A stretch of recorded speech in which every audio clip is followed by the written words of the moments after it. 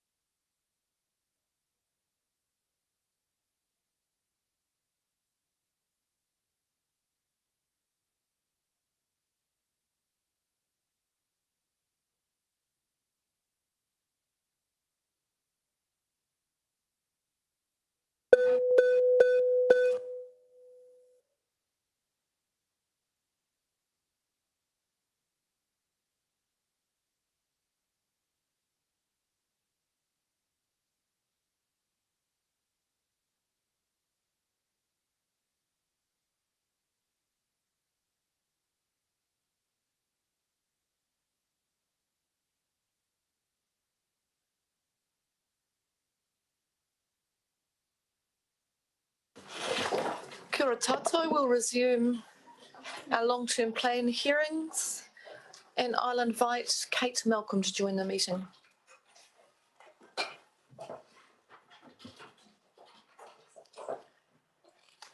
Kia ora, Kate, welcome.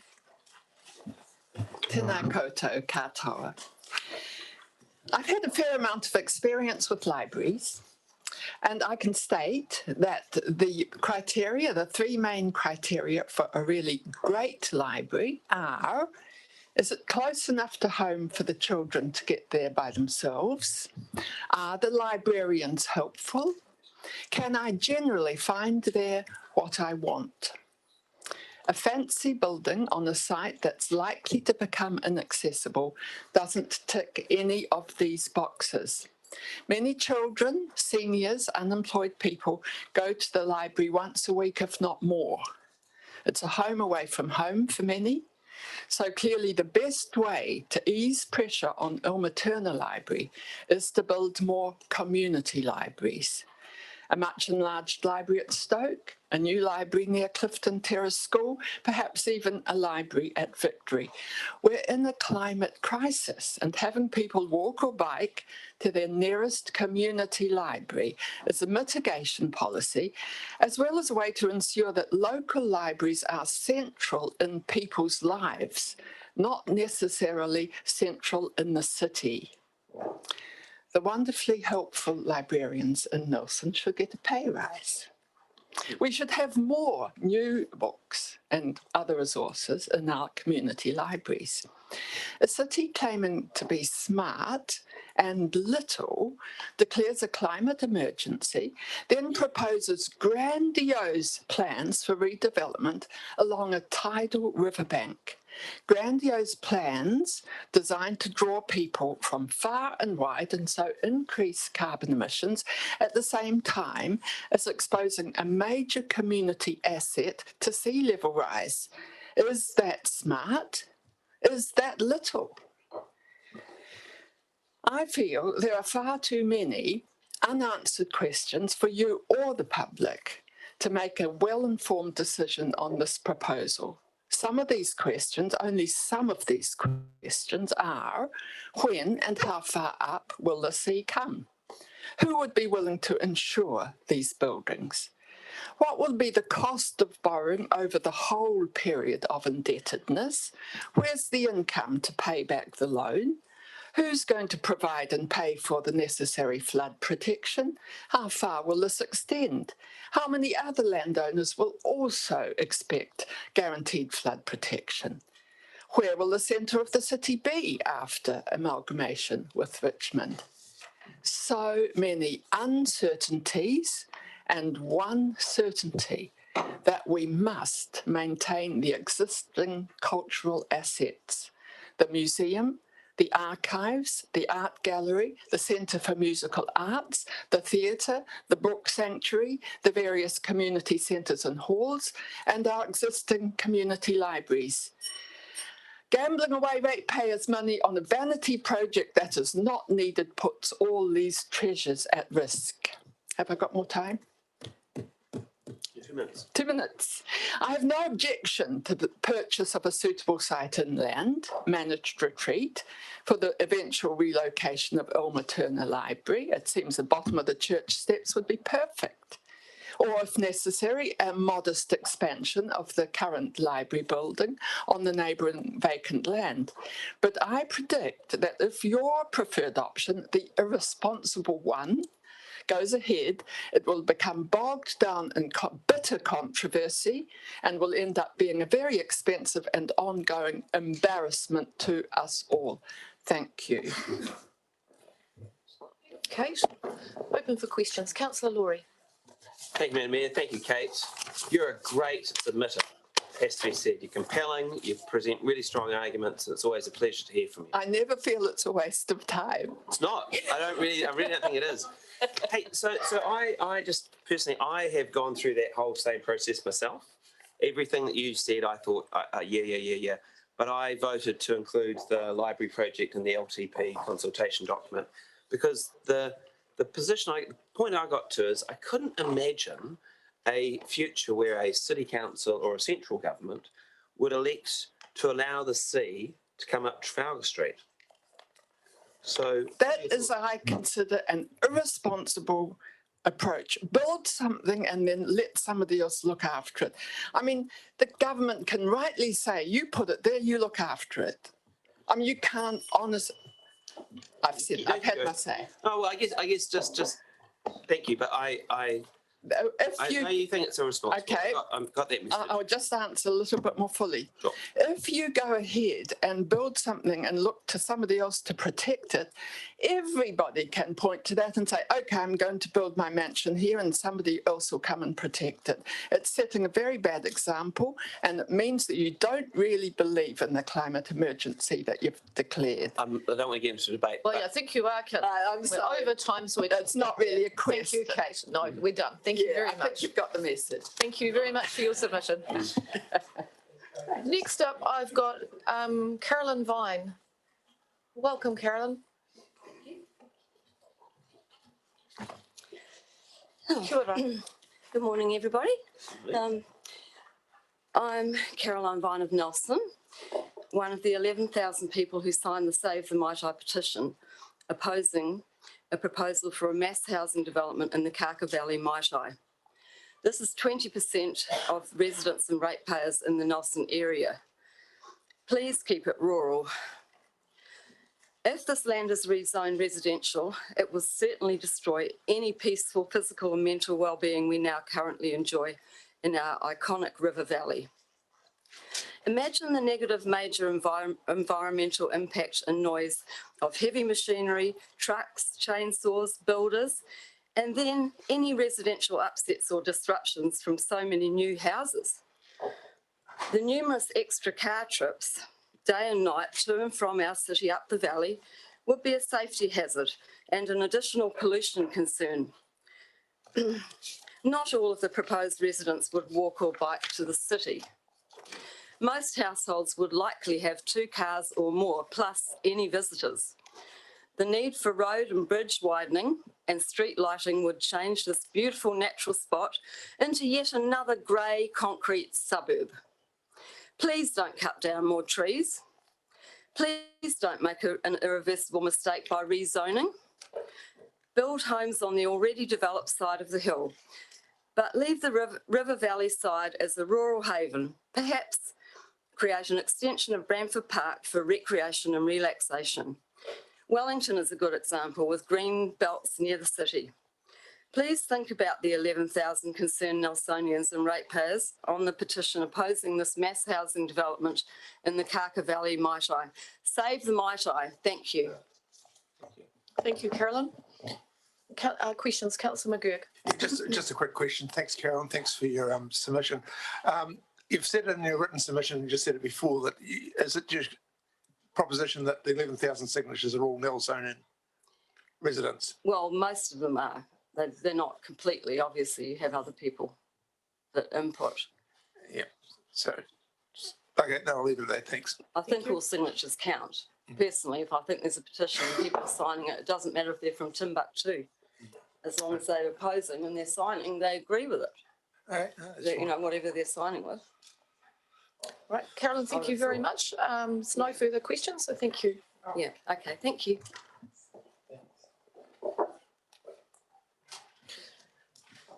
Next up, we've got Richard Martin on behalf of the Nelson Rowing Club.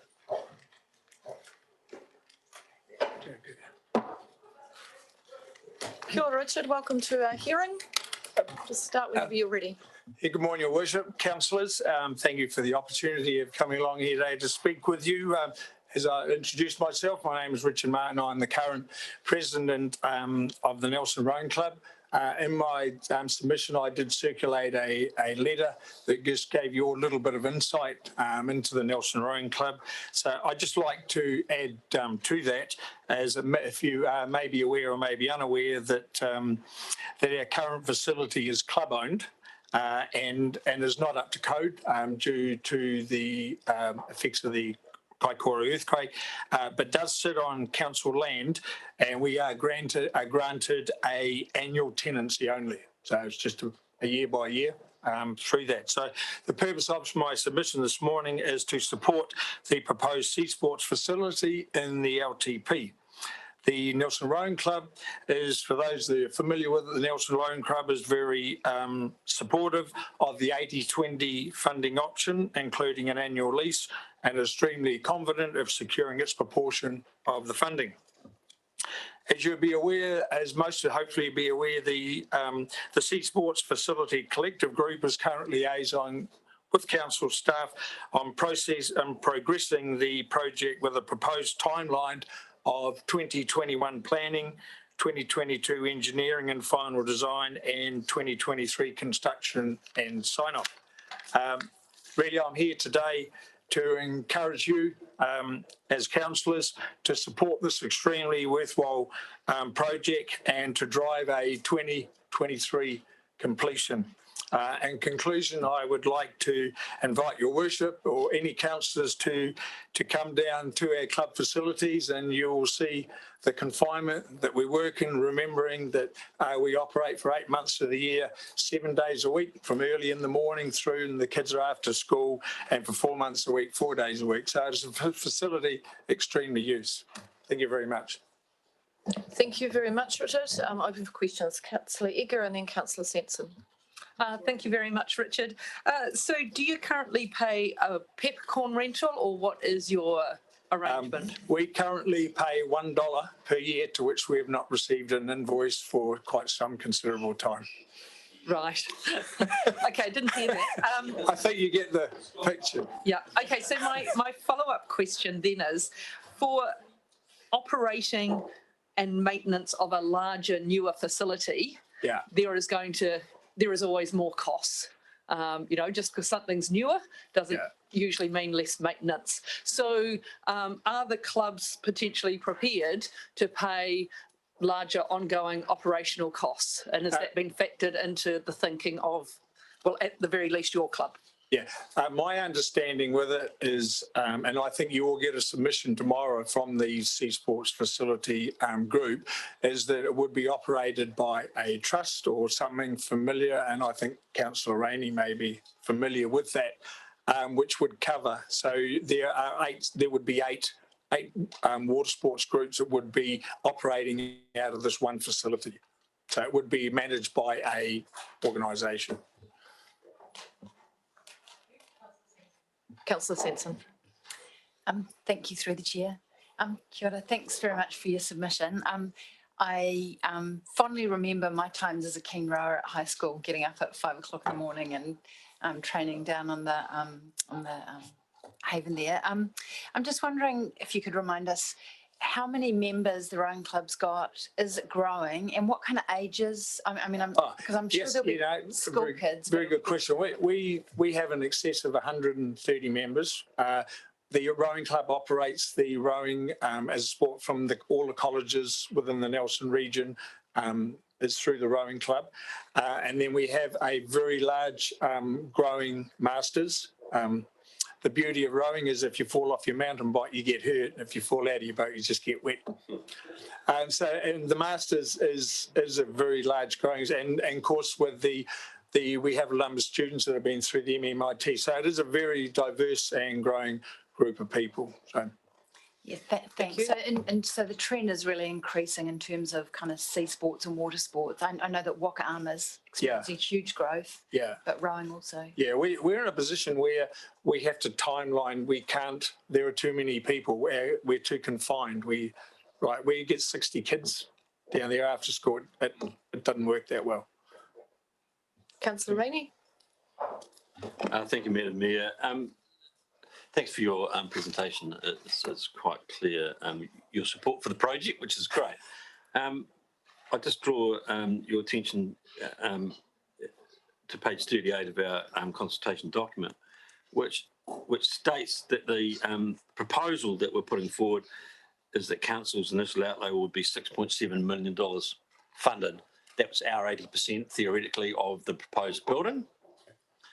And there'll be ongoing interest of approximately $184,000 a year to be serviced out of the Marina account. Now, further to what Councillor Edgar was asking you, I kind of respectfully ask, what kind of proportion of $184,000 a year do you think the rowing club would have appetite to be contributing in terms of an ongoing cost? Now, you don't have to answer me if you don't want to, because you might not know. But I mean, I sit on that Sea Sports Committee, and I think that is probably the best question to ask Tim Babbage, who is making a presentation, I understand, tomorrow. Yeah, no, that's fine. That's fine. Thank you. Who actually is sitting behind me, but I'll let him answer. I'll make sure I ask Tim. You ask Tim that question tomorrow.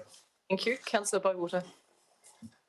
No, thanks. It's already been answered. Thank you. Yeah. Thank you. Richard, thank you very much. Thank you for the submission. I walked past on Sunday and it was people everywhere. It was very busy. So, Thank you very much. okay. Next up, we have Ollie Powell. Oh, no, we haven't. Right. Next up, we have... Oh, Carolyn. Hello, Carolyn. Sorry, how are you? Yes, you were coming back to Carolyn.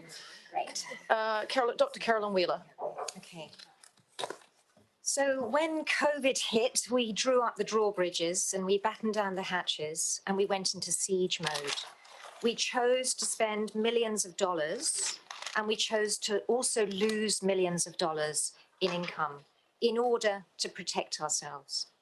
And the rest of the world watched, many with envy. And what we did was, in my opinion, good acute crisis management. And now we're faced with the biggest environmental crisis in our history, the crisis of climate change. And yet this 5-year plan that we're talking about is a plan that I would have expected to see 15 to 20 years ago. It's not a plan of crisis management. Building what I assume to be large houses costing maybe, I don't even know, $500,000 to $1 million doesn't seem to me to be part of a crisis plan. Spending millions of dollars on a new library, this all seems to me to be business as usual. This council has many progressive, intelligent, aware members. And I'd like to see this 5-year plan to be more reflective of the crisis that we're facing of climate change. Instead of building big houses up the Maitai, which I'm sure will sell for large sums, why don't we be more creative and create small housing to solve the housing crisis? Housing rather like the housing on the back beach that overlooks the estuary. Instead of spending so many millions on a brand new library, why don't we plant lots of native trees in around Nelson? Why don't we dig deeper drains to prepare for floods? I personally know what it's like to lose a home from what was called unprecedented floods. And I know what it's like to have been homeless for 7 long years.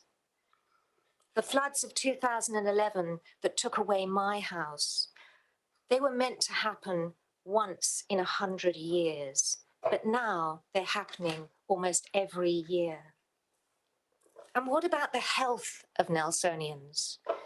I've been crying from the rooftops for the last many years about Roundup, and yet it's still being sprayed like grape juice. Last time I presented about this at the 5-year submissions in summer, and I was told by you, Rachel, that if I could get lots of people to sign the non-spray register, then you would take this seriously.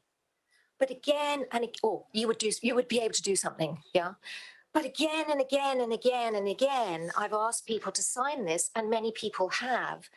But others have said that although they're desperately wanting to get rid of Roundup, why should they have to take on the work of keeping the verges clear themselves and then be faced with a bill if they're not up to scratch? They say that they pay their rates, and yet they're wanting healthy alternatives like vinegar spraying or steam spraying, a healthy alternative to a water-soluble toxin that we know is carcinogenic. So let's make this 5-year plan a plan that all our children will be proud of, a plan that will show New Zealand and the world how serious we take the threat of climate change, a plan that maybe will inspire other councils to follow suit. Carolyn, thank you. Open for questions. Councillor Fulton. Oh, thanks, Caroline, for your submission. It's always lovely to hear from you and hear your views on quite a range of issues. I just have a couple of questions regarding, particularly regarding housing and whether you've actually looked at the plan change for the Mahitahi Bayview development. Yeah, well, I've looked at what I've been able to find, and I've talked to many people, and I don't know exactly what is intended up there. All I'm concerned about is I lived in Devonport when I lost my house, and there was a terrible bottleneck all the way up Devonport to get out of it because of all the housing that was there. So I don't know exactly, and I haven't been able to find it. You haven't been able to find it. It's only just come out, so you haven't seen. It's just come out, has it? Yeah. Okay. So is it about small housing? Is it about solving the housing crisis? It has some small houses. I was just curious when you said only big houses in it. So I was just curious why you thought only big houses. Well, if it's only just come out, maybe that's why I haven't managed to find it. And I've talked to many people about it. Okay. Thank you. I've got one more question around the library. In terms of, and as part of our climate change response, would you not think that investing in our sort of future thinking of our population and the opportunities we can create in terms of value add economies which have a low climate impact is an important part of the way we think about the future vitality of our city? Okay, so on the one hand, I'm an avid reader and I go to the library all the time. I'm always reading. And I supported putting money into the library, but I was blown away by how much money was going there in proportion to climate change. I mean, from my perspective, yes, let's put money into a library, but let's have climate change issues because this is a crisis. Kate, surely you know that. So you don't see the library as a climate change crisis response? I don't see the library as a climate change crisis response. I see the library as an important piece of what we have in Nelson. I think it's wonderful, but also I'm concerned of it being on a flood area. Is it on a flood area? You know, those kind of questions before we throw, how many, it's 58 million or something. Thank you, It's a lot of money. Thank you very much. Thank you. Thank you very much for your submission and coming to speak to us today. Next submission is, now where did I get up to? Ollie Powell. Kia ora, Ollie. Hello, kia ora. Welcome. Thank you. We've read your submission, so it's a chance to highlight any key points or any further information that you want us to be aware of. Very well. No, there's no more information. I wrote that when I was very tired, so I can't quite remember what I wrote. But right, I've already given Rachel an earful about this, but for the rest of you, was fun. I'm an accidental Nelsonian. I've been here about a year and a half, something like that. I moved into a flat in November, and we've been bleeding people, all in the young professional category that seem to be missing from this town. 2 have gone to Canada, 1 has gone to the UK, right in the middle of the pandemic. 2 to Queenstown. All great flatmate, good team, but Nelson isn't doing it for us. And the main reason I was here is to talk about housing. And you probably had lots of grumbles about housing. It's just that I wanted to bust you out of this Anglo-focused first home buyer obsession, sprawling urban development phase, and get you to focus on some places that actually do this stuff properly and that we drift off to. Because New Zealand's the biggest exporter of people. We're up there with Ireland and Portugal in terms of people like me drifting off to do I'm a data scientist, do our thing overseas because there's better jobs for us, and sprawling suburbia is not something we're looking for. So anyway, that drags into the economic effect, is really holding people back. I think Chris Rodney was making a fuss about this a few months ago, and I'm working with Chris Rodney, sort of the other half of that story, basically.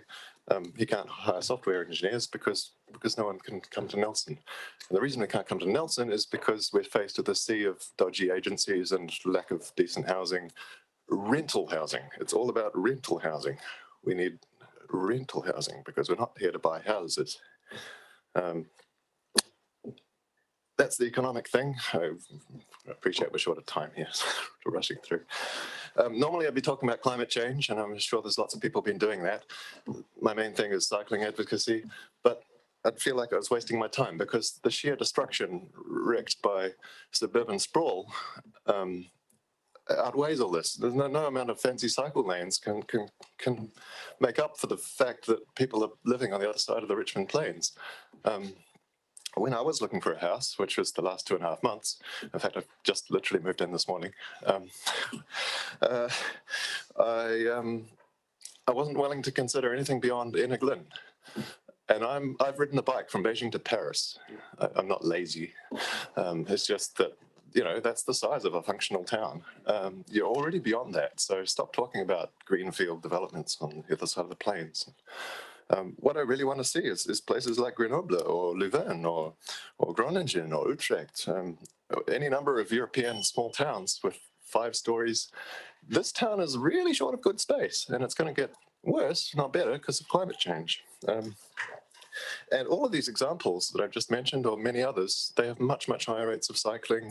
They're much more sustainable. All these good things like composting are much, much easier to organize because of the density. So you're shooting yourselves in the foot by any kind of restriction on height here. This is really what I wanted to get at. You know, 5 or 6 stories in Nelson would be extremely suitable because it's so short a space, and yet I'm still seeing single level houses getting built within an easy walk of the CBD. Second main issue is public housing. There is no way in the world this current collection of amateur landlords and dodgy agencies is going to solve this problem by building high density rental apartments in the place we need them, which is walking distance to town. There's just a sea of amateurism and half-rotten houses. I've been wading through it for 2.5 months. After that entire time, I only applied for 4 houses, of which I took 1 that was more or less through professional networking. It wasn't even advertised. And our only requirement was a double garage within walking distance or biking distance of town. That's how short of houses we are here. And by the way, the double garage was for bikes, not cars. We have hardly any bikes in my team. And yeah, just last point, I suppose, is that's the only way you can get out of this housing crisis, by offering people a realistic alternative to jumping on this housing ladder at some inappropriate age, like 25. People don't do that in Germany. They rent comfortably until they're in the mid-30s and have stable careers and proper incomes. It's a much better system. Right. Questions? Thank you, Ollie. I've got a few questions. I'm really pleased that you found a house, because I was actually thinking about you the other day to go, gosh, I hope you did 5 find days something. spare, basically. Councillor Bowood and Councillor Ika. Thank you through the chair. Well done on finding a house. Just a quick one. You haven't mentioned, and I couldn't see anything about Airbnb. Any thoughts on that one? Because you've mentioned all the others. I just have no opinion about rentals and anything. Yeah, that was an issue actually for us. Yeah, I can tell you that was definitely an issue because we had a whole bunch of rentals coming up that looked quite okay, but they were full of furniture and we already had furniture. Okay. But yeah. Councillor Rika. Yeah, one of the 4 changes that you requested was the creation of a public institution to build. And I see you've got one proposed. I mean, yeah, sorry, carry on. Yeah. Yeah, so I was just, do you not think Kāinga Ora with their expanded powers is the right entity, or, you know, what was it you? I don't have a strong opinion on that. It could potentially be perfect. They need to get on with it on a scale. You're talking about 1,000 jobs out on the port, potentially people like me with reasonably high incomes. We're going to displace 1,000 people that are going to end up out in the Richmond Plains unless you build 1,000 new rental homes. I don't think anyone's imagining that kind of scale, Kia Ora or anybody, but if I'm wrong, I'd love to be. A couple of people at the end of this table are. Thank you, Ollie, very much. So I really appreciate your submission. Thank you very much, and thank you for taking the time to come in to see us today. Thank you, Rachel. Thank you. Thank you. Our next submission is from Megan Burse and I've lost my and Maxine Noor, and it's the Gym Sports submission. Here we go, I'll get the name. Nelson Gym Sports Collective, and also Richard Carruthers is joining the team. Thank you.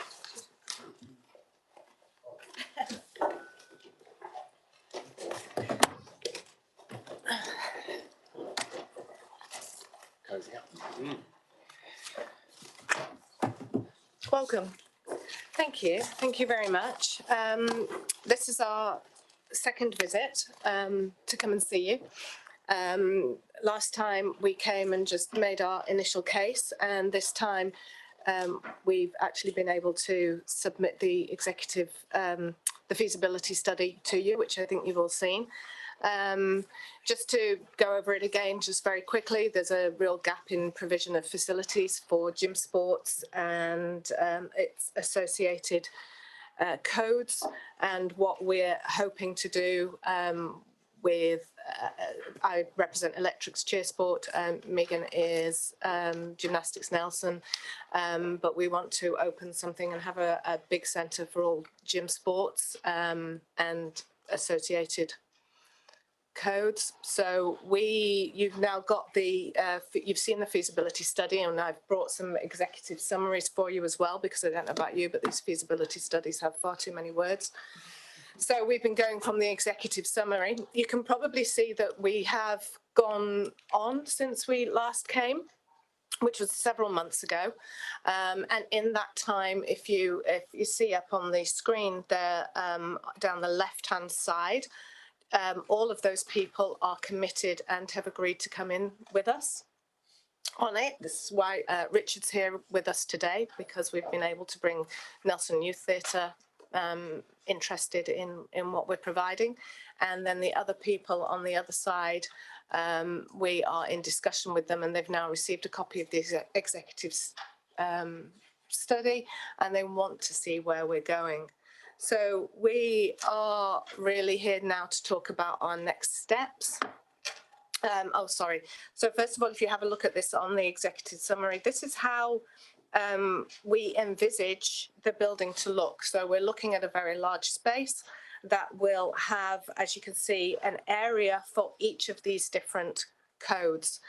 They cross over, we work together, we all share our equipment, we all share our knowledge, we share our coaches, we become a proper collaboration, which is what we've been really, Megan and I have been very keen on.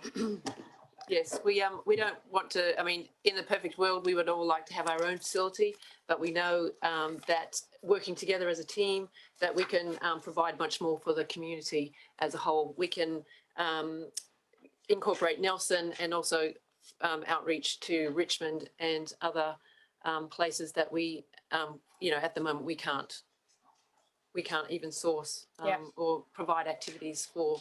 Our facilities are full to capacity, and currently Gymnastics Nelson, we don't have the capacity to expand anymore offering of classes. So. And I think as well, the other aspect of it is that we all have dead time. So once we allow this, something larger, then we have a facility where other people can use during the day when we can't use it, bringing in Pilates and a lot more that helps fitness for ages from toddler to 99. The hub strategy is something that is really becoming big around the globe. And if we were to create this building here, we would be the first one in the Pacific region, and something that a lot of people are very interested in following how we get along. We have a wide diversity of activities integrating in the one space. And we want to also open it up. This sort of space means that we can open it up to the community once we're there and see what other codes, what other activities can be included. So we're now at the next steps. The first part of which is we want to formulate the new hub umbrella, an entity to govern it.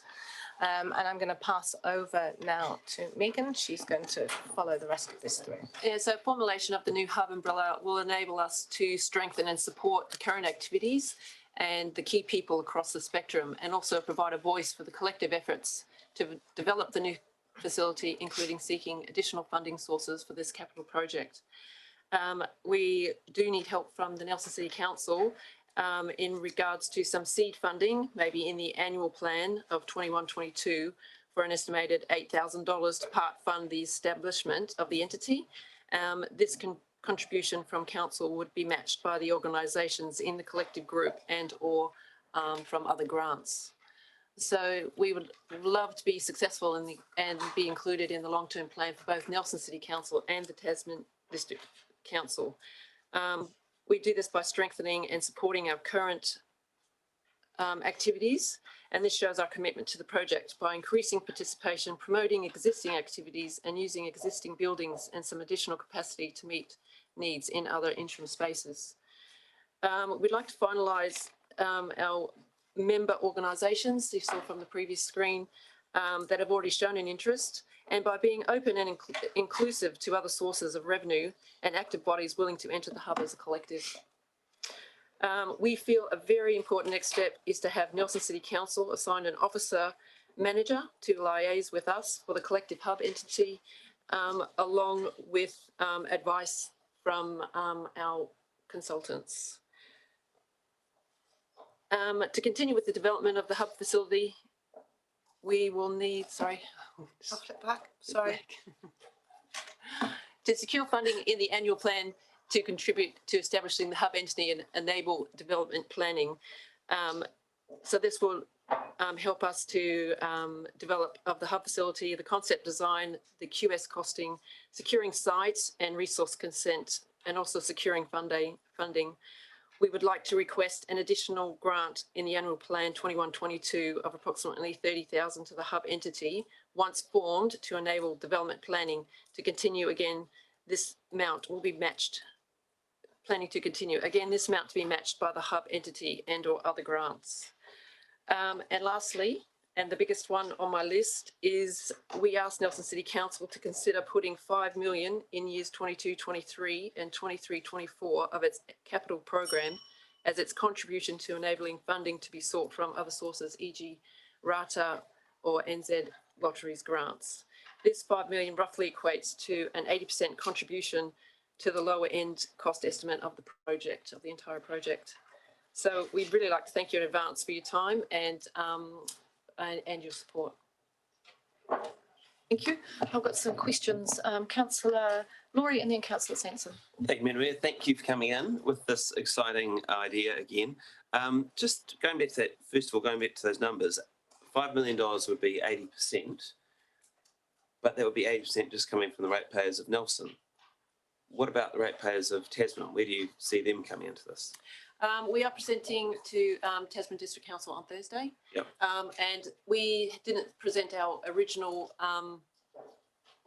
slideshow to them. So that's what we will be presenting to them. And we also have support of Sports Tasman, who are, I think, also presenting to you guys their move concept, and also to the Tasman District Council and their in relation to the move concept as well. Have you considered through the chair, instead of $5 million from Nelson City Council, 2.5 from each council?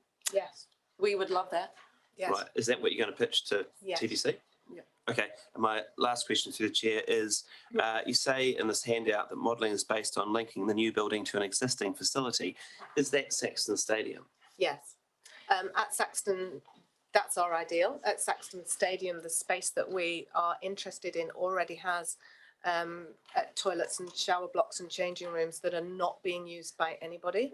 And if we can attach, this is the beauty of the Sprung building, we can attach to that in some way. We can already use those, and that means the cost of the build is 8 million rather than 16 million. Okay. Thank you. Councillor Simpson. Thank you, Madam Mayor. Thanks very much for your presentation. And yeah, also thanks for coming back and presenting to us again. I can really see the benefit to a huge range of groups in this. So Matt has actually asked, and you've answered one of my initial questions. So that my follow-up really is around funding. You're applying to us, you're going to be applying to Tasman District Council. What are the kinds of funding avenues have you explored? And have you looked at kind of the opportunity for some kind of corporate sponsorship? I'm not sure, if there's big corporates involved in any of these codes here, but I'm just wondering if, there is the potential. There aren't any big corporates involved in these. These are all Nelson run, Nelson owned, often quite small, and desperately looking for space all the time. We have considered corporate when Megan and I originally came up with this idea, we were going to pitch and try and find corporate space, but then we realised that actually this is something that was going to benefit the whole region, and decided to go through these routes instead. We would be very open to corporate sponsorship, but we were told that what we need to do is go through this stage, and then when it comes to looking for the money that we need, then we go through the grants and look for corporate sponsorship. I'd be more than happy. I don't mind who funds it. I just would like it to exist. Thanks. Just one further question. And have you been working with any of the officers at Nelson City Council on this? No, we've had a couple of meetings with Tim about it, and Judine came to one as well, which was just really helpful for Megan and I to focus what we wanted. That was right at the start. Okay, thanks Thank very you, much. All the Councillor. best of it. Thank you. Councillor Rainey. Thank you, Madam Mayor. Thanks for your presentation. It's really clear. What I want to know is, who are you? What is the group? Because the list is quite clear. Don't get me wrong, it is quite clear who you are. But are you going to form an entity? Are you going to become an incorporated society or a charitable trust, or try to become a charitable trust? Because these are big figures, and I would say, if you are, when are you going to do that? The next step, which is what we're requesting some seed funding, is the $8,000, is to form that entity, to form the hub, to get members of the community to form the top umbrella, which houses then all of the other organisations. And as a collective, that they can be in charge of the facility, and then all of us in the facility will be looking after our own spaces. But the hub would, because of the number of people who will be visiting the space, then they can, you have more, you have greater success with greater numbers. So they'll be able to, the hub entity would be applying to like lotteries and RATA for funding for the space. And it's very important to us, for the hub entity, to not be Megan and I or any of the other people involved. We would be sort of slightly the spokes of the umbrella, I don't know, that would be able to give advice from our point of view, but it's really important that the centre itself is not run by us because we obviously have our self-interests at heart. At the moment, we have the interest of everybody else, but when it comes into it, I'm going to be interested in my cheerleaders. Yeah, no, I She's gonna understand. be Thanks for that interested in- subsequent question. So have you not received any advice at all yet that now's the time to form an entity? That's what we're doing now. This is what we want to do now. We want to have a hub entity in place within 3 months, but we need was that funding to be able to do that. Did that advice say to you that you needed funding to form an incorporated society Yes, of charitable trust? mainly because we don't have the experience of interviewing the people to become chair. This is the advice we've received. Okay, thank you. Thank you. Thank you very much for coming back to present today, and thank you very much for the material you provided in your submission. Thank you. Thank you. Thank you. Next submission is from Wakatu Incorporation, and I'll invite Ian Sheaves to present.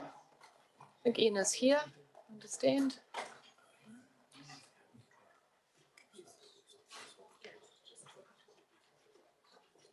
He's ready.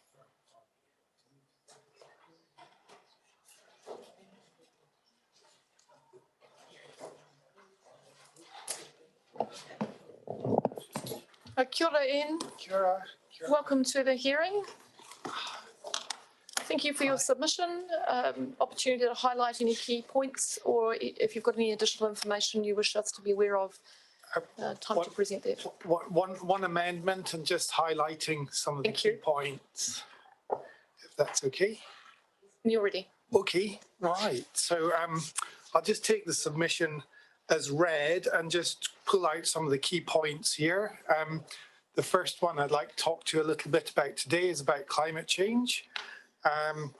So we note that we must all do our part to reduce climate carbon emissions, but we're also aware that New Zealand and Nelson's impact on global emissions are fairly insignificant. And we believe that New Zealand and Nelson can best contribute to alleviating the global climate emergency through the development and adoption of decarbonisation technologies and climate change resilient systems. This is a key reason why we wholly support the development of Climatorium in Nelson as a focus for the development of climate change resilience and as part of a global network for the sharing of new ideas and technologies to allow communities to manage changes to the climate in a sustainable way which avoids undue hardships on members of those societies. On a local level, we agree with the proposed support of the Nelson Tasman Climate Forum, and we support urban greening and the provision of public open spaces as a critical element to any housing intensification. We're supportive of a significant improvement in the quality of the built environment within the city, with a greater focus on environmental performance during construction and the ongoing life cycle, greater resilience and extended lifespan for buildings going forward. Through some cases, this can be achieved through refitting existing buildings. In other cases, total redevelopment is required. We also support a managed resilience approach to natural disasters, including sea level rise and other challenges prompted by climate change.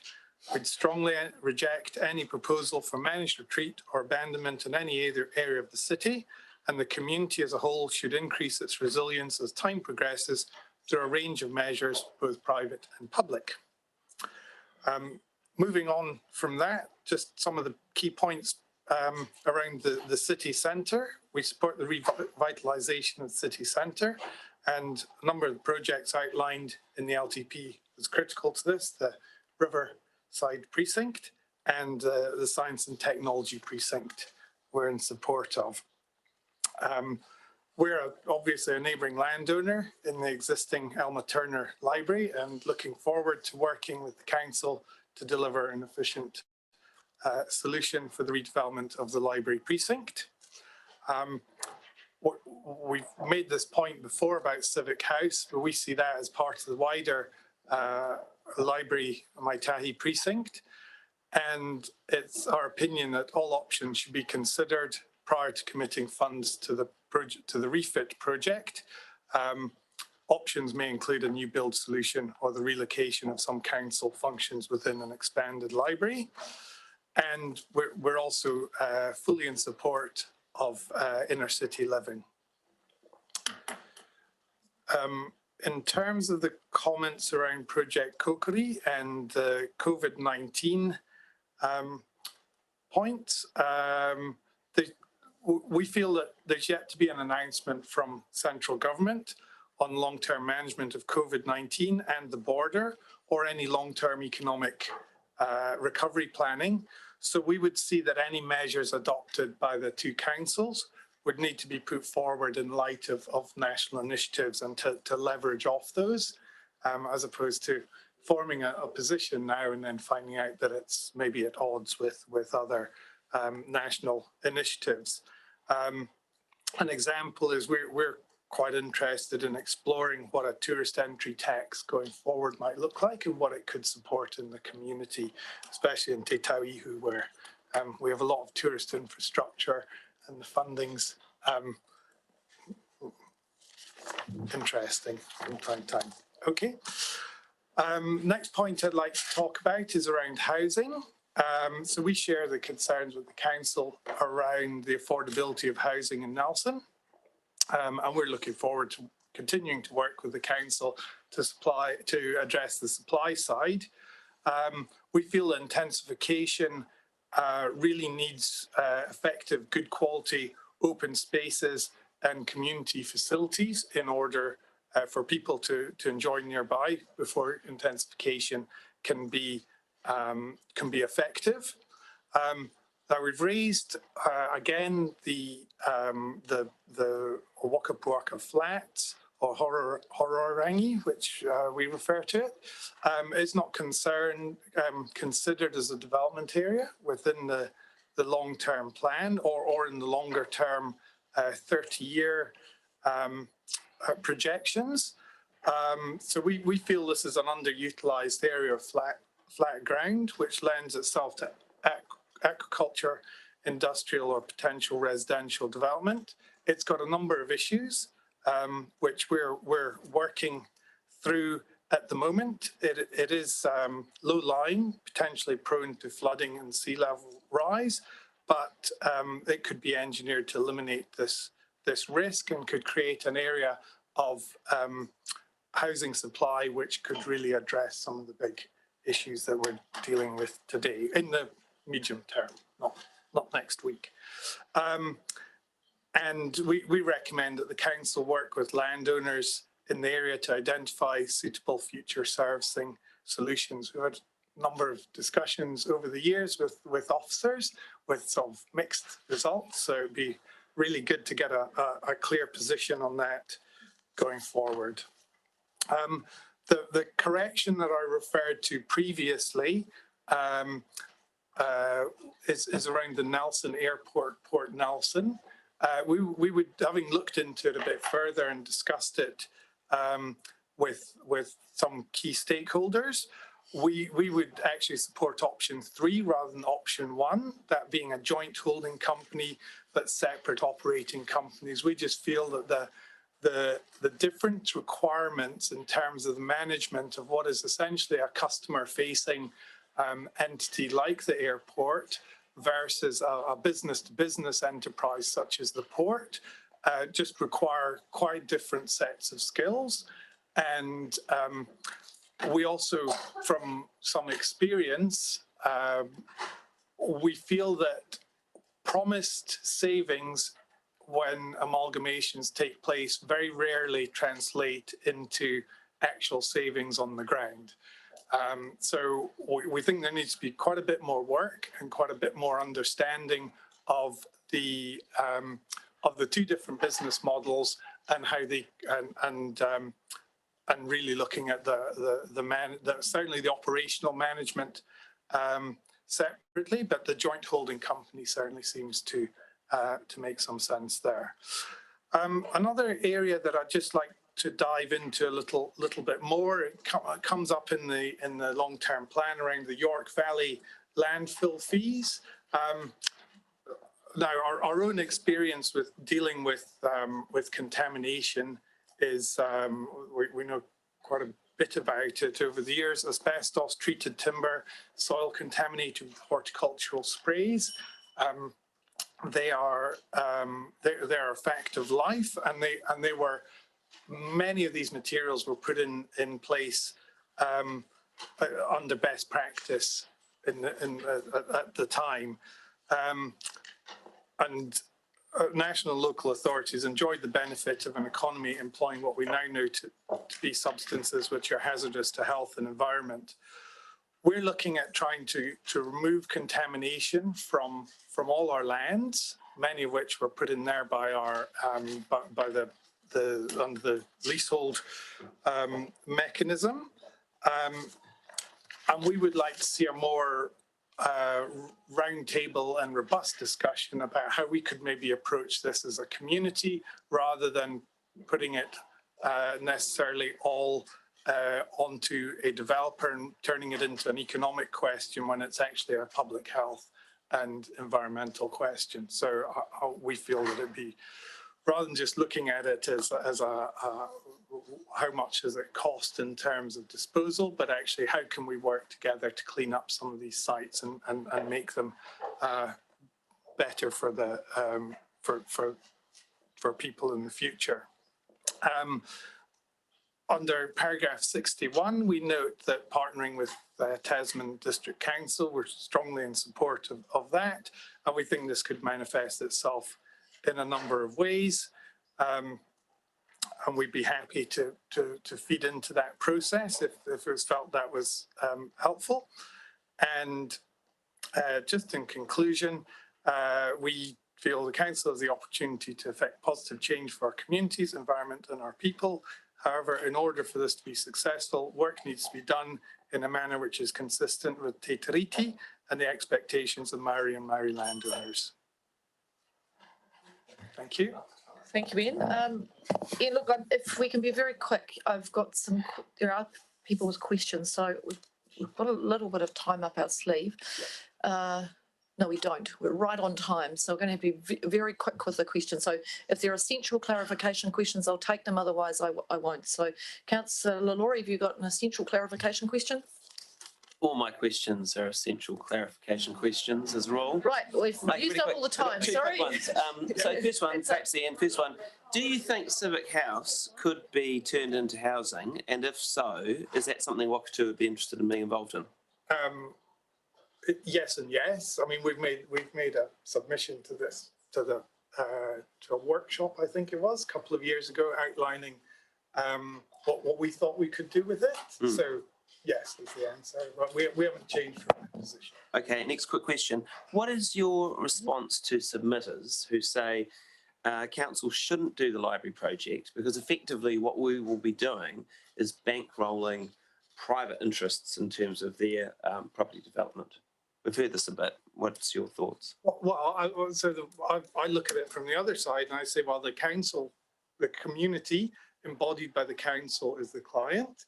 They ask for what they want, and then it's delivered in a cost efficient fashion. So, does that answer your question?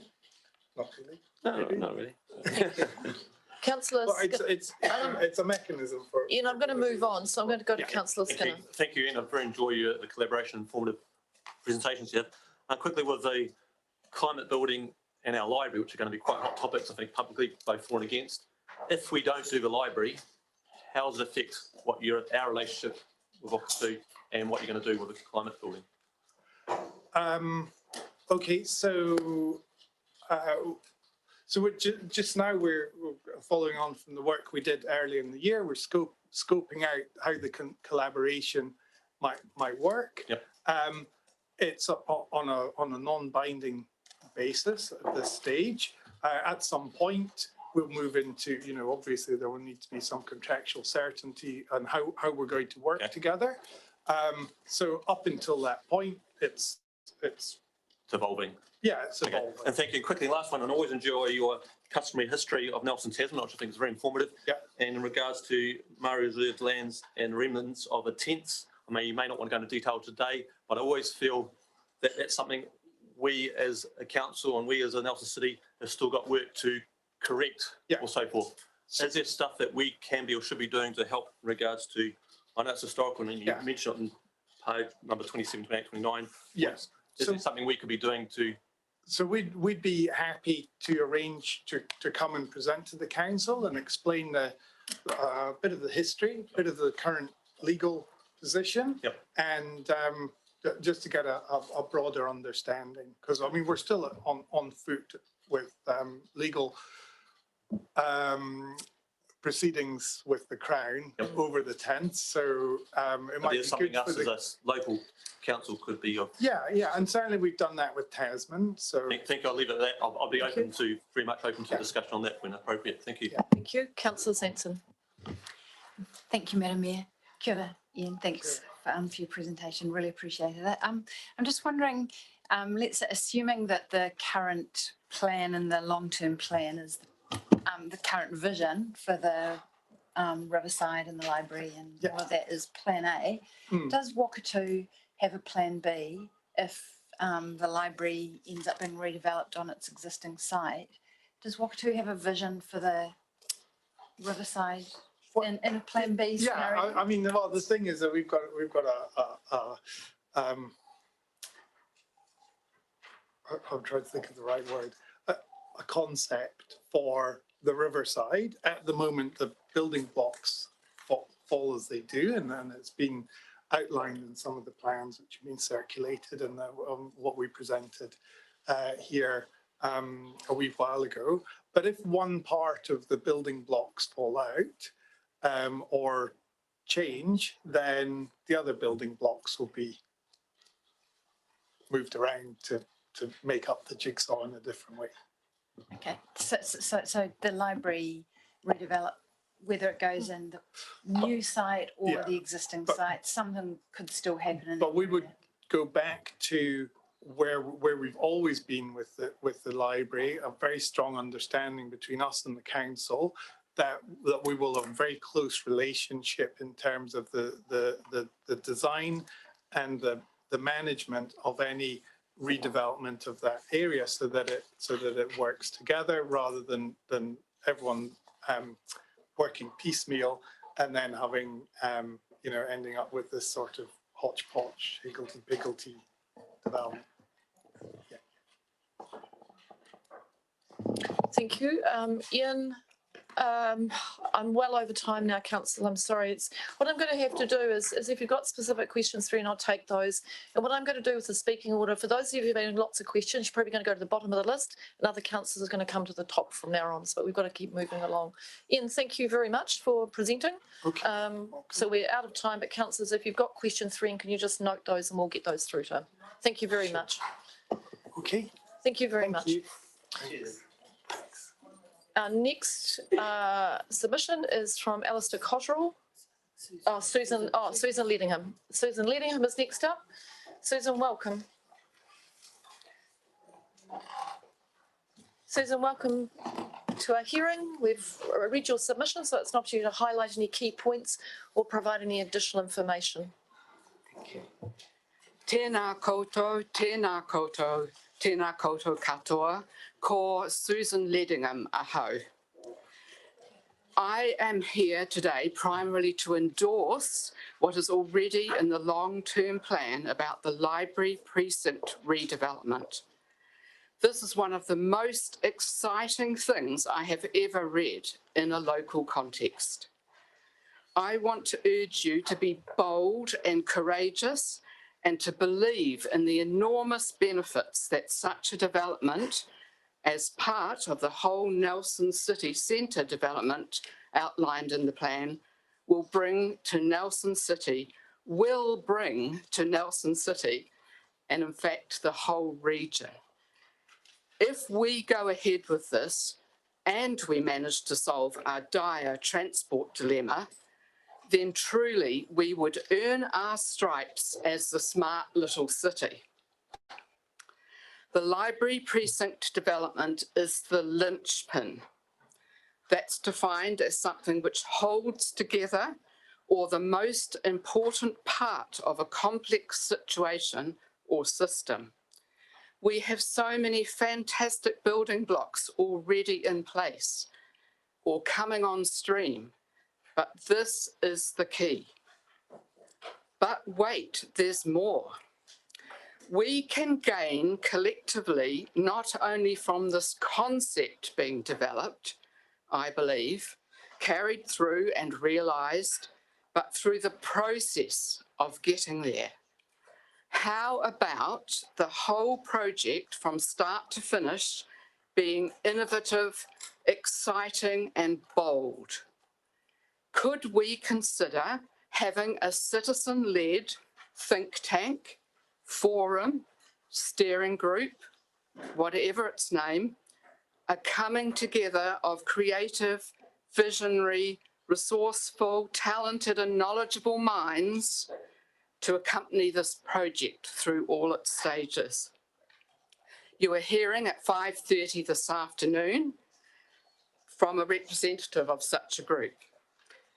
Do we have the courage and vision to harness this Nelson City Centre project and its beating heart, the library precinct redevelopment, to a group of our own people?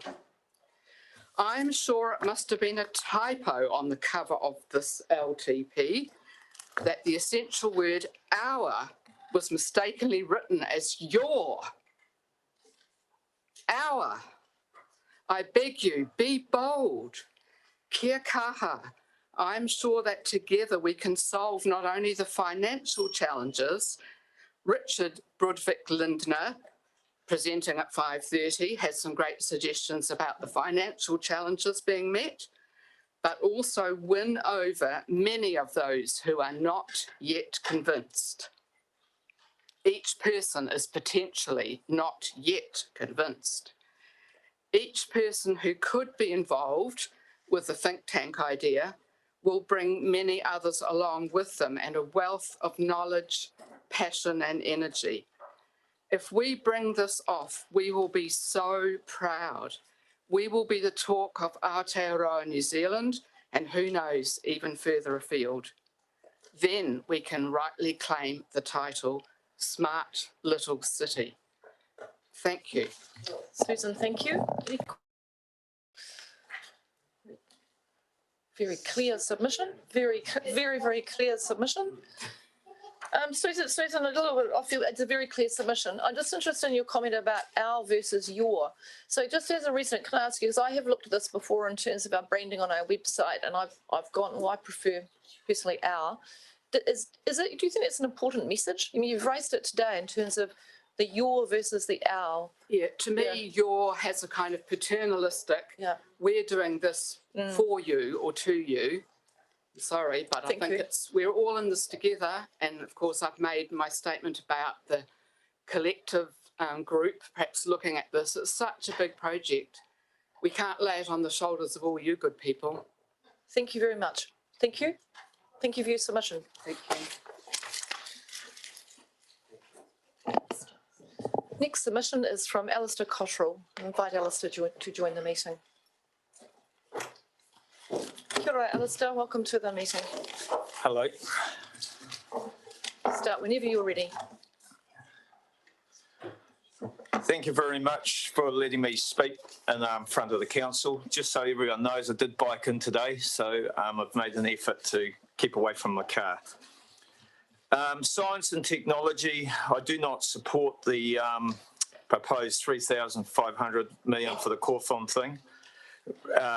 They need to support themselves. At the turn of the century, the Cawthon did, Mr. Cawthon gifted 100 million towards the Cawthon towards Land and Industrial Technical School, which was now the Cawthon Institute.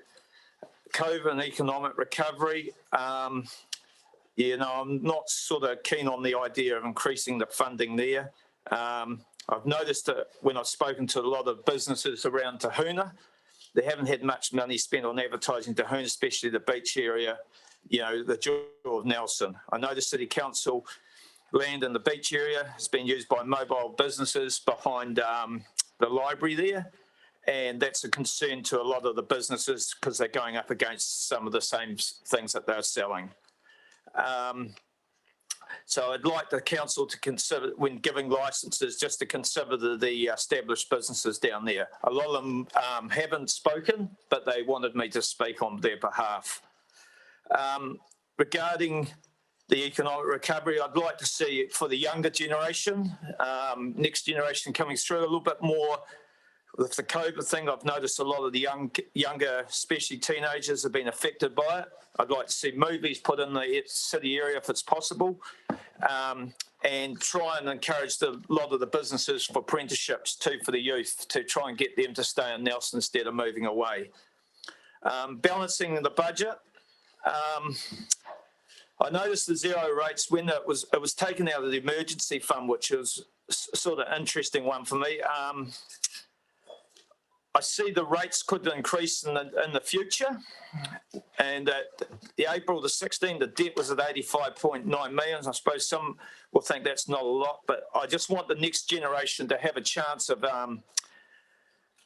not having a huge debt, and I'd like to see a commitment to try and repay some of it back. Emergency fund, I've got no idea how much is in there. It'd be interesting to know what's in there now. Regarding community partnerships, I'll have to be honest, I'm not keen on the library. 46.3 million, it's quite a sizable amount. With the rates increasing 2.5, I've had a lot of concern from a lot of younger people that I know, and paying off houses, and that could be quite a burden for them. I did have a look around the library on last Thursday, and it probably needs a good clean up. C building, yeah, no, I'm against that too. I think that's user pay. The environment, I had a look around the railway reserve on the bike on Sunday. There's an idea for me there for the community to put a track in there. It's in the middle there. I'd like to see that happen. The Grampians, a lot of old man's bed. I'd like to see the money spent on that to get that out of there. Piper's Reserve, I walked down there this morning. I see there's a damage to a track there. It's been there for years. I'd like that fixed up. Some people have put a suggestion to me, doggy bags and that for the up at the top of the Grampians, because there seems to be a lot of dogs going up there, and I don't know where it's going, but if it's possible to have a bin up there. I'd like a fountain up there too, if it's possible. Climate change, you know, I'm for spending a lot of money on bike areas and that. If that's what people want, I'm happy and comfortable with that. The climatorium, I have to be honest, I'm against that. I think that's Nelson City Council shouldn't be funding that. The Tamdy Steps, there's photos there if you want to ask questions. Like, I think if it's possible, a railing to be put in there. The water fountain, if it's possible, at the Grampians. The walk path around the back of the new wooden bridge area. There's a lot of weeds around there, I've noticed. It needs to be cleaned up. Tahuna Beach, I've talked the talk when it's come to walk the walk, so I decided to spend over 100 hours of my own time cleaning that area in January and late December, which shocked me. I got so much rubbish out of there, it wasn't funny. The path, I noticed they fixed it up, and then now they've destroyed it. So I spent 20 hours there. So in total, I just care about Tahuna, the city area, the Railway Reserve, the Grampians, and I just want those areas fixed. And when I was walking around Rocks Road, I saw the Filton Hogan fixing the stormwater. I said to them, I'd say thank you for what they've done in council, and they've done a brilliant job, and they've worked very hard to fix that area, which was overdue. Thank you for your time. Alistair, thank you very much for a comprehensive submission, and appreciate your table of documents today. Are there any questions for Alistair? Right on time. So it was a very clear submission. So lack of questions just means you've done a great job of presenting your case. Yeah. Thank you very much. Okay. Thank you. Thanks. Thank you. And Alistair, thank you for that work you've been doing to keep our environment free of rubbish. He's been working very hard down there. Thank you. Much appreciated. Yeah, thanks. You're the old Tracy, mate. Yeah. Our next submitter is Christian Galbraith, and I'll invite Christian to join the meeting. Kia ora, Christian. Welcome to the meeting. Kia ora, everyone. So today I wish to speak about sustainability in relation to the 21-31 long-term plan. Now, unfortunately, this isn't related to climate change, which I'm sure you'd be happy for me to discuss at length today. But no, I'm here today to talk about the uncool cousin, which is financial sustainability. So I want to express my concern and disappointment at the rates and debt increases proposed in the long-term plan.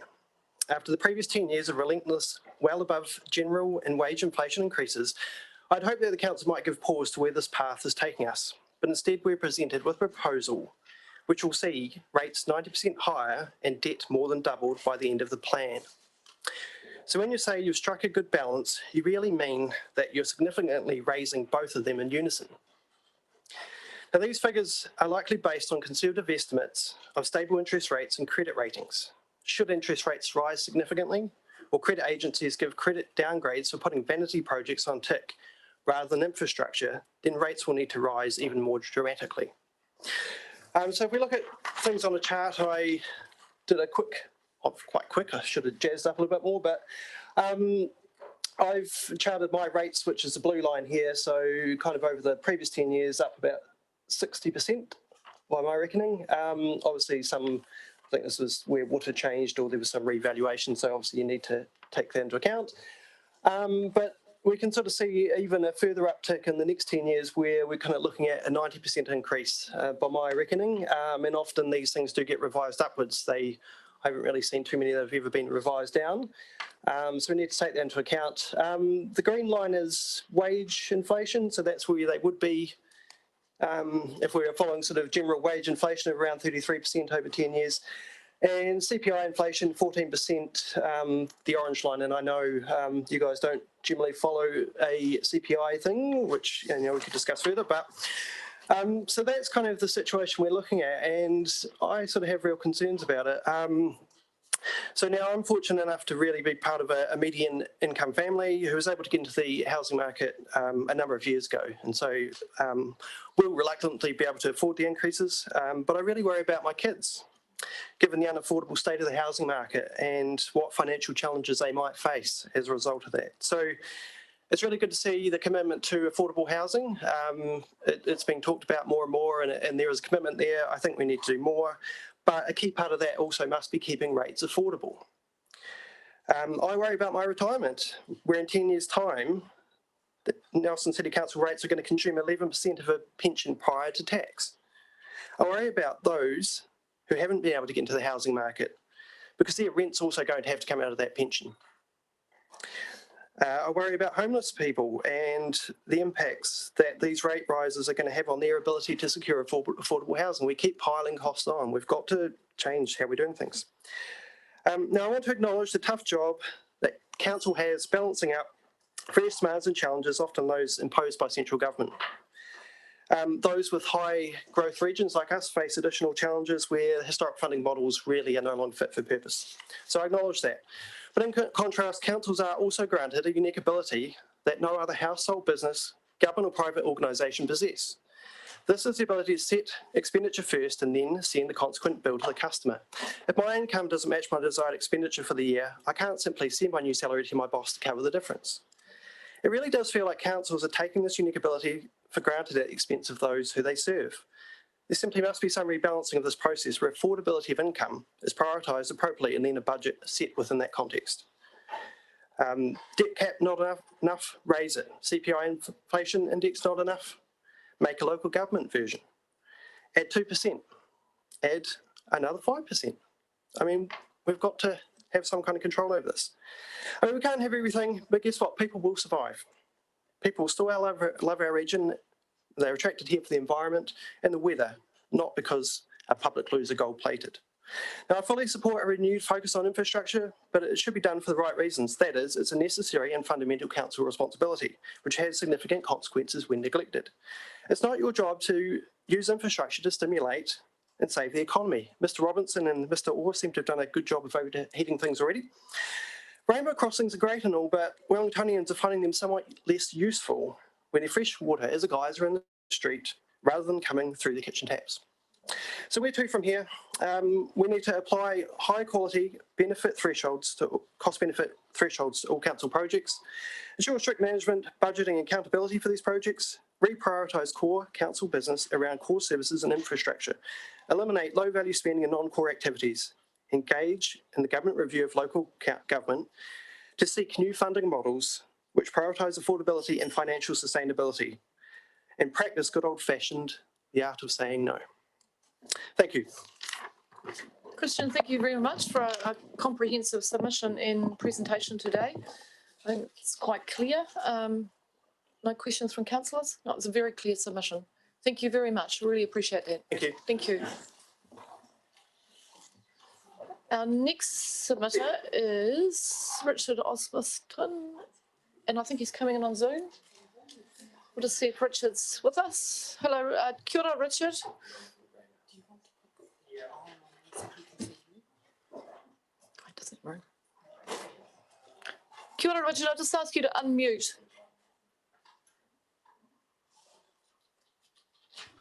How's that, Rachel? That's perfect, Richard. Right, so just start whenever you're ready. Okay, thanks very much. Well done. The Zoom introduction was a bit disjointed, so it's good to see you all, and thanks very much for this opportunity. And I believe we have 10 minutes, is that right? I think we do. I've just lost my timetable. Yes, Yeah. 10 Yeah. minutes. You're Yeah. right, yes. Yeah, so I'll I'll try and stay on topic, Rachel and co. Lovely to see you all. And of course, my role has always been a bit of a mysterious one, but I feel that what I have to say is of some value in the sort of the real long-term future.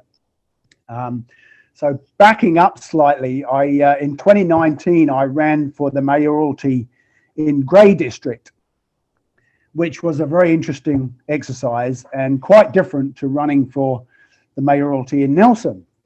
And one of the reasons for that is I feel that in terms of how things are rolling out for New Zealand, that Greymouth is way ahead of Nelson. And the reason I say that is because basically they've lost their motivating force and of course are ultimately being abandoned by the monetary system and by capitalism. And so the West Coast, I lived over there for nearly 6 months. I was fully immersed in campaigning and spent an awful lot of time very up close with coasters. And it's a truly ugly scene. I mean, to be honest, it's terrifying. And I can see it coming for Nelson next. I mean, the long-term plan is admirable, and I can see you've all put a lot of work in, and it's, you know, I know how hard you guys work, but as I said in 2013 and 2016, we're still not actually tackling the underlying issues, and we're just getting closer and closer to the precipice, and everything in the long-term plan isn't taking that into account. And so we have to be looking at a bigger picture, and we're not doing that. We are, with the greatest intent, and I totally understand why, we're just looking at small, local, short-term issues, and we're not addressing the underlying root causes of our burgeoning list of problems. And that worries me no end.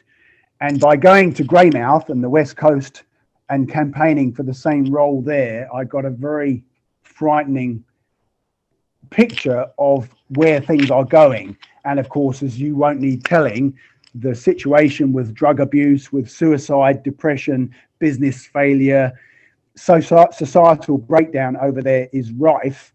And in my humble opinion, Nelson has, you know, a deeper wealth base. There is more resilience in Nelson because it's not so dependent on logging, coal mining, fishing or gold mining. There's lots of options that keep things ticking along for a bit longer. But if we're going to be really brave and lift up the carpet, the underlying issues are just the same. And as much as I love the long-term plan, we're really not addressing the root cause of those problems. And I'll just expand slightly. I'm at NMIT Marlborough over here teaching aircraft engineering. And so I'm spending a lot of time with tertiary students, and half of my role is technical, and we're talking about aircraft and the integrity of aircraft and aircraft engineering.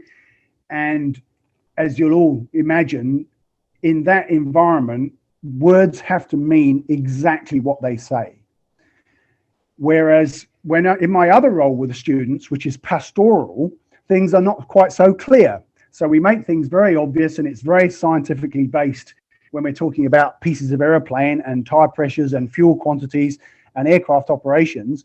But on the other hand, when we're doing the pastoral care and we're talking about housing, prospects for the future, family life, affordability, poverty, inequality, suddenly things are a lot more vague. And in my humble opinion, that all comes down to the monetary system. And what has happened, and I'll try not to be offensive about this, Rachel, but we're not telling the complete truth anymore in public life. And so we start to change the meaning of our words. And my favorite example, and it's quite ironic that about the same time as Nelson declared a climate emergency, we opened the new airport terminal. And, having spent most of my adult life at airports, when we say emergency in that location, it's very clear to anybody with a yellow vest on what that word means. But when we use it in council terms or in political terms, economic terms, suddenly the word emergency has a different meaning. And so what's happening is we're bastardizing our language to suit the financial status quo, and we're losing sight of actually reality. And that is very, very worrying indeed. Nelson's doing great on the one hand, but we're not coming close to solving poverty or inequality or domestic violence or gangs or drugs or obesity, are we? We're just not tackling these things. And my fear is that we're not even going near it. And the reason we're not going near it is because they're in the too hard basket. And inevitably, you guys have only got so much time, so much energy, so much resources to do what you can. But because of the monetary system strangling everything, all that you can do is still not enough. And so from my perspective, we have to do what we must do, not just what we can do. I hope that the difference between those is not too subtle. And we're backing ourselves into a corner, putting our hands up and saying, well, what can we do? And if we can't do what we need to do, basically to save those people at the bottom of the food chain, which is an increasingly large number of New Zealanders, if we don't have the capability of saving our climate, of saving our ecology, our biosphere, then we have to do something very different. And nothing in the long-term plan is doing anything very different. It's all more of the same. It's more polished, it's more refined than what Kerry Marshall would have done 25 years ago, but it's not really any different. And now we know so much more about how our society works, how the climate works, the technology that we have available. I mean, I'm never going to stop going on about this. If we don't abandon the monetary system, it's not just the kids in Greymouth that are killing themselves now. It's happening all over New Zealand, and they do that because the future looks hopeless. And we're not going to make that future less hopeless by getting more tourists or selling more wine or getting the shoppers back from Richmond. It's always difficult to know where to stop. When we launch an aeroplane, we have a list of parameters. 2 minutes to go, Richard. That was the Okay, Rachel. 2 Rachel. minutes. Okay. All right. Yeah. Well, when we launch an aeroplane, which, after 100 years of aviation is done fairly reliably and fairly well these days, we have a list of parameters that are scientifically proven that we have to comply with. And that's done in such a sound way now that, touching wood, of course, the majority of modern air travel is extremely safe and reliable. But when it comes to societal management, which at the end of the day is no different to operating a spaceship or a big airplane, we've got a lot of controls, we've got a lot of data, and we've got a lot of knowledge and resources. but we're not complying with the parameters that we know about. And I mean, finally, the parameters that we have to comply with if we are to succeed as an organized species are climate change, resources, inequality, stress, and the final one, technological unemployment. And if our current model doesn't comply with those parameters, we're doomed. We're literally doomed. It's not just a better year or a worse year. You know, that's the beginning of the end of human civilization. So there is a lot at stake, and we see it. You know, it's very easy to go to Greymouth and see it there full in the face, but you've only got to look under the carpet in Nelson to see the same thing. So I'm still talking about an economy without money. If we're going to be grown up and not negligent, then we may have to look at something that I agree is currently unimaginable. But, you know, we will have to look outside the box if we're going to have a future. I think I'll leave it there. Thank you, Richard. Thank you very much. All right, I'll just see if there are any questions. Yes, there are. Councillor Rainey. Thanks, Richard. It's great to hear you again, and it's great to hear a submission that draws together our LTP and the end of civilization. It's kind of an interesting parallel, I guess. I mean, I think my comment would be on so many levels, you make so much sense.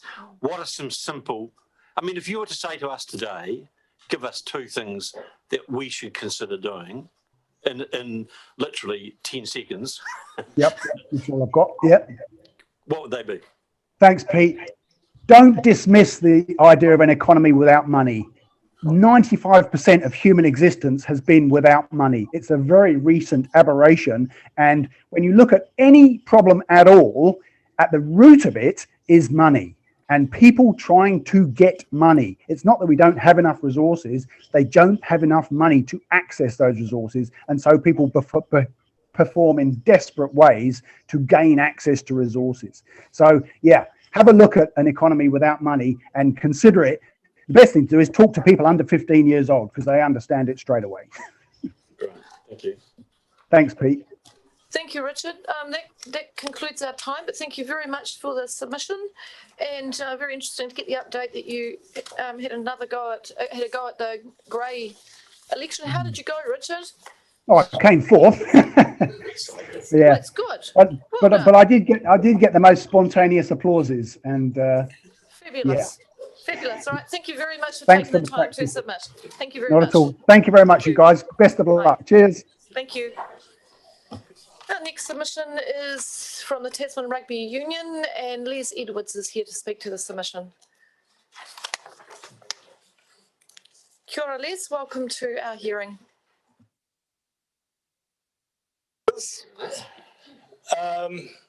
So why is my little submission in your long-term plan?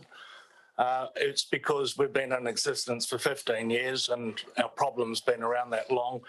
And I also didn't see any submission for your short-term plan. So I'll give it a crack anyway. So the home of the Tasman Mako, back-to-back national champions, premiers, is Nelson City and Trafalgar Park. Now, the Tasman Mako brand is the city's premier sports brand. It brings wide TV and media coverage to Nelson and gets fans into the CBD.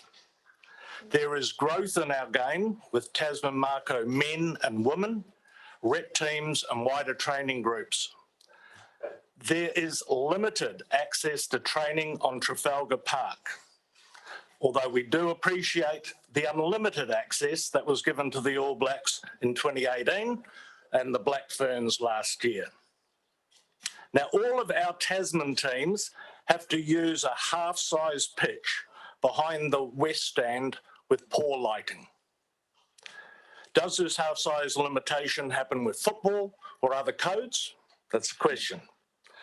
Good training facilities help attract good outside talent and retain local talent.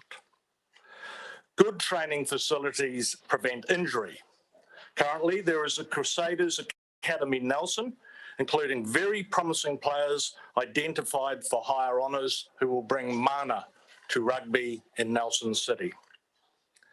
Having a full-size training pitch with good lighting will help attract fixtures to Nelson. We will always encourage New Zealand Rugby to bring the Black Ferns back. We always encourage the Crusaders to bring their team here. We have the Force from Western Australia planning to visit for training purposes in June.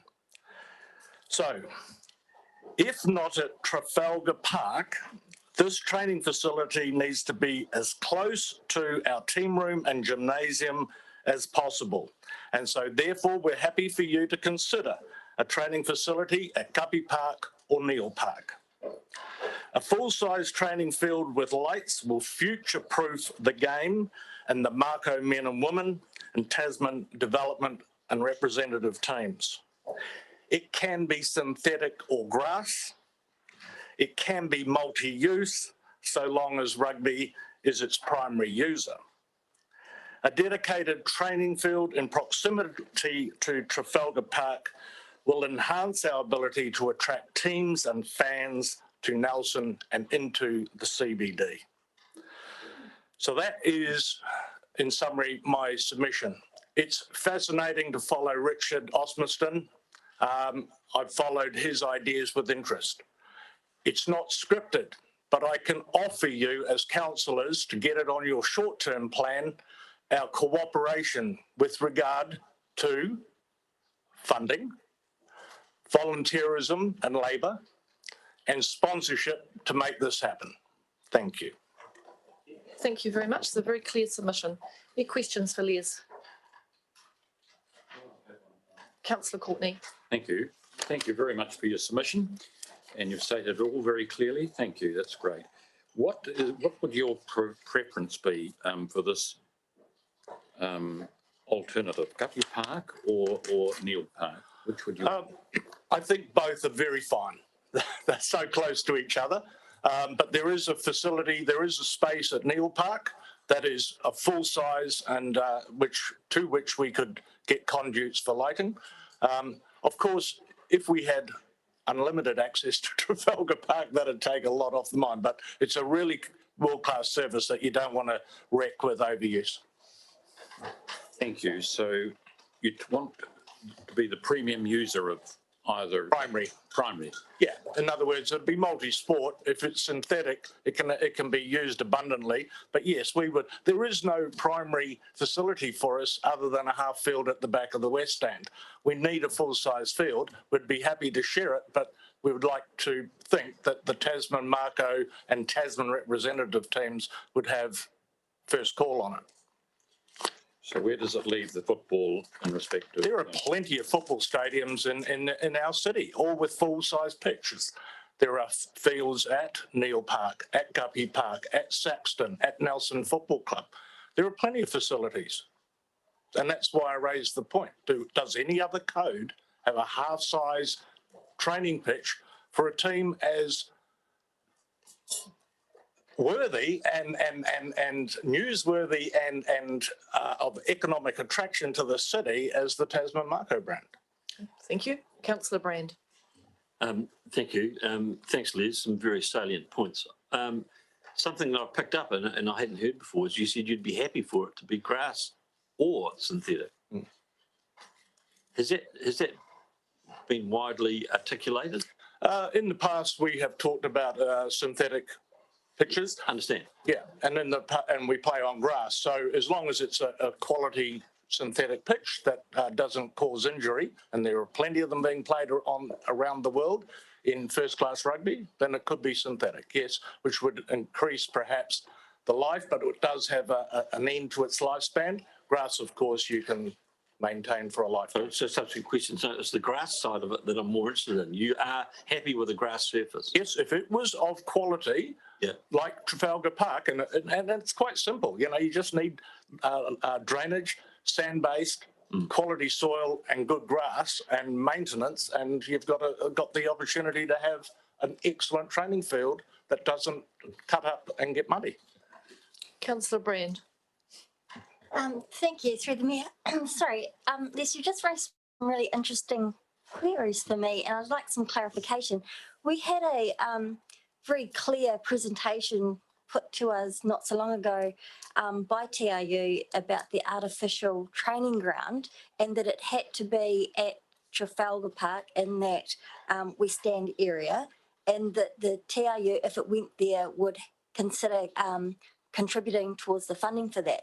So from what you've just presented today, has TRU had a clear shift? Yes, we need a full-size training field. As I understand it, the surveying that was done at the back of the West End does not allow the inclusion in that space of a full-size training pitch. Therefore, we are offering to compromise in terms of location and the surface. But it just needs to be within close proximity to Trafalgar Park. Okay, and then the other clarification I just want, we've had a feasibility study done around synthetic training grounds. A lot of time and investment has gone into that. The other sporting codes that you've mentioned that would come under your priority of access to those fields first, are you saying now that the synthetic training grounds are not actually required? If you can get us a full-size grass training pitch in your short-term plan as opposed to your long-term plan, we would be delighted.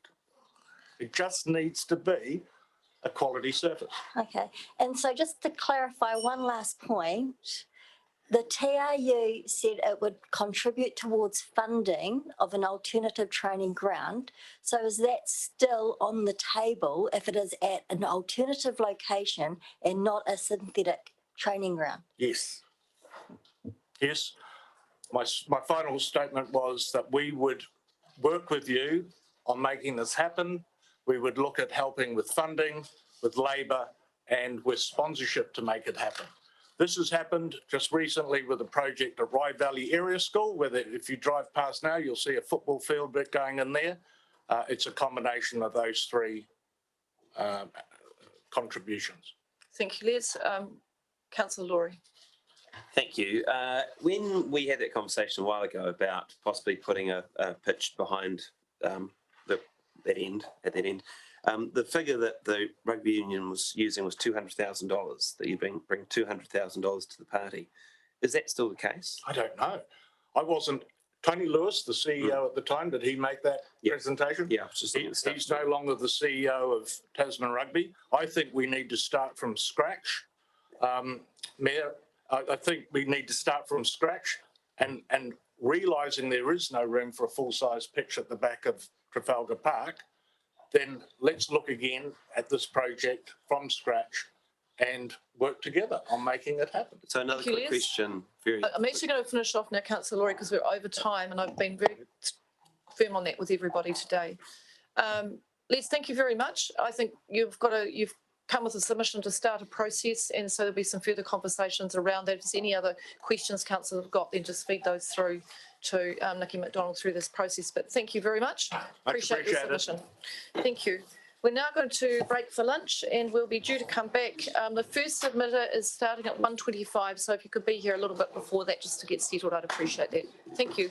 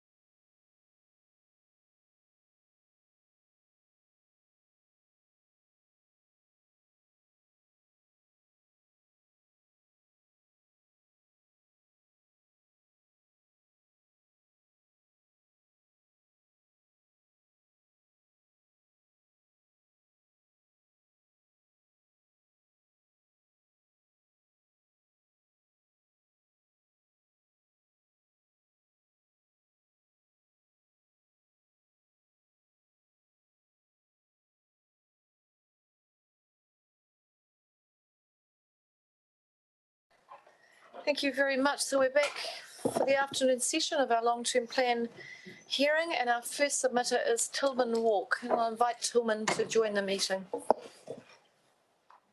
Kia ora, Tillman. Welcome to the hearing.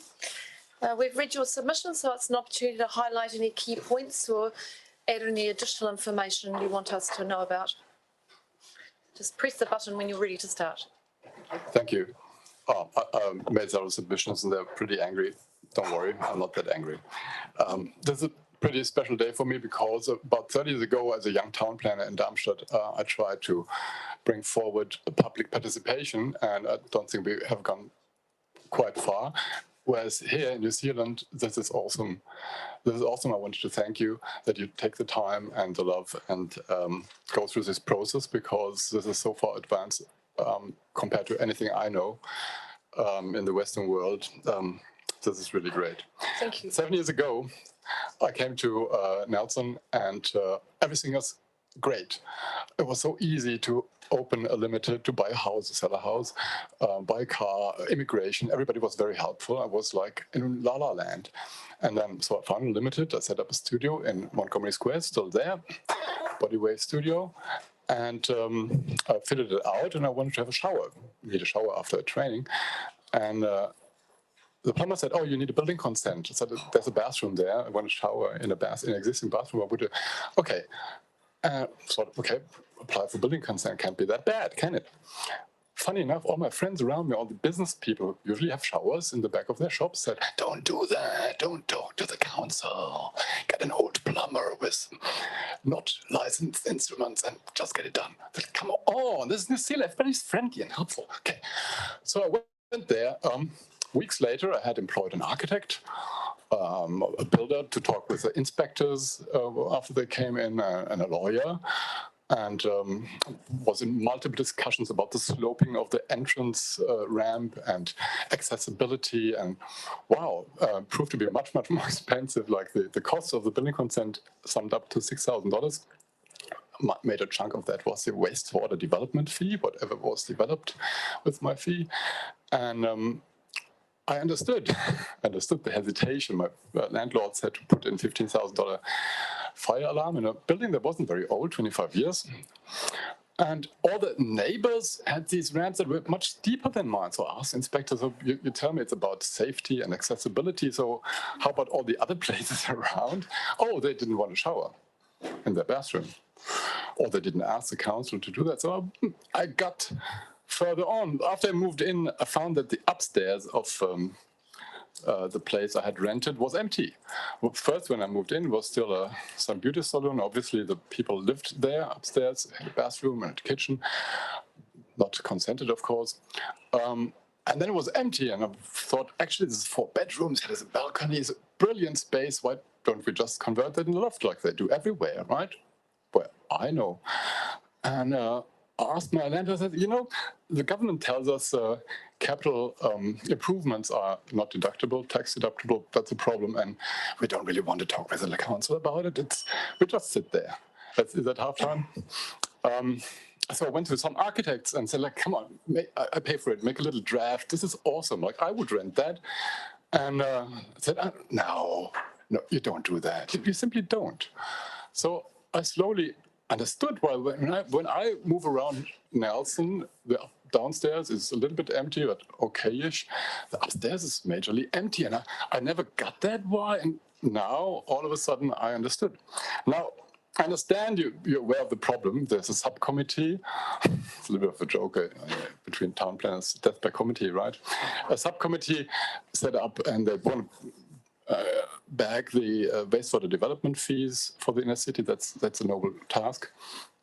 I think. Just take my impression as an outsider with some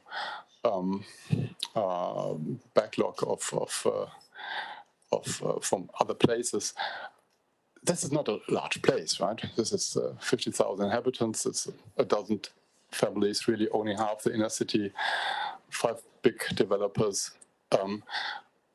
I think what is needed is some kind of cultural change. The mayor, the CEO, sitting down with those, it's not a lot of people, and saying, actually, we want inner city living. We want this to be sprawling. We want people to live there. And I know there's fire and whatnot problems, but how about we try to do something about it? This would be actually the biggest feat that would make me an even happier citizen of Nelson if I saw something like that happening from the top.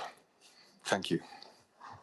Tillman, thank you very much for your submission. It's a very comprehensive submission. Any questions for Tillman? Councillor Skinner. Thank you, Vic. Thank you for your presentation. Obviously caught my attention in regards to the parks and active recreation. And you sort of mentioned about filling in the Queen's Gardens pond and the small pockets of lawn they think aren't needed.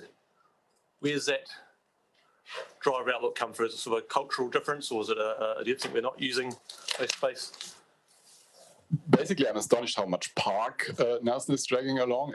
I'm more thinking about the small pockets like the little triangle in Grove Street at the Maita River. That's basically everywhere. I understood there's some council or government law that everybody needs a little park accessible within a couple of minutes of walk, even so everybody has a 600 square meter section. So they're always empty, right? Or the Pioneer Park, the little corner across the road from the warehouse. Never seen anybody there, but warehouse employees having a smoko sometimes in their break. So there's a lot of parks that are virtually empty. And given that we have a housing crisis, from my impression, I see, like in Wellington, I see that in Wellington they go up everywhere, little apartment blocks, and I don't see why they're not done there.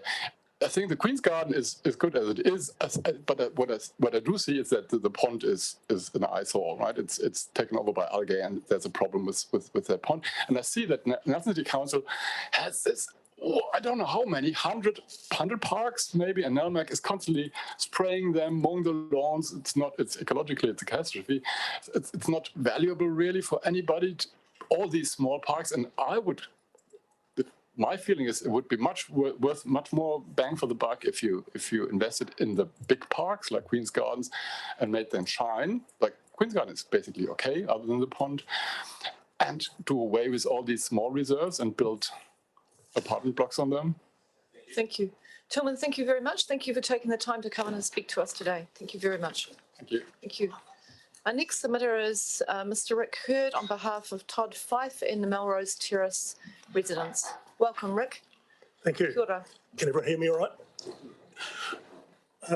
Thanks for making the time to listen to me, and I'm going to talk directly to this document, the draft Whakamahiri Wakatū Nelson Key Information Plan, particularly relating to residential growth and intensification. I'd like to spend a couple of hours debating the whole concept of intensification, and I understand that in respect that the council's under pressure from central government to look at means of freeing up land both within the city and environs to increase the number of opportunities for housing, and I can understand that. But I would like to say that I don't think in continued growth and intensification and sustainability, I believe they're actually mutually exclusive. And I know our plan is full of rhetoric about the special character of Nelson, the environment and sustainability, and I support that entirely, and continued intensification is certainly not going to help with that. But I'm here on behalf of the residents of Melrose Terrace, and I have that mandate to talk on their behalf, and it's unusual, I guess, to have a situation where we've got all the residents of one street with the same view about what's the plan for their street. Now, if you'll excuse me, hopefully this pointer, no, it's not going to work at that distance. So if you don't mind, I'll get up. Yes. It might be needing to be pointing at the projector, is it? Correct? No?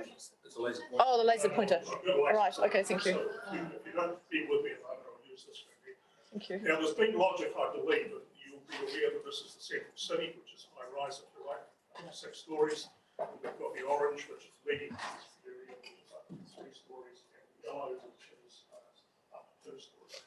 Now, there is some logic I might do about what's prepared in town plans. We're looking at keeping the high rise that anything above 2 stories off the hills around Cleveland Terrace here, the hills all throughout the Port Hills, Bishoptail Hill, the western side of the Grampians, the western side of the Grampians, up to along Brunner Street and the like. And then, but we've got this anomaly here in the area of Melrose Terrace and Endeavour Street, which I'd like to talk to specifically. There's a little bit of a misleading position in this square here, which is shown as yellow as general density two-storey zoning, because that's actually Fairfield House. So for all intents and purposes, that's a reserve, same as Melrose Terrace there and Fairfield Park there. So while technically it's privately owned as a trust and not part of public land, I do not ever see that being built out. So that yellow band which continues around the margin of bottom of the Grampians is actually truncated at that point. My argument is that the natural boundary for the zones of medium density and general density should be on Brougham Street. I'd actually argue quite strongly that it should be on Waimea Road and Bronte Street and then the Brook Valley. But for the purposes of this argument, we're looking at specifically at Melrose Terrace. Now, I'd have liked to have written an article or paper, but I didn't have time on the overall proposal. But I think it's quite logical that if we're going to draw a boundary, that the Brougham Street there includes the area around Melrose Terrace is actually zoned as a maximum of 2 stories, 8 metre height. That creates the natural boundary of Fairfield and Melrose as being the definition for that point. And that same logic should be taken through to the area bounded by the top of Van Diemen Street, Ngāti Tama Street, top of Hampton Street, which includes Endeavour. That should also be yellow, in other words, maximum height of 2, so under the logic that the town planners have used. So that's my point entirely. Thank you. Thank you, Rick. Thank you very much. I'll just see if there are any questions for you from the elected members. I think it's very clear. Any questions? No, there's no questions. I think it's a very clear submission. So we've fully understood. We don't have any questions of clarification today. So the Thank you very much. changed? I think, well, it's going to be part of the Nelson plan process, Rick, and so we'll make sure we carry that across into that, but it's good to be aware of the issue. Thank As you. a general point, and I think generally people would agree who live in larger cities, because let's face it, if we took this to its natural conclusion, in 150 years, Nelson's going to look like Hong Kong. And that's certainly not what we're after. But if the idea would be to increase the density of the CBD area, actually expand that maybe a block or two and really lift the height of buildings in that area, rather than ruin the very nice suburbs and urban area environment that we've already created. Thank you. Thank you very much. Thank you very much for coming in to submit. Thank you. Our next submission is on Businesses for Climate Change, and we have Katrina Kitson and Claire Keeling here to present. Kia ora, welcome to the hearing. And you've got 10 minutes to present. We've read your submission, so time to highlight any key points or add any additional information. Kia ora. Tēnā koutou katoa. We're not here to convince you that council needs to be taking climate action. You've already declared an emergency, so the action is required. We're all agreeing on that. And what we would like to expand on a little bit more is why council funding this and investing in this is a great investment for us as a community, and particularly to supporting a sustainability advisor to be employed. And I'll talk about 3 areas with this. The first is that Nelson's leading in this space in the smart little city. The second is the investment in the economy and what the economy is getting from this. And then lastly, that this is a need and a gap that is in our business community and it's not currently being met by others. So firstly, Nelson is leading in this space. I mean, the council adopted the climate emergency early, and that was a great leadership from the council. And it's interesting with Businesses for Climate Action, we're getting very clear feedback that we're leading in this space as well. We've had this feedback clearly from Rod Oram. He says what we're doing is unique. We've had this feedback clearly from the Sustainable Business Network. They've been doing a lot of work in supporting businesses taking action in climate space, and they're telling us that it's very we're leading in this space. We're also having feedback from other communities that want to know how to do this. They can see what we're up to and want to follow what we're doing.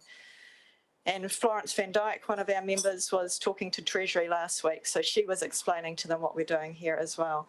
So there's a lot in the space of Nelson leading and providing great leadership, which is great, fitting with our brand of a smart little city, fitting with the brand that we're building around, and helping us attract the right type of businesses we want here, as well as giving us a marketing profile.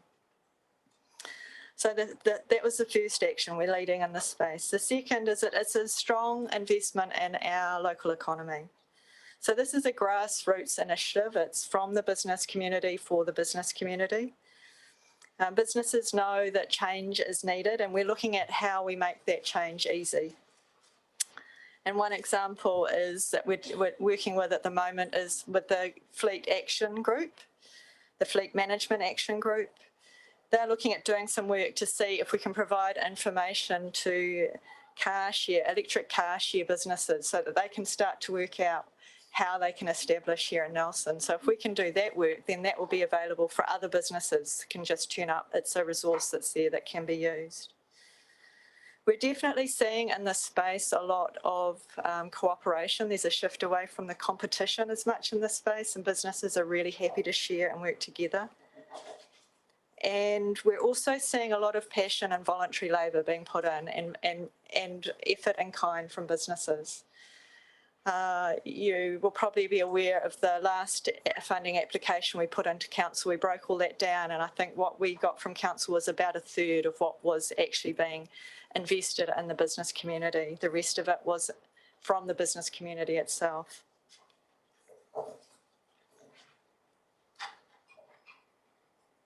So, and a key part of what the business community is getting is not just sharing the knowledge, but also building really strong business relationships and building a stronger business community. To help us smooth this transition, we know it's coming, the more prepared we can be, that will be useful. So that's the second point, that it's a great investment in the business community.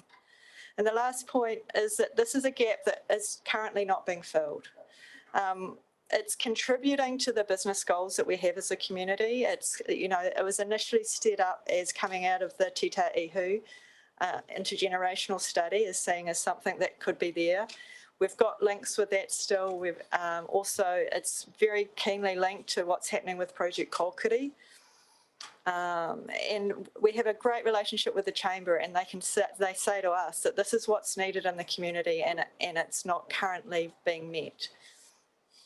So it is fitting with those business goals, but it is a gap for what's there. And the example of the shared electric vehicles that I talked about, I mean, whose job is that to identify the need and try and fit with and find the need? We've also had some great initiatives with EECA and government money coming in. So we've organised workshops and presentations with EECA here. And we've had some great results from that, with one business, a Market Gardener, having a 99% reduction in their emissions funded by central government. Yeah, so that, that's the sort of thing, that those resources are there, but how do we just access them and make the most of them? So the third point, it's a gap, it's a need there that's not currently being met. So what we're asking for is some support from council to continue the start-up of this. We are looking at other funding avenues as well. We've had a $5,000 anonymous business donation already. We are working with council staff to put an application into the Tyndall Foundation for funds. We have met with Tasman District Council staff. We've been in front of Tasman District Council as well. And as we slowly grow out into Marlborough, we'll start there as well. A lot of the initiatives is still Nelson City based. And so that's where we're at. So it's generally to say a big thank you for the support we've had in the past. It's really been much appreciated, and it's really started to unlock some key things that are there. This request for funding, particularly around a sustainability advisor, will just start to, we can see there's so much there that can be done, and it's just to have the resources that can keep unlocking all this voluntary and energy that's in the business community. So that will help us go with continuing for us to be leading in this space, in the smart little city. It's a strong investment in the community and it's a clear gap that's not currently being met. So thank you very much for hearing us and look forward to questions. Thank you, Katrina. I'll go to Councillor McGurk, Councillor Laurie and the Deputy Mayor. Yeah, thanks, Katrina, thanks, Stacey. Yeah, it was actually a very good submission. Thank you. I'm just wondering, just the dollar amount you got for the position, do you think that's a, you're talking about 120k, $60 an hour, potentially. Do you think that's sufficient to attract the sort of talent that, or some of the skills that you're looking for? It's a good question. Yeah, I think it's a good place to start. We would love to have more money if that's what you're asking, Brian. I think part of it, yes, I think we can get someone good for that sort of money, and that's based on what some of the committee members have been hiring and seeing in the business community lately. Yeah. Right, that's all. And we're also looking for someone who's senior enough to be taken seriously rather than employing someone at 80k as well. We're looking for someone who can rock up and be taken seriously in businesses. Thank you. Councillor Laurie. Thank you, Katrina and Claire. If you don't get this funding from council, what will happen to this work that you're doing? Yeah. I think some of this will start to grind to slow down a little bit. There's been a lot of voluntary effort gone in, and we're at that stage now that to keep the momentum going, we really need some paid resource to keep running what's there. If we don't get that, the momentum we've got will peter out. Yeah, it will just be really hard to keep going. An example in this space is that we're setting up a couple of action groups, and it just needs the energy to get them over the line. But if we don't have that energy to get them over the line, it'll be like a false start that doesn't really happen at all. So it is quite imperative for us to get some more support. Thank you. Okay, Thank you. Councillor Edgar. Thank you. Look, in here I note that Nelson Tasman carbon dioxide equivalent was significantly less as such. You know, it was 0.98, approximately 0.98 million tonnes per annum versus Marlborough of 0.78 million. I mean, is that because of something we're doing right in our area?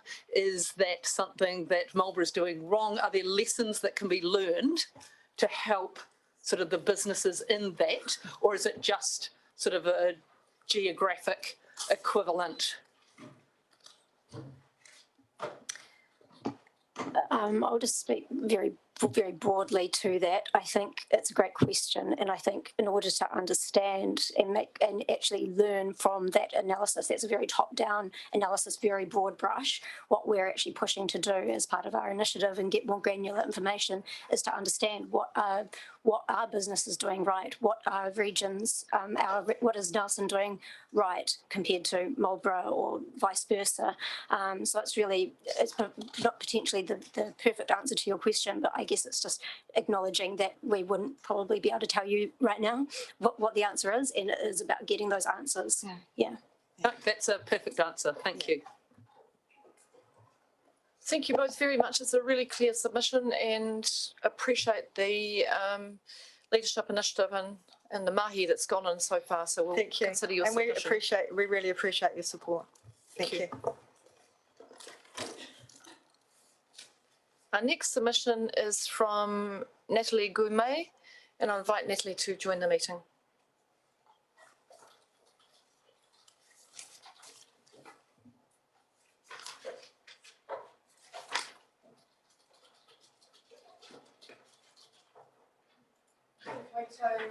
Natalie, I'll just get you to press the button so just till the red light goes on, then you're set to go. Kia ora. Kia ora koutou, thank you for having me. I'm just submitting on behalf of myself and my family as a member of this community. Tiny bit of background. Lived here for about 7 years. My partner grew up in the region. We've got 2 daughters, 7 and 3. I'm active in my daughter's school community. She's at Te Pauahi, the bilingual unit at Nelson Central School. do a lot of volunteer work there, active with my daughter at Atawhai Play Centre, and active in a number of community groups, environmental and social background in community group management. And I've submitted on several different areas, just wanted to talk to that so that you can, it's not just words on paper. And my vision for Nelson is an inclusive and safe city. It's attractive to families and young people, appealing and exciting for artists and musicians. And, you know, let's make that happen. Let's look at that exciting vision. These areas overlap quite a lot as well. So I submitted on climate change. I'm not an expert, but I just want to say that's a key priority for our family. And it needs to, apart from declaring the climate crisis, we need to see swift and decisive action. That's important for us. Part of that, which leads into transport, is supporting active transport through better cycling and safer cycling infrastructure. So currently I've cycled here today. I cycle most days with my children. I've got a 3-year-old on the back. She has told me she's scared of cycling or being on the back of the bike in town. And there, you know, I'm not a city planner, but I know that the things that will make it better for us are things like separated cycle lanes that join up, so don't just stop and leave you back in traffic, widening shared paths, having better crossing, so like down on Trafalgar Street, getting across there on a bike, especially a cargo bike with 2 kids on the back, there's no space in the middle. It's quite difficult, but it's a shared pathway. You want people going to the pop-up park and going up the river, and yeah, it's really hard getting across there, and it's worse with that new crossing because you get a lineup of traffic and you can't see past the line of traffic to see the other cars coming. So I'm often like filling forms in and submitting these little details, but I guess you're looking at that wider picture. So I'm saying investment in cycling infrastructure and you know, shared paths, crossings, cycle lanes. That's all really important to us. I had this quote here from Jess Berenson-Shaw. She just wrote an article for the Spin-Off. When it's just too hard and harmful to walk and cycle through our streets as a child, as a disabled person, as a person with limited mobility, or a person with a healthy respect for their safety, and when money is put above this need, then our own streets are, for all intents and purposes, closed to many of us. And that is not just. These streets are for all of us. So that sort of sums up my thoughts on transport. And it leads a little bit into the city centre. Basically, a group of families that I know and some that I don't know for a long time have been saying we need a play space in the city and we need a destination playground in Nelson. Whether that's the same thing or 2 separate things, you know, probably depends on land availability and budget. But I set up a Facebook group called A Fantastic Playground for Nelson. It's only got 250 members, but I haven't gone out. But of those 250, 81 people responded to a question where I said, do you believe Nelson has adequate public outdoor play facilities for children and young people? 74 out of 81 said no, 7 said yes, but. And I've had a lot of feedback on what we need. A bunch of parents met with some council staff recently. We said, how do we get council to care that we want this prioritised? So it is in the long-term plan, but it's in the 5th year, I believe, funding for this, and we want to say that it needs to be sooner. We've been asking for this for a long time. The council staff we met with said, submit to the long-term plan and speak to your submission. So here I am. We believe that's important for for our family, for bringing people from out of town, and we'd love to see a exciting, fun, innovative, well-designed play space. Thank you, Natalie. Thank you. Question from Councillor Rainey. Thank you.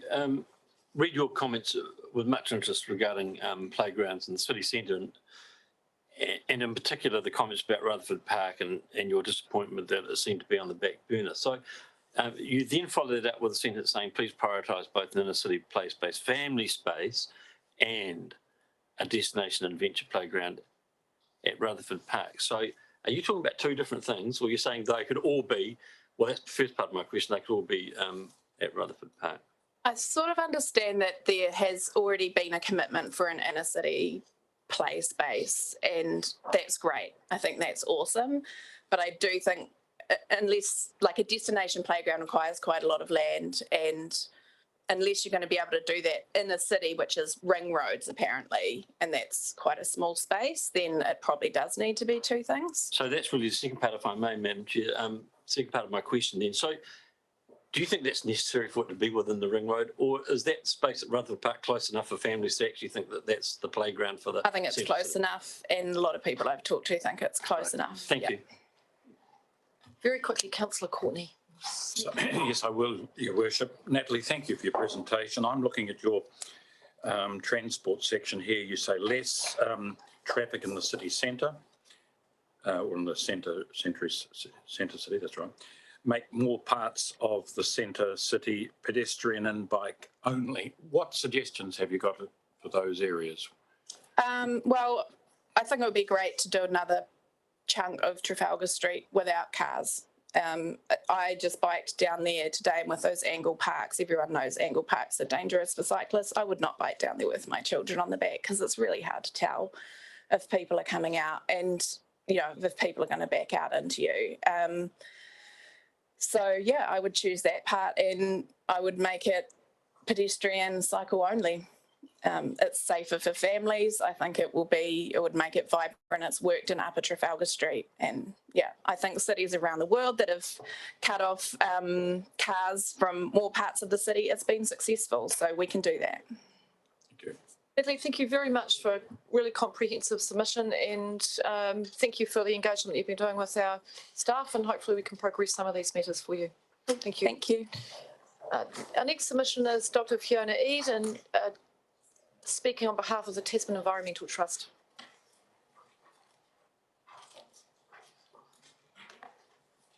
Kia ora, Fiona, welcome to the hearing. Thank you. Tēnā koutou katoa. Thank you for this opportunity to address the council, and I'm addressing it along the lines of climate change and the response to the question that the long-term plan posed. I would encourage NCC to be proactive and move ahead with investments in a range of climate change actions. To this end, I'm going to talk today about a particular project that the Tasman Environmental Trust is developing called Core and Restore, Enhancing Estuaries in Tito Uhu. This project is focusing on blue carbon. Blue carbon is the carbon that's stored in our coastal and marine ecosystems. And locally, we have a number of estuaries and coastal systems with salt marsh and seagrass communities that are busy storing blue carbon for us. On land, we believe that 1 hectare of native forest stores about 260 tonnes of carbon per hectare, and international studies suggest that salt marsh is able to store similar amounts of carbon. The average across studies that have been done internationally is about 255 tonnes of carbon. Seagrass is probably storing a bit less, but for both of those types of communities, the data is actually highly variable. There are huge ranges in how much is actually being stored depending on where these communities are across the globe. So the range is anywhere from 10 tonnes of carbon through to more than 800. We only have, as far as I can find, one set of data for New Zealand, which is from the Tairoa estuary and the Coromandel, where salt marsh was found to be storing 90 tonnes of carbon and seagrass at 27 tonnes, so at the lower end of that international range. We have no idea what's happening here on our doorstep, what's happening in the Waimea Inlet, what's happening in the Haven, what's happening in the other estuaries in this part of the world. How much carbon is actually being sequestered in these systems, and how much carbon is released when we degrade these systems. So we've been focusing on how we can protect and restore these coastal ecosystems. And we're interested in blue carbon because basically we've got a decade, maybe less, to make a significant difference for climate change. If we don't bring our emissions down and start to sequester carbon at considerably greater levels than we're currently doing in the next decade, within the term of the long-term plan, then we're going to be facing climate change impacts that we really do not want to be facing. In order to do this, we're going to need nature-based solutions. We're going to need as many tools in the toolkit as we can muster, and blue carbon could be one of those tools. Protecting and restoring our coastal ecosystems is feasible. We don't need to wait for new technology to be developed. We know what to do. We know how to do it now. And there are multiple benefits. Every time we protect our coastal ecosystems, we increase their resilience. We increase their ability to diminish the impacts of climate change, such as storm surge. We increase habitat for biodiversity. So there are multiple co-benefits for looking after our coastal systems. We also have the potential to be earning revenue from these systems through Blue Carbon Credit Scheme. And the Nature Conservancy has just started a project to investigate the feasibility of a Blue Carbon Credit Scheme in New Zealand, for New Zealand. They've already been doing this in other parts of the world. If they find that this feasibility study shows that this is worth going ahead with, it is likely that there will be a blue carbon credit scheme up and running in New Zealand within the next 2 to 3 years. And it may be possible that some of the restoration activities that have happened retrospectively could still be considered within that blue carbon credit scheme. So that's a really positive way to generate investment for ongoing restoration in these areas. May also provide financial incentives for coastal landholders who want to retire land that's unproductive and allow it to revert back, particularly to salt marsh communities. So the project that the Tasman Environment Trust has been developing has a number of partners, including a number of the local iwi and the Alliance, local businesses, and I was really interested to hear the presentation from the Climate for Action businesses. So a number of those have been approached and are interested in this particular project. The Cawthron Institute providing scientific backup, University of Canterbury, Department of Conservation, Nature Conservancy and others. And both the councils, and to date both councils have been supportive of this project and have worked with us in this space. The project is deliberately called Core and Restore because of the two components. Coring is about taking sediment cores so we can quantify how much blue carbon is in our coastal ecosystems. It's a means of extracting sediment cores and then processing them and analysing them for carbon. Reasonably straightforward, the technology exists. It's not particularly expensive to do the analyses. So we could actually do that and calculate how much blue carbon is already being sequestered for us. And the restoring is about revegetating, so restoring our vegetation communities and the coastal processes. So how much would a project like this cost? Well, it's as big as you want it to be, or it could be quite small. We originally went to the big end of the options and developed a $4.5 million project that would have run over 5 years, looking at quantifying carbon stocks and restoring across 6 or more estuaries across the top of the south. We put a funding application to Ministry for the Environment, and unfortunately there was serious competition from about another 170 applications, and we were not successful. So we're now at the stage of rethinking the project. What do we need to do? There is so much local support for this project. How do we actually get something up and running? So we've recalculated and suggested that we could do a pilot project for approximately $200,000 for a year, which would allow us to do project development, plan out what we need to do, source additional funding, hopefully long-term funding, which may be local, national, or potentially international. And as well as doing that kind of project development, actually undertake a proof of concept and get out there into the Waimea Inlet and actually take some cores, analyse them, just start to see how much carbon is in these systems. So this proof of concept would allow us to do that quantification, but there would not be any restoring in this particular study. We are seeking funding from both local councils, and I spoke to TDC at their long-term plan submissions this morning, and from businesses.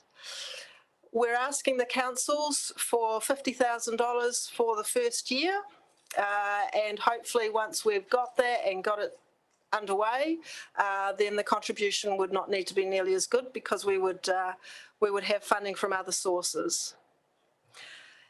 If this is a space that the council would be interested in leading in, we understand that this isn't happening anywhere else in the country. And again, the Climate Action for Businesses are saying the same thing, that this part of the world is leading the country in some of this climate activity. So this is an opportunity for Nelson and Tasman to really take a lead on this. And I'm particularly interested in the development of the climatorium and how this sort of work could really fit within that vision that the council has already been very proactive on. And I applaud you for that. So I'll leave it there, and if there's any questions, I'm happy to answer them. Thank you, Fiona. It's a really, I was really interested in this submission and the work. It's yeah, great opportunity. Just in terms of funding support, have you approached Rata Foundation for funding? Not at this stage, no. We only found out a few weeks ago that we hadn't got the MFE funding, and so we're just starting to think about, well, what are our next options? All right, that's fine. Thank you. All right, questions, Councillor Sansom and then Councillor Fulton. Thanks through the chair. Kia ora, Fiona. Thank you for that really great presentation. And my question also was around the funding, that if Nelson City Council funds 50,000 and Tasman District Council were to fund another 50,000, do you feel fairly confident that there are other funding avenues to be able to bring that up to the amount required for the 1 year project? Because I imagine that if you can do that first year and get the data, it might make future applications to MFE or the Nature Conservancy and other entities much more successful. Yes, I think if we can do this proof of concept study, it allows us to have a springboard. So other options are within the business community, and the businesses that we have approached have all been supportive, but we haven't yet talked dollars. The Nature Conservancy is in the process of putting an application to Ministry for Primary Industries, and it is possible that we could be a part of that submission. So those are our options at the moment. Thank you. Councillor Fulton. Yeah, thank you for your submission. It's really interesting and great thinking, and very much aligns with a lot of the work we're already doing. I was just wondering what role DOC, I see DOC as a collaborator, but what role they could play. And again, I guess, is central government able to fund Department of Conservation to carry out some of this kind of work? So could they be a key leader rather than? They're more likely to provide leadership at a national level. One of the key people in the blue carbon space is Helen Kettles, who is with DOC in Wellington. So she's the National Coordinator of Estuaries, and she's kind of driving this at a national level. So it would probably be at that level where we would have the strongest partnership rather than kind of on ground with the local DOC people. Having said that, DOC is supportive kind of at all levels of the project. Okay. Fiona, thank you very much for coming in to submit. We appreciate that. If there are any other questions for you, Fiona will just gather those up directly with the officers, but thank you very much. Thank you. And thank you for the work that you're doing with Nelson City Council as well and other projects. Thank you. Our next submitter is Rue Collin on behalf of the Brokai Marama Sanctuary Trust.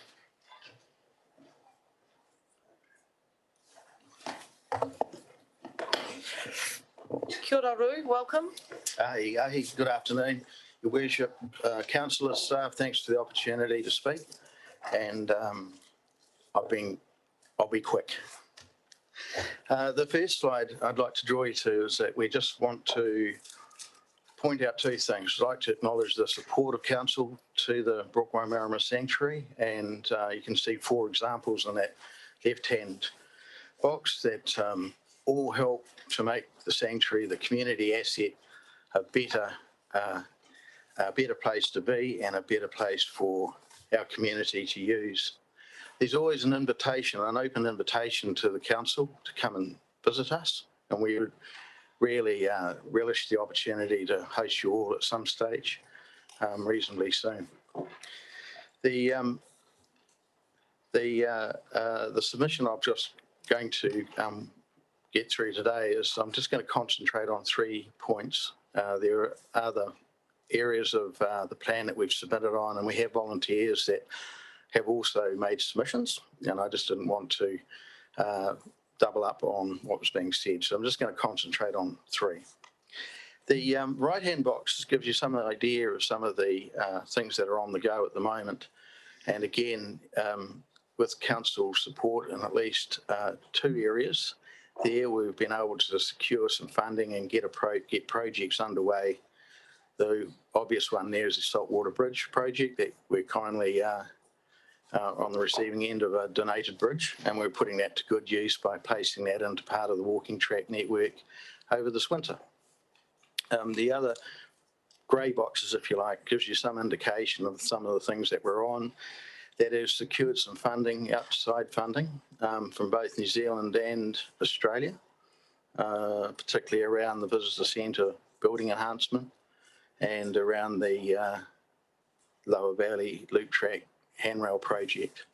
It's all got significant amounts of investment to us, and we're really pleased that the support around the sanctuary is building.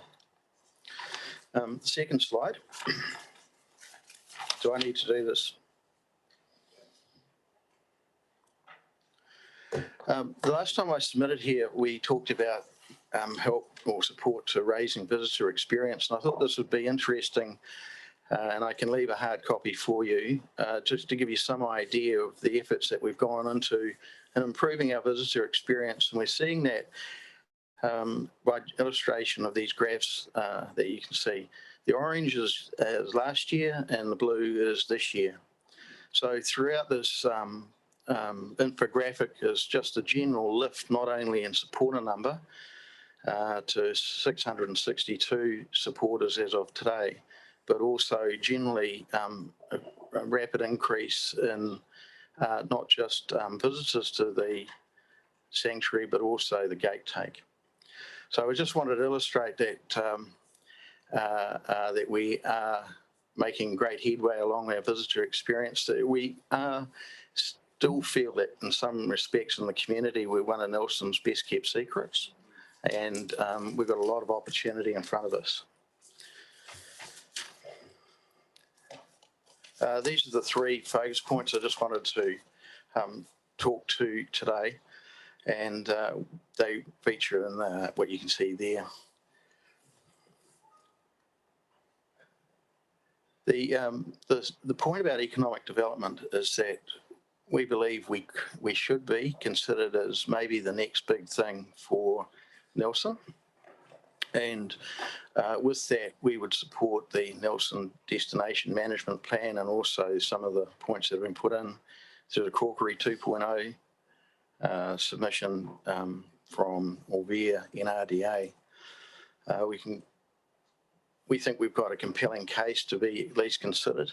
And in the top right circle, what we're indicating there is that we could be part of a larger solution, and that we would be open to a conversation about how to not just increase ourselves, but also maybe a larger offering to people of Nelson and to the nation. We believe we've got some unique points, and we should really be able to boast that we've just recently added to another unique point of interest with a release that I'll show you later on in this presentation. The planned developments I've drawn to is our tour offering is still in its development phase, but we are thinking actively about how we can encourage people to spend one more night in Nelson, and just doing some simple things around dusk and dawn tours are some things that we're very open to do. With the dusk tours, we've got not just birdsong and the Ngāhere, the bush changing, but we also have things like glowworms. For dawn tours, we obviously have dawn chorus. And then there are specific tours that we can work on and we will develop over time that might be specialised in vegetation or waterworks reserves. So again, it's just giving you some feel of the potential that we can work towards. This point here is quite precious to us because the camping ground essentially is our front door. It's our only way in and out for the visitors of the sanctuary. And I know that this has been an ongoing discussion for more than some time. And it's a point that we would just urge, that the first point is able to be resolved sooner rather than later. The second point's about providing a little bit more around the infrastructure on the camping ground itself, because if the camping ground is improved, naturally that helps the sanctuary.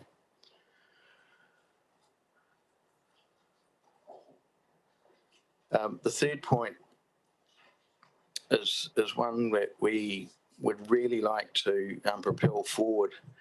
The giving strategy was outlined from volunteers and people that were involved in Greenpeace, and we know how good Greenpeace are at raising funds. So in this instance, we've got a really good stratagem, but we just need a little help to push it forward, and it's going to take quite a lot of effort to turn annual supporters into lifelong donors. Now,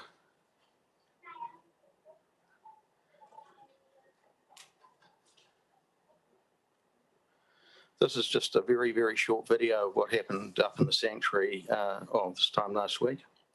Over the 19th and the 20th, this particular group are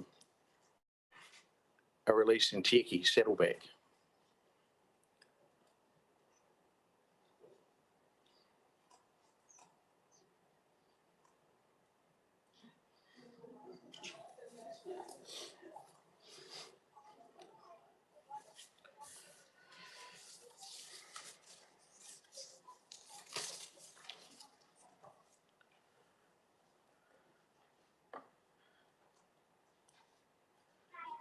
Oops, sorry. And with that, Chair, that's the end of our presentation. Ru, thank you very much. Questions. Thank you, Ru. And I just want to thank you for one of the most memorable, so one of the things you remember in life, but being up there for the release of the Teki was just an incredible moment, I have to say, and quite moving, actually quite emotional for those that were able to go up. So thank you for allowing a small group to be able to be included from Nelson City Council in that. Well, in several months, we might be able to lead you up there to actually see the bird settled. But thank you. Hence the invitation. Right. I'll open for questions. I have Councillor Laurie and Councillor Sanson. Thank you. A couple of questions from me, Ru. Thank you for the presentation. You described the sanctuary as one of Nelson's best kept secrets. And I say this with aroha, right? It shouldn't be. So why is that? Well, one of the several reasons, I think, Matt. Firstly, I think we've made the assumption that because we've been around for a decade or so, that more people should know about us. There is an element of the community that know the name and they know something about the sanctuary, but they've never been there. So for us, what we've got to do now with our next 15 years, let's just say it's like a baton race. The first 15 to 20 years is all about establishing the sanctuary, which we've done there. And now we're moving into the next phase, which is going to be a lot of effort around bringing the community in and around the sanctuary. And part of that is just we've just got to lift the awareness throughout, not just the locality, but across the region. So do you have someone doing through the chair marketing and comms for you? Yeah. So with the help of the Kaimahi Jobs for Nature scheme, which we were very thankful with council assisted in that, we have a position that started with us 3 months ago. Okay. So we've started to get some resources into that area. We'll expect to see a lift. And final very quick question, Dr. Rob Beaglehole from the DHB showed us this picture today of a in-bus with a big Macca's ad on the back of it, and he didn't like it. What would it mean if you were able to put advertising for the sanctuary on the in-buses? Well, I mean, they're a great vector for raising awareness through the community, aren't they? So we submitted it to the recent Land Transport Authority and making us suggestions around maybe one of the proposed bus routes being called the Brook Sanctuary route, you know, from the airport through the city up to the sanctuary. That's a great thing that we'd like to be part of. You'd like to be on this? Thanks. Thank you. I'm sorry, we are out of time. I'm going to have to, I'm behind time now, Ruth, so I'm going to have to just keep on going. But thank you very much for coming in to present. Thanks very much. Thank you. Our next submission is from John Higginbotham, Nelson Consulting Engineers. Welcome, John. Thank you very much.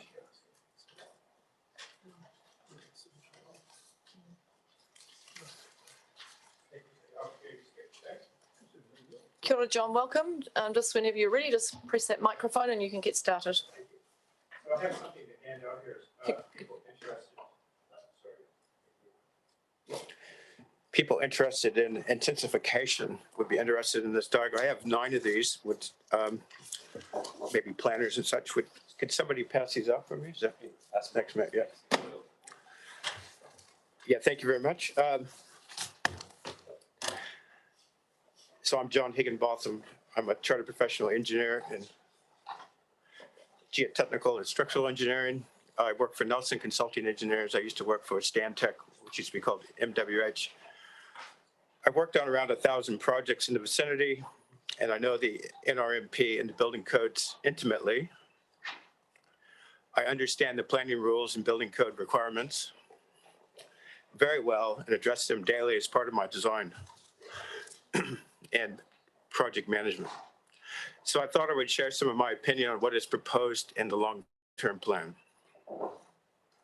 So the first topic is zoning and intensification.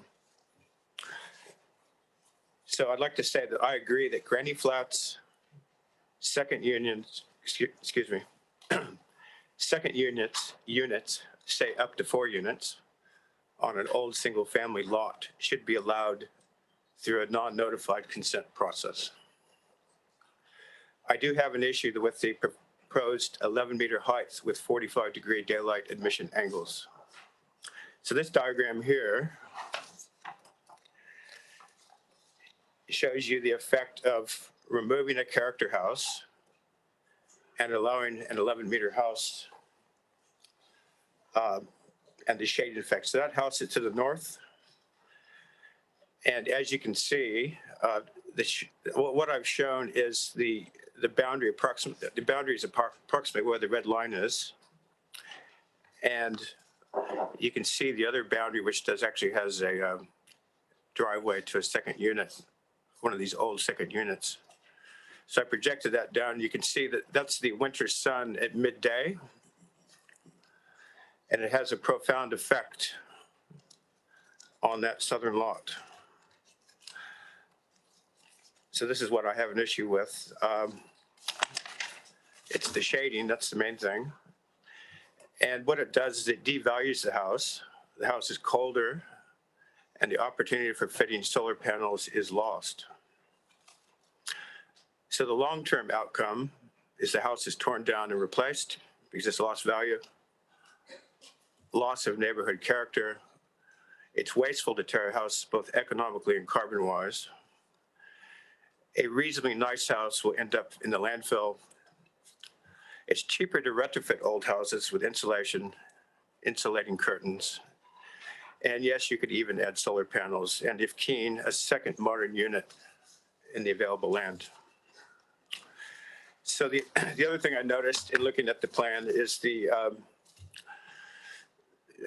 there's a discussion on car parks and the requirement for no car parks in this intensification. So I understand the goal to reduce fossil fuel consumption and less dependence on cars. I think we need to be practical, though. Cars will still be part of our lives, hopefully much greener cars. The proposal to not require car parks as part of intensification will result in yet more cars cluttering our streets, safety issues, and arguments. So I thought I would, instead of complaining, I thought I'd make a recommendation. So the recommendation is to have one car park unit as opposed to two, except for smaller units, say 65 square meters, which is sort of like a granny flat size. Or I would say that, or say it's inside the CBD, then you would need car parks, of course, and possibly what they call the city fringe. And that gives a bit of open space. And people use car parks for more than parking cars, as we all know. Also, cars should be allowed to back out onto streets with light traffic, so that saves space as opposed to making a turning maneuvering area, which is sort of a waste of space, which you could build a house in. So I'm going quick here. Was that 10 minutes? No, I think you've got 2 to go. But there may be some questions. Was that like a, oh, okay. Can I continue? Or Yes, absolutely you can, okay. John. Yeah. Oh, did you want questions on the intensification? I'll do all of your speaking, and then if there's time for questions, we'll take questions. Okay. So Thank you very much. Yeah. So now we go to natural hazards. So fault hazard risk in the fault hazard overlay is very, very low. It has a 6,000-year return period. But nonetheless, I respect its existence and the geologists who worked on it. So I recommend that council considering providing a one-time exemption to allow floor plans and site coverage to increase by 15% without resource consent. This would allow for an additional bedroom, bathroom, etc. Reason being, geotechnical reports are expensive and add little value for such a small job. Next one, liquefaction risk. The risk is acknowledged, but liquefaction results in distortion and property damage. In Christchurch, no known buildings collapsed due to liquefaction. So liquefaction is a problem, and I think that we should have a similar exemption for small extensions in liquefaction risk overlay, as I mentioned above. Reason, liquefaction risk reports are very expensive and need a specialized drill rig from Christchurch. So they probably cost 7 to 10K and add very little value for somebody wanting to add a small bedroom because the rest of the house would fail anyway. Does that mean something? yeah, finish the part you're on at the moment, John. That's fine. Okay. Okay, last one here, earthquake rules, earthworks rules. We've been involved with a couple of hundred earthworks consents and would like to provide technical input on the new rule to make it more practical. We need 2 additions, a diagram defining cut fill heights. I'm happy to help the planners define this just so it's clear and we have consistency. Wiggle room when a small segment of earthworks is in breach. So I believe that earthworks consents are good for larger projects, but aren't always necessary for fully engineered smaller ones, i.e. where geotechnical engineer has fully addressed risk and the required mitigation measures are included in building consent. And I'm happy as a practitioner to meet with the planner and discuss improvements at no cost, I might add. John, thank you. John, you've covered actually a lot of ground that relates to the resource management plan process for reviewing the Nelson plan, which is running in, as another process, but it's good for us still to hear from you today. Yeah. So what I'll suggest we do is that because it relates to that process, we'll carry it across into there, and Councillor McGurk and Councillor Fulton and myself sit on the governance group for that, and I'd be really interested in pursuing that, just having a follow-up conversation with you. Yeah, I think the big one is the shading, and I think that affects the whole character of the city, really. All right, thank you very much. Thank you. Thank you.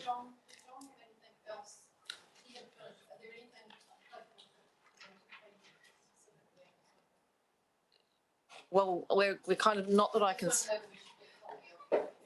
John, if you've got a copy, will we be able to get a copy of your notes? Would that be okay? Oh, that was hand scrawled in an hour, so that's why I was a Okay, little bit all right. nervous. Councillor Rainey, I'm going to keep going. So if there's a follow-up question that you want to take for John, then we'll take it after. Yeah, I can get it. So just to ask a quick question. So I was understanding that this meeting was about the whole plan, which included all the documents. Was it too detailed? Was that or is this more of a general meeting? This is a long-term plan. So this is our Nelson long-term plan, and we're also doing the Nelson. It's very confusing. The Nelson Plan, Resource Management Plan, full review. So that's on its way through. So many of the items you've talked about today predominantly relate to the. I thought I got it from the same link. So anyway, no problem. It's all good. Hopefully it's helpful. So it is very helpful. Thank you so much. Thank you, John. Okay, appreciate it. Thank you very much. Yep. Cheers. Thank you. Thank you. Anybody, you can pass that on if you want. Thank you very much. Thank you. Cheers. All right. Yeah. See you. Our next submission is from Leeson Baldy, and he's here on behalf of Warmer Healthier Homes, Te Taihu Charitable Trust. Leeson, kia ora, welcome. Kia ora, Mayor, councillors, Chief Executive. Thank you for the opportunity to speak today. I'm here representative of the Warmer Healthier Homes program that the council and councillors, I understand, are very familiar with. So my intention here today is not to go over sort of past ground. My intention here today is to present on behalf of our submission for the long-term plan, to ask the council to continue to support our program for a further 3 years and to answer any questions that the councillors or the Mayor may have. If I just may, I'd just like to acknowledge Bill Delberg here today, who I know you're all familiar with, and who was critical to the establishment of this program, which has been one of the most successful programs I've worked with in my 20 years of governance. So on behalf of the trustees and the committee members, I'd like to thank you for your support over the last 6 years. Thanks to your generous contributions, there are over 1,200 families in Nelson living in warmer, drier, healthier homes, not to mention the wider homes we've insulated within the top of the south. It's also a very exciting time for our program. I know the council have been a partner of the program for the last 6 years. Based on the data we have out of ECA, we anticipate the program has a useful life of about 3 years, which will allow us to insulate the remaining eligible low-income households that are identifiable within our region. The requested funding that we're also seeking from council at a reduced amount from prior years will also help us to attract another $1.4 million of central government funding into the region, which our research would indicate would otherwise not likely come into Nelson. We believe the Warmer Healthier Home program's outcomes are exceptional and show how effective strong working relationships between council and third parties are. So I promised everybody I would keep it brief. So do you have any questions, feedback or concerns that I can pass on to the trustees and committee members? Leeson, thank you. And I acknowledge Bill and thank him for being here to support this submission and for the work over many years for such a successful program. Leeson, can I just check? I think we have a provision, we've made provision for $100,000 and we've maintained that in the plan. Is that you're just confirming that you'd like that to be retained, or are you seeking further funding? We're actually seeking a lesser amount.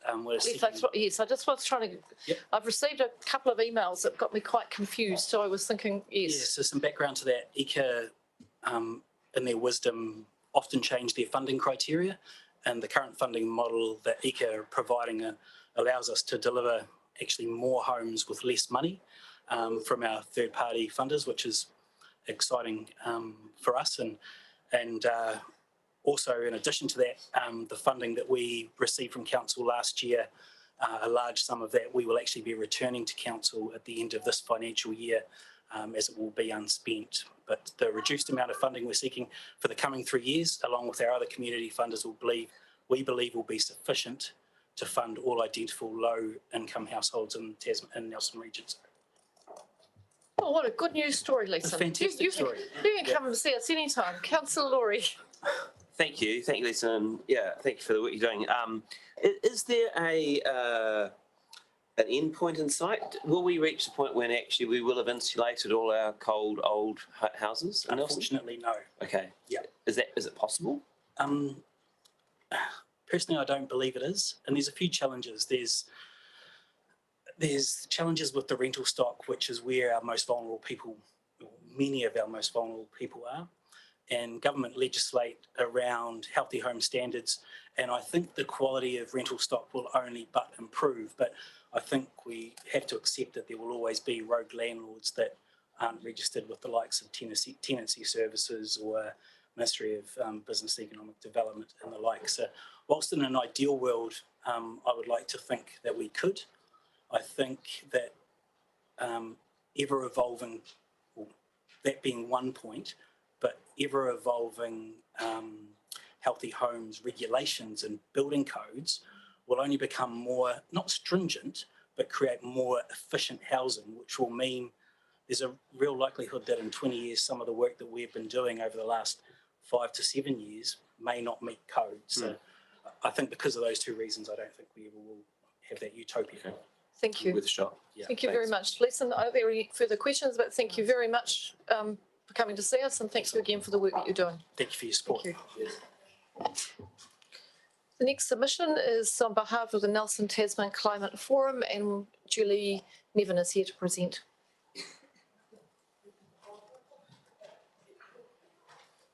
Kia ora, Julie. Welcome to the meeting. Kia ora, it's lovely to be here. I'd like to expand upon our request for operational funding for the forum, which is on page 3 of our submission. I'd like to highlight what I think is the value of our forum to this council and the importance of ongoing operational funding. The forum is designed for complexity. It's a grouped network of expertise, everything climate in one place. And we will hopefully recognise these groups from our submission and from the Climate Action Book we produced this year. We take a holistic and a cross-sectoral perspective with these groups working together in a way that sometimes individual departments might struggle to do. We are resilient. We grow local leadership, and each of our leaders works quite independently within the firm shared foundations that we've developed this year, including our charter, our operational procedures, the pathway for the region that's outlined in our Climate Action Book. They're all long-term guidelines for our leaders to act. They're supported by our operational structures, including those topic groups, our leadership group, and a partnership with Tasman Environmental Trust. We're people-focused, we're systems thinkers, we're adaptable, courageous, all foundations for resilience, which is critical in this time of change. It's a critical decade for the transition to a low-carbon society, and we're already facing a climate crisis. We are collaborative. We build constructive working relationships, including with the staff and elected council members here. Between our leadership group, our consensus processes, which have included council, engaging with opportunities like this one, and council is one part of the audience we intend to engage collaboratively with across the region, albeit an important one. And we are responsive. We're community-led, which means we engage with the ideas and the values of the community on the ground. And here are some of the ways that we intend to do that, which are explained in more detail in our submission. We're ready to engage with the rapidly changing aspects of climate change. It is a lot for our councils and our communities to grapple with, and we are ready to help. All of these things, I believe, are characteristics of an organisation that can complement the council's work. As we said in our submission, our previous funding, for which I feel deep gratitude to this council, enabled us to establish the forum and all of the things I've explained. And that was half of what we estimated would be a budget to produce the Climate Action Book you've seen. When we got underway, it became obvious that we needed staff support, a coordinator and an admin role. And so we diverted the funding in that direction. And so the Climate Action Book was produced by hundreds of volunteer hours. And burnout is an issue. We all in the forum feel the urgency of climate change and its scope and its scale, and we're working as hard as we can. But it's burnout that prevents us from being fully resilient. I'd like to read you an excerpt from an email I got from one of our most active, most well-developed and well-connected groups.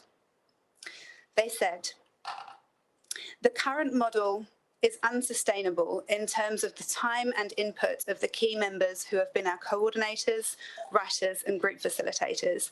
We are proud of our contributions and our ability to keep our group of members engaged and active, both at the advocacy and planning level, and also in the implementation of actions that bring people together to actually do things. This is a request for advice and support." And it's not the first request for advice and support that I've had from one of our groups. Put simply, there is so much going on in the climate space and in the climate forum that we need more resourcing to attend to it. The more funding, the more we can achieve to complement what the council is doing on climate change. So for the well-being of our growing number of volunteers and for security for our staff that support them, we would greatly appreciate 3 guaranteed years of consistent and sufficient operational funding. The Climate Action Book and the Climate Forum submission hopefully show you the breadth and depth of what we have in the Climate Forum. We can work across disciplines, across the region, be nimble. We can support council to use a climate lens. The forums groups are platforms for people to get to know and trust each other. And with climate change, which is sometimes tension-filled and politically challenging, it's a really important piece of the puzzle. As I said already, I feel deep gratitude for this council's funding and support of the Climate Forum. I can safely say that everything I have presented here has come about because of your support and your commitment to grappling with climate change as a key issue. And I was pleased to find many other aspects of your long-term plan, as well as continued support for the Climate Forum, to celebrate from a climate perspective. And I was really pleased to be able to include those in our submission, along with some things that we think are missing and ways that we hope this council will work with TDC to make this work go further and faster, as well as some ways that the forum could potentially help you to achieve those things. Now, Joanna's here to talk about one of those ways that you could help us to connect the dots to assess what's going on in the region and what's missing. She's here as a member of the Forum Science, Tech and Research Group and convener of the group that put the Climate Action Book together. Thank you, Julia, and welcome, Joanna. Thank you. Tēnā koutou. I want to dig a bit deeper into one element of our submission and first say that it's splendid that NCC has begun the process of measuring and monitoring its emissions, its operational emissions with CMARS. But we would like to make a case for measuring regional emissions. To tackle our regional emissions of 1,200 kilotons a year and halve them by 2030, we need detailed and timely measurements of those emissions alongside council operational emissions. And there are several possible routes to do this.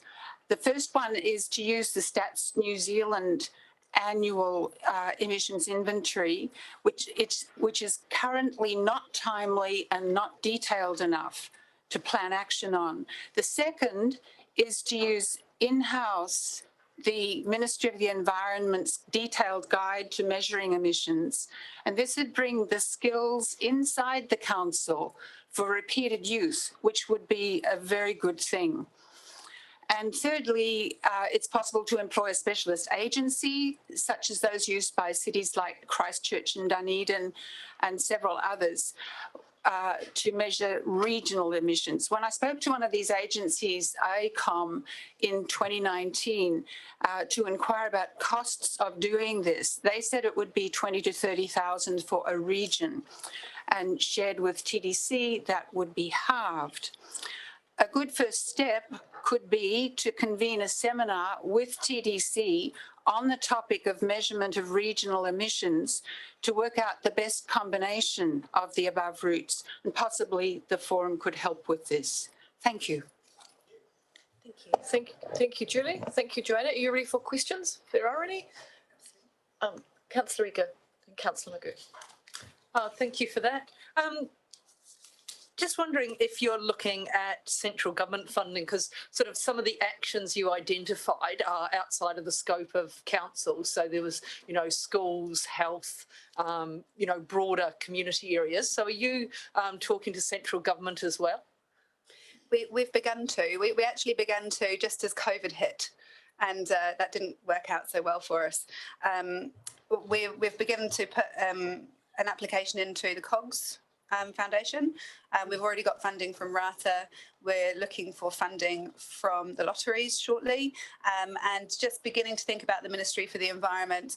I haven't yet considered what funding there might be within the Ministry for Climate Change. But yes, not yet is the answer, but we hope to.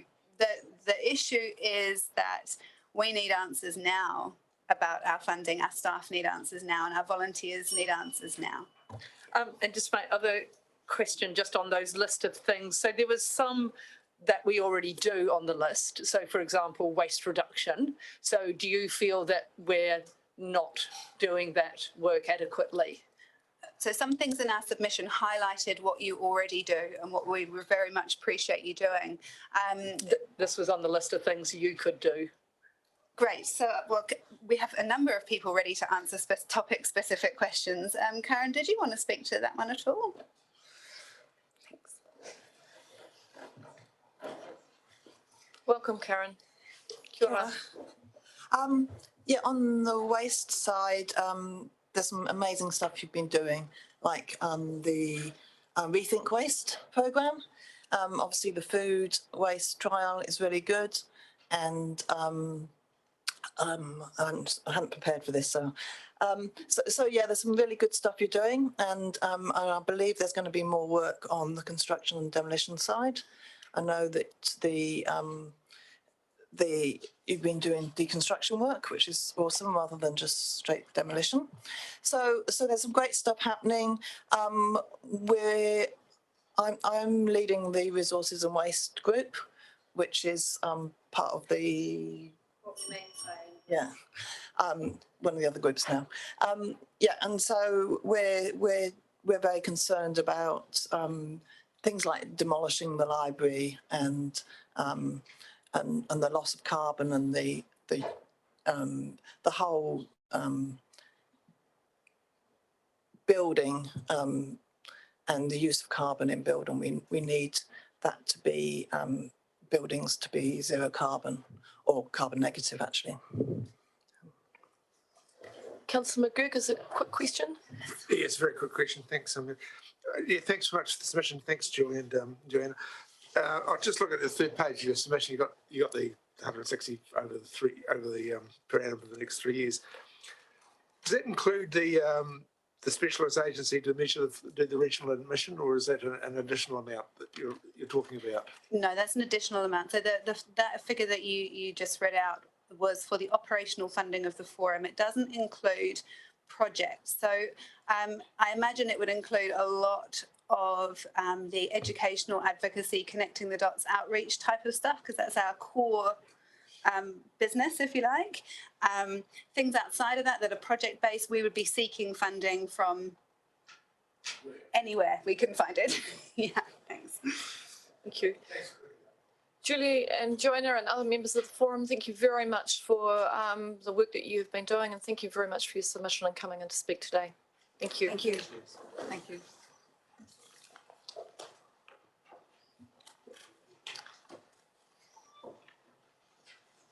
Right, our next submission is from the TTS Charitable Trust, and Derek Shaw is here to present the submission.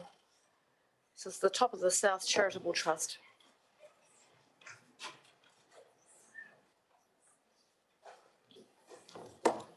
Kia ora, Derek, welcome. Kia ora, good afternoon, everybody. Thank you for the opportunity to speak to our submission. Last year in our submission on the draft annual plan, we indicated our desire to complete the pole vault facility at Saxon's Field. So currently we're the only track and field facility with an all-weather track that does not have in the South Island, that does not have a pole vault facility. So it's the last major thing that we need to complete the facility at Saxon Field. And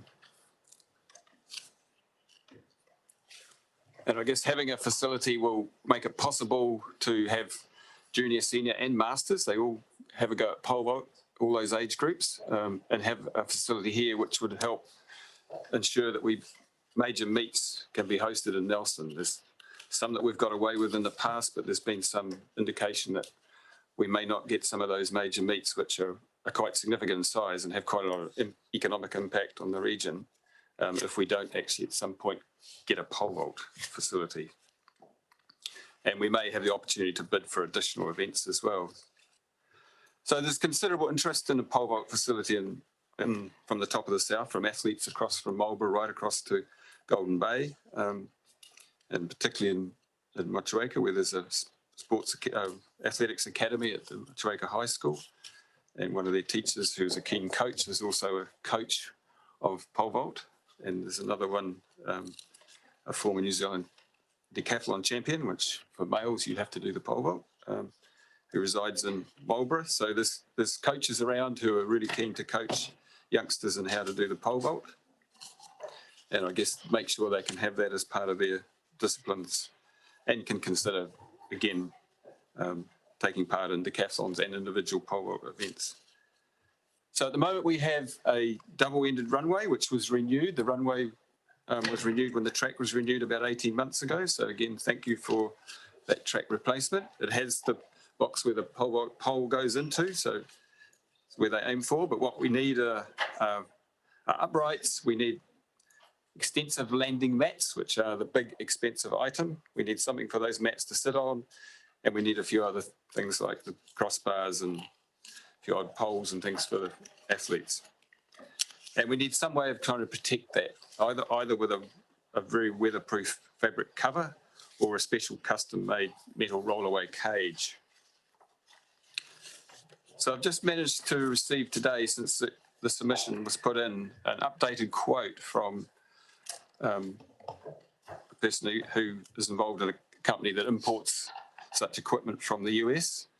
And I'd put in earlier that was 60,000, which was kind of a bit of a guesstimate based on our last figures we had assembled 5 years ago. So the cost now, and this doesn't include a cover, protective cover or a rollaway cage, is actually 65,000. So based on what we propose in our submission, the athletics code would be prepared to fundraise for 40% as opposed to the normal 20% that seems to be expected for capital equipment for sports groups. So we're prepared to make an effort to double our normal amount. And that, I guess that's recognising that both councils are under considerable financial strain at the moment. Not that that's been any less in the past. Probably won't be any less in the future either.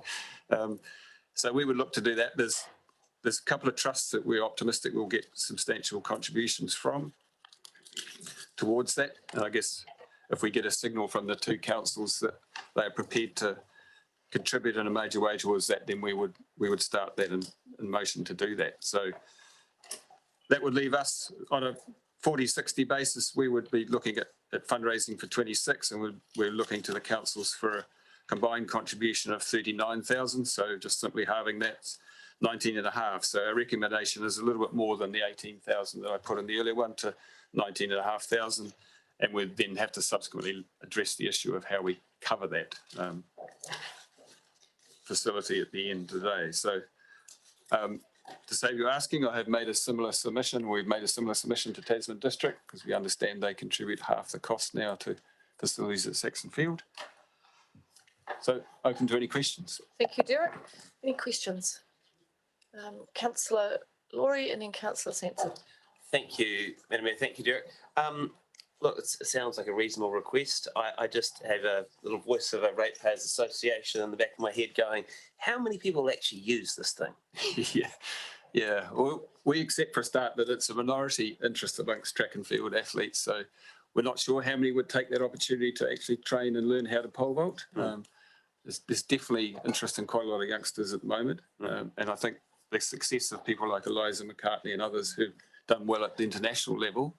Whether she makes it to Tokyo seems doubtful now, but there's others around like Olivia McTaggart has aroused interest in local athletes who are keen to do that. There's a young 15-year-old in Marlborough whose father was the decathlete I was talking about. He's super keen to be able to do a pole vault and do a class. And we have somebody in Westport who often goes to Christchurch to train on their pole vault facility, but I'm sure he would come up here as being a closer option than going to Christchurch. Plus, the academy in Motueka and the one at Neyland would obviously make that available to their students as well, I think. So I think we would see a resurgence.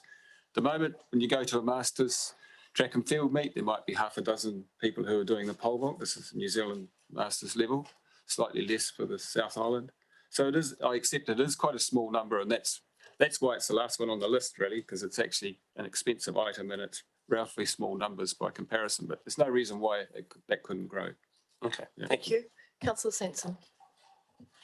Thank you, Madam Mayor. Kia ora, Derek.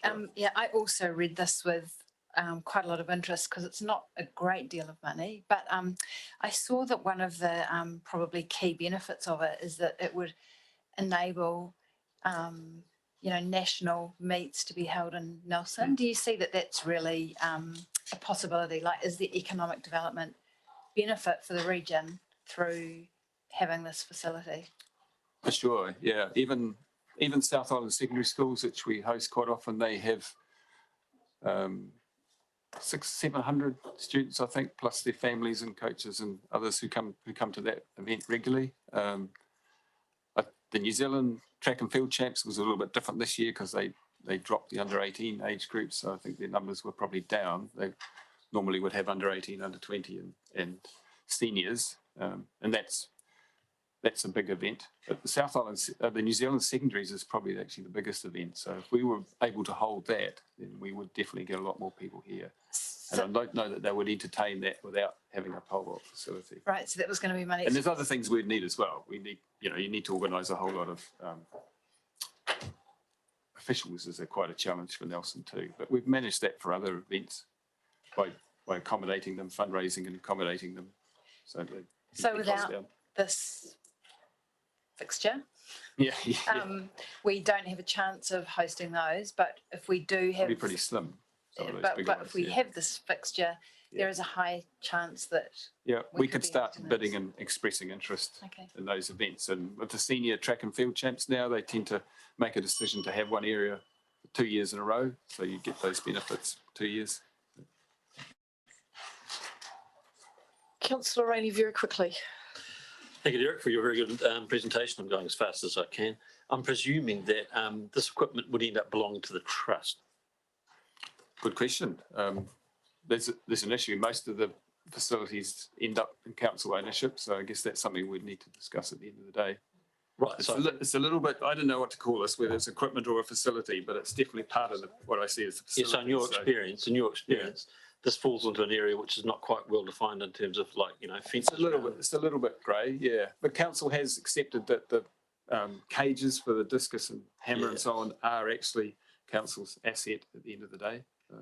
Same as the equipment shed was, which we've provided the major contribution towards the cost of. So what I suggest you do is I suggest on the 12th of May, the Sexton Field Committee can have a conversation about it. As I understand this matter's on the agenda. I think I might be Derek. conflicted. I think you might be conflicted. I will just identify for you now a conflict of interest in relation to that matter as chair. Thank you very much for coming in to submit. It was a very clear submission. Appreciate that. Thank you.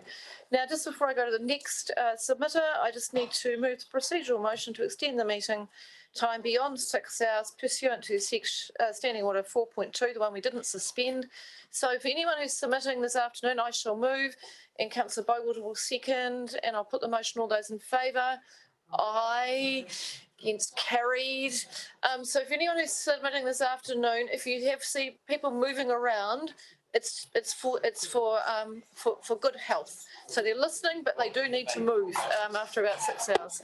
I'll invite Julian Range to join the meeting. Julian is speaking on behalf of Waimea Irrigators Limited. Thanks, Mayor Rees. I will be quick and hopefully you can make some time up, and I've just dropped my piece of paper.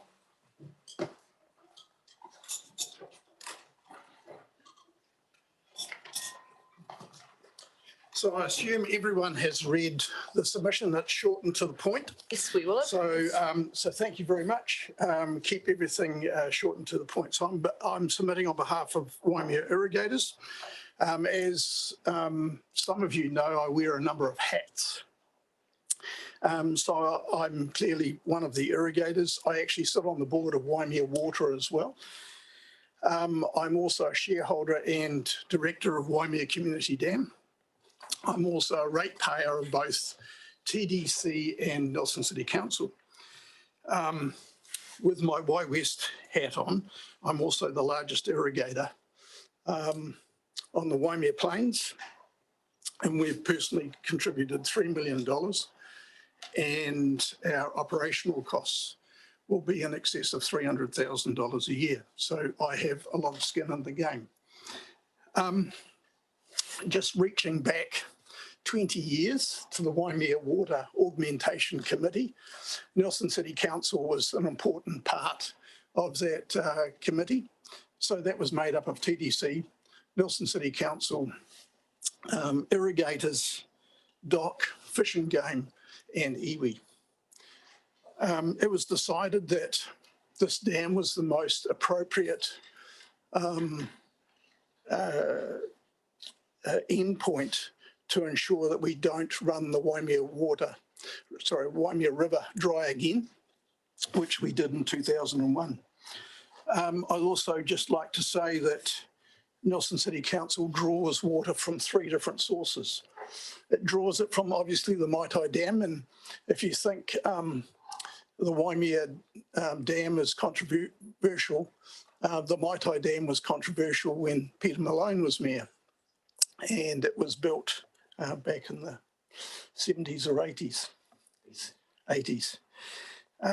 It also draws water from the headwaters of the Roding, and it also takes about 25% of the water that is pumped from TDC well field in the Waimeas. It feeds water back up the pipes essentially for Stoke and can go all the way through to Tahunanui. From the outset, Nelson City Council committed $5 million. Whether you've paid it or not, I think is beside the point at this stage. But it was on the basis of 515 hectares equivalent that $5 million was set. Was the cost now higher? We request to rebalance your contribution.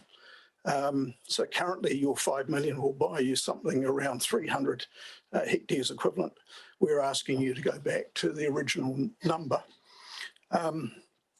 And probably in closing, the project is regionally significant. It is the largest dam built in New Zealand in the last 20 years. And Nelson City needs to contribute, in my view, a realistic level that will benefit all of the region and obviously Nelson City. And just as an aside, if you could use more water from TDC and enable you to spill more water into the Maitai, thus improving the minimum flows in the Maitai and improving the water quality in the Maitai. So I'll leave you with that. Thank you, Julian. Very clear submission. See if there are any questions. Councillor Eka. Thank you for that, Julian. I'm not sure if you are happy to wear multiple hats at the moment. You mentioned them. So a number of years ago, there was a 95% confidence interval on the cost estimates. We do know that they have not. They've been within that 5% of margin of error, I guess. Where are things at with just relation to, I guess, some security of final cost? And that's a very reasonable question, given that I sit on both sides of the fence. I'm very confident as to where we've got to. It's a range that we state now, Judine. We're out of the ground. If any of you have been up there recently, you'll see that the ability for things to expand in terms of cost are very much limited. More than 50% of the cost is essentially below the ground. We're out of the ground now, so there's a limited amount that it can go up.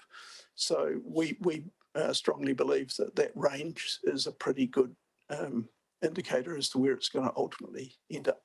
Thank you. That's really, really informative. Any other questions? Could I just ask, what is that range? It's So 148 to 164 roughly. in the submission. Yeah. Thank you, Julian. It's a very clear submission. Thank you. Thank you. Thank you for taking the time to come in today. Our next submission is from Chiquita Bell. I'll invite Chiquita to join the meeting. Kia ora, Chiquita. Welcome. Thank you. Tēnā koutou, tēnā koutou, tēnā koutou katoa. Thank you for having me. I've submitted on some specifics in the plan, but I'm going to talk on a more an overview theme with my oral submission. Many of you have seen me in this seat before. I'm a serial submitter. I've been involved in political and environmental action since the time of the Ban the Bomb marches, the Vietnam War and the Aramoana smelter. I would love to think the job is done and I could enjoy my retirement in peace. However, I have grandchildren. What does their future hold? In today's Guardian, the deputy leader of the EU predicts this generation will face war over food and water. You would have to be very bold to look your grandchildren in the eye and tell them we have done our best for their future, that we have looked after our rivers, birds, beaches, natural places and wild spaces for them to enjoy as we have done.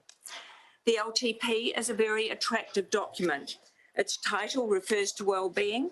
It has many lovely photos of young people, including my grandchildren, who, as the cutest kids in town, get a whole page to themselves. It has our cityscape looking lush and green. The text outlines a wonderful vision. But the details in the LTP will not lead to a happy future for our kids or for our natural landscapes. The LTP covers climate change, but in our willingness to adapt, we have already embraced this term as something to be managed. Climate crisis is more accurate, and we will not manage unless we start now. You are our community leaders, our elected representatives in the democracy we are privileged to hold dear in Aotearoa, New Zealand. If our smart little city were a ship, you are its captain and officers, and I call on you to have the courage to turn the ship's wheel away from the course we currently steer. I don't doubt your good intentions or your commitment to Nelson.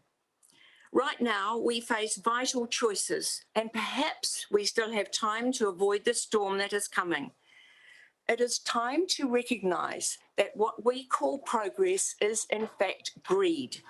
This applies to the proposed subdivision in the Maitai Valley, where a few people will make a lot of money at the cost of the common good. The LTP attempts to avoid the Maitai Valley controversy, but it is at the heart of how this council approaches the next 10 years. Citizens have recognised this and sent in dozens of submissions on the subdivision. And while the Save the Maitai petition may have out-of-town signatures, this surely tells us just what a taonga we have. The Maitai Valley is the envy of many other towns and cities. Save the Maitai estimates 8,000 signatures are local, which is more people against the plan change than the number of votes that gave many of you a seat at this table. What happens in the Maitai Valley is emblematic for how we shape our future and how we deal with the looming crisis brought about by selfishness, greed, apathy, and a refusal to listen to science. Do we continue to destroy nature in the name of progress, or do you, as our leaders, listen to the ratepayers who are saying enough's enough? COVID has shown us that leaders can make radical change and are respected for it. How we deal with the Maitai Valley is central to how the future will judge us. Please listen. Please think of your children and grandchildren. Please say no to the plan change. Thank you. Thank you, Chiquita. Any questions for Chiquita? That's a very clear submission. Thank you very much. Thank you for coming in. Our next submission is on behalf of Arts Council Nelson, and I'll invite Maria Anderson to present the submission. And Sophie Kelly, welcome. Kia ora. Oh, yes. And Lloyd. Oh, everybody, okay. I'll be back in. Tēnā koutou, the Chair, Mayor Rees and councillors, thank you for hearing us today. Some introductions. Sophie Kelly, Arts Council Nelson Co-Chair. Lloyd Harwood, Art Council Nelson Manager. Yanya Heathfield, Manager of the Refinery Art Space, and myself, Maria Anderson, a member of the Arts Council Nelson and author of the feasibility study, the attached report. We are here today to seek your support to future-proof our leading community arts organisation, that is Arts Council Nelson. Today's presentation is not about the daily running of this organisation, but the vision and forward focus to ensure that Arts Council Nelson has a secure base for the arts sector in Nelson, and to offer our organisation a stable financial future and ultimately an asset that can be utilised to support further growth and development of the arts here in Nelson. 114 Hardy Street offers all of this and more to our organisation, and it is a timely option for you to discuss as part of your long-term planning process. The proposition to purchase 114 Hardy Street is elaborated on in the attached report. It's a building that has already had significant council support and investment to make it suitable for the refinery art space, given the issues of the old site. The success of this current site has also been presented to you in the attached report, showing high community engagement, increased visitor numbers. We are aiming for record numbers, perhaps as high as 15 to 20,000 visitors in the first year of its operation in its current site. The CBD is currently supported by the CBD site is currently supported by council via a commercial lease of $38,000 a year. This is given this is a long-term plan discussion, we suggest that the potential costs for this lease support over the next 10 years is pulled forward into a funding pool of $333,000 and is available for us to secure the additional $666,000 that is required to purchase this building. We are looking for a 6-month time frame to secure these funds and to undertake the required due diligence to enable Arts Council to purchase and ultimately take ownership of this building. This commitment would provide us with the required leverage to approach other funders with success. The income and additional spaces on the first floor offer exceptional opportunities to Arts Council Nelson, both from a financial perspective, currently returning over $50,000 a year, but it's also in the future with potential to offer artists and residents and additional studio spaces. It has real potential to become a living, breathing arts hub that other regions aspire to. We also note that there's a lot of discussion in the long-term plan about the vibrancy of the CBD, and we feel that the refinery art space significantly contributes to the enhancement of our central city. We are an organisation that is capable of further invigorating the CBD events and activities, as proven with the night vision and our city gallery maps and other associated programming. We are positioned to launch activities, bring our other city galleries together and support our local artists and art-loving followers. Being located in the CBD helps us to create the arts brand that our city is renowned for, and we continue to do this with council support to take ownership of the site. We'd also like to take this opportunity to reassure Council that extensive research is still underway. Our due diligence will be thorough, and we are currently seeking quotes to establish costs involved in this, and we understand that Arts Council Nelson need to secure the funding to do this. So thank you for the opportunity to present today and for your continued support of the arts here in Nelson, being such a vital factor of our community's overall well-being. We're welcome to take any questions, but I'd like to hand you over to Sophie Kelly for a few words.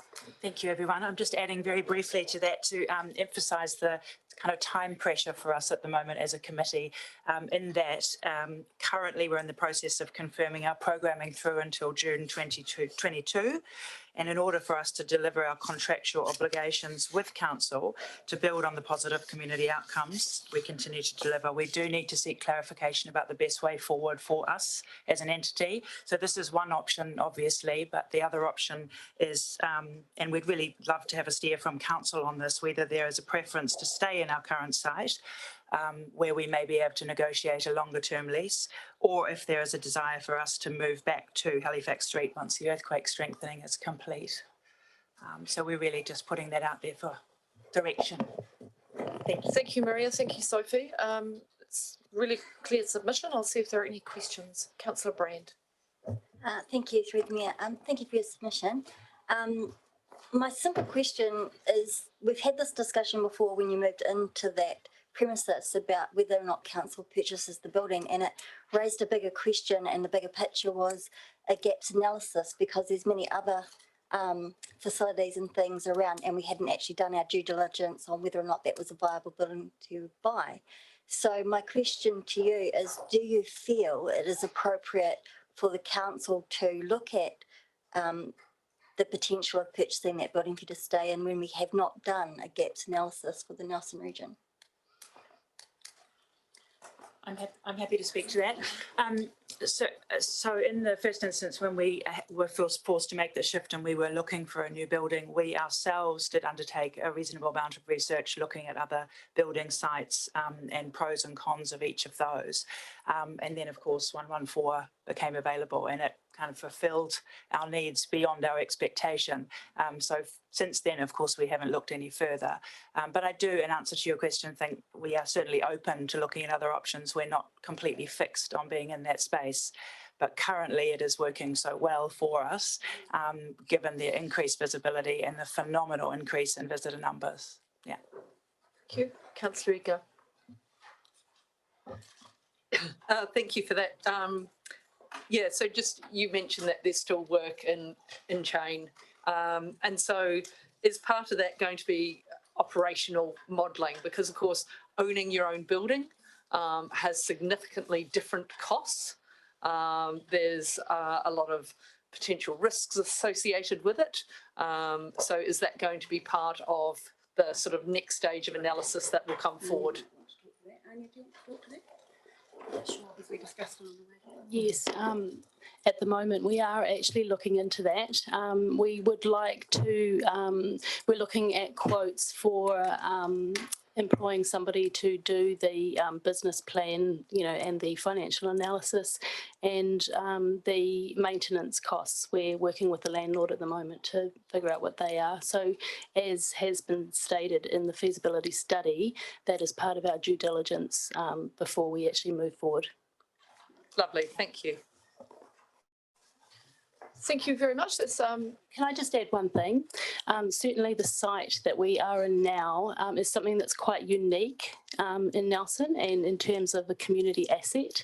We just had our Handshake project, which was brought a lot of the art community to Nelson, and Charlotte Davey from Te Papa said that in terms of an exhibition site with the scale and the scope of works that we can show, it's something that is actually quite unique. Thank you. Thank you very much for your submission. It's really clear, and thank you very much for coming in to speak today. Thank you. Thank you. Thank you. Thanks.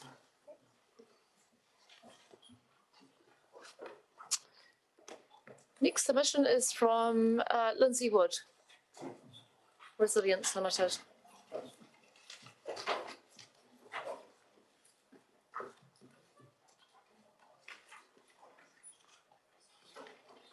Welcome. Kia ora, Lindsay. Kia ora, Mayor Rachel. Kia ora, everybody. I would like to acknowledge Kata Bell's presentation just now. I don't speak with her eloquence, but I'm also a serial submitter.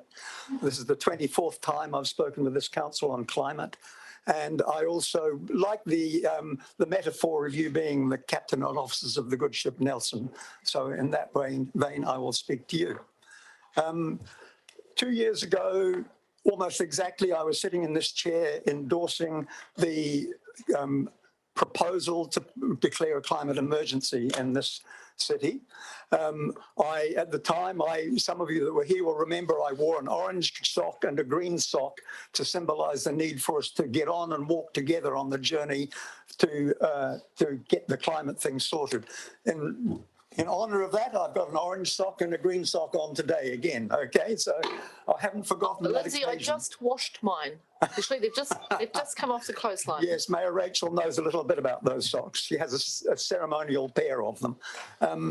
And at that time, I faced considerable cynicism from various people, from colleagues, from members of the community, other community organisations about that process. Since then, and 2 years on, I don't think it's unreasonable to expect that the first long-term plan since that declaration was made would give us some really revitalised hope that we were tackling the climate. Unfortunately, I think the cynics were proven correct, and I think what Giulietta Bell said stands up, that very largely it's a document that looks good on the outside and is seriously lacking in content. I'll now talk to my slides. That's just a contents page. The significance of being top priority to climate is that if we don't do that, the rest of them don't count for very much. Just see that I've got although this is a slightly different one. Yep. Is that it? Oh, thank you. So starting quickly with the good, the bad and the ugly, I'm just going to be selective with the slides there.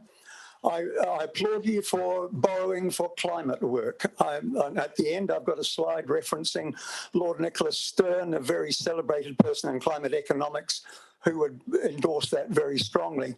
At the other end, in the ugly, I've quoted from the financial statements, financial strategy, incorporating climate response into business as usual.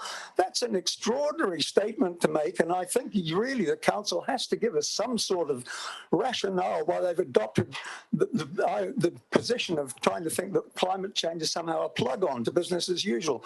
I've likened it to trying to COVID-proof a rock concert by getting people to wash their hands. I'm sorry, it's almost an oxymoron. I just want to use, I'm not going to talk at length on the library, but I want to use it to illustrate some climate points. In the quite complex graphic that explains some of the rationale for the climate, it says, one of the wishes is a sustainable building demonstrating Nelson's approach to climate change. I have to say, what do we learn about the city's approach to climate change? We learn that it thinks sea level will be all right on the night, that we can build something now and handle the long-term risk of climate another way. I compliment you for going for Green Star 5 for the design of it. I happen to be a Green Star practitioner. But I would also say that Green Star rating is not the whole story on a building. It doesn't evaluate whether you should be building it in the first place. It doesn't evaluate whether you really are making sense as your choice of site. And finally in there, I want to say that we're actually being driven by our heart by a whole lot of things that actually don't relate very much to a library. The very last slide on the list here, which I probably won't get onto, itemizes 10 items there on the wish list, and I think only one of them could really be said as a clear library issue. They're things like connecting with the Mai Tai and ease of parking and stuff like that. Goodness me. Carrying on, the long-term plan asks the right key question on climate, but with all respect, it offers nothing like the right answer. In the climate issues, key issues climate change section, there is the final paragraph there which finishes with the statement, this is council's preferred option, that is to basically be very proactive on climate. Do you think we should be more cautious and wait and see? Definitely not. Don't be more cautious. Put your foot down hard on your climate action and go for it. We just can't afford to waste more time. But with all respect, there's not enough urgency, there's not enough vision and long-term thinking in there. In fact, I've called the long-term plan appalling on big climate issues.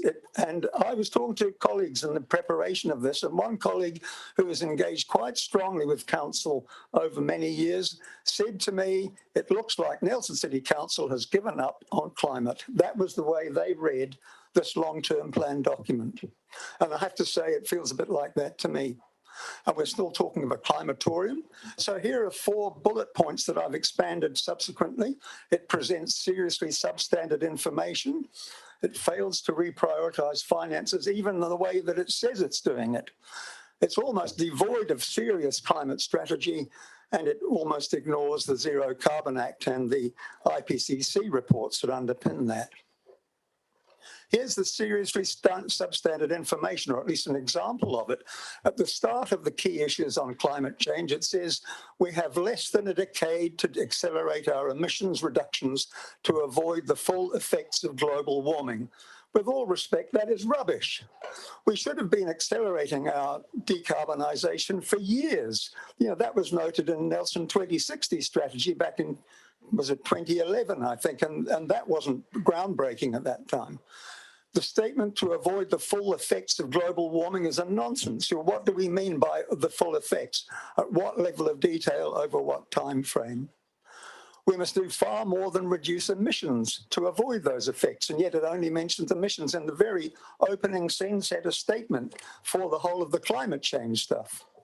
And in any event, it's likely to be too late to avoid many of those effects.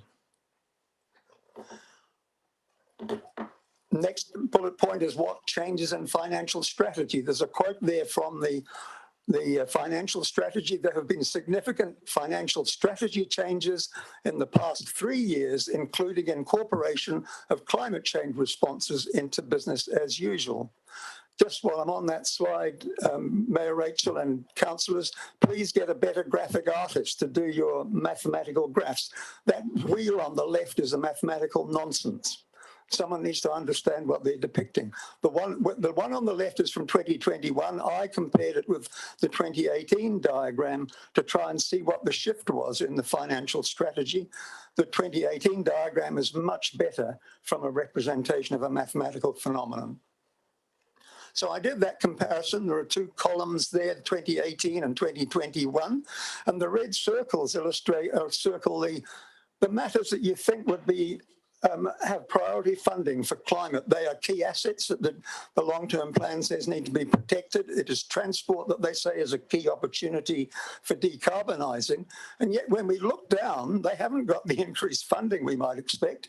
Water supply has dropped 12%, transport's dropped 7%, and none of the others have got any increase at all. So I'm struggling to see where this strategy statement comes from, that the climate imperative has actually made a big difference to it. The long-term plan is almost devoid of sound climate strategy.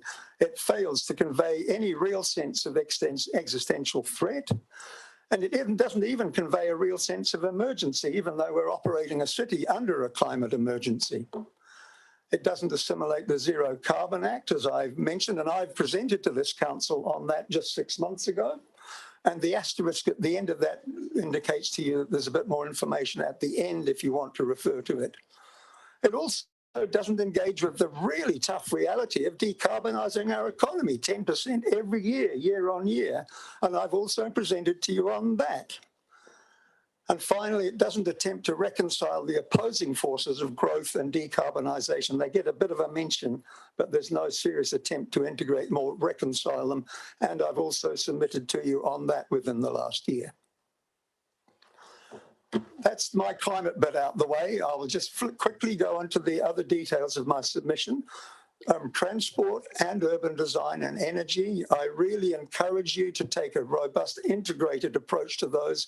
I don't think you need me to tell you they're integrated, but we must courageously engage with slashing fossil fuel usage, and that will require more than cycleways, more than buses. It will require being tough on people driving cars into the city, and especially people driving fossil fuel cars.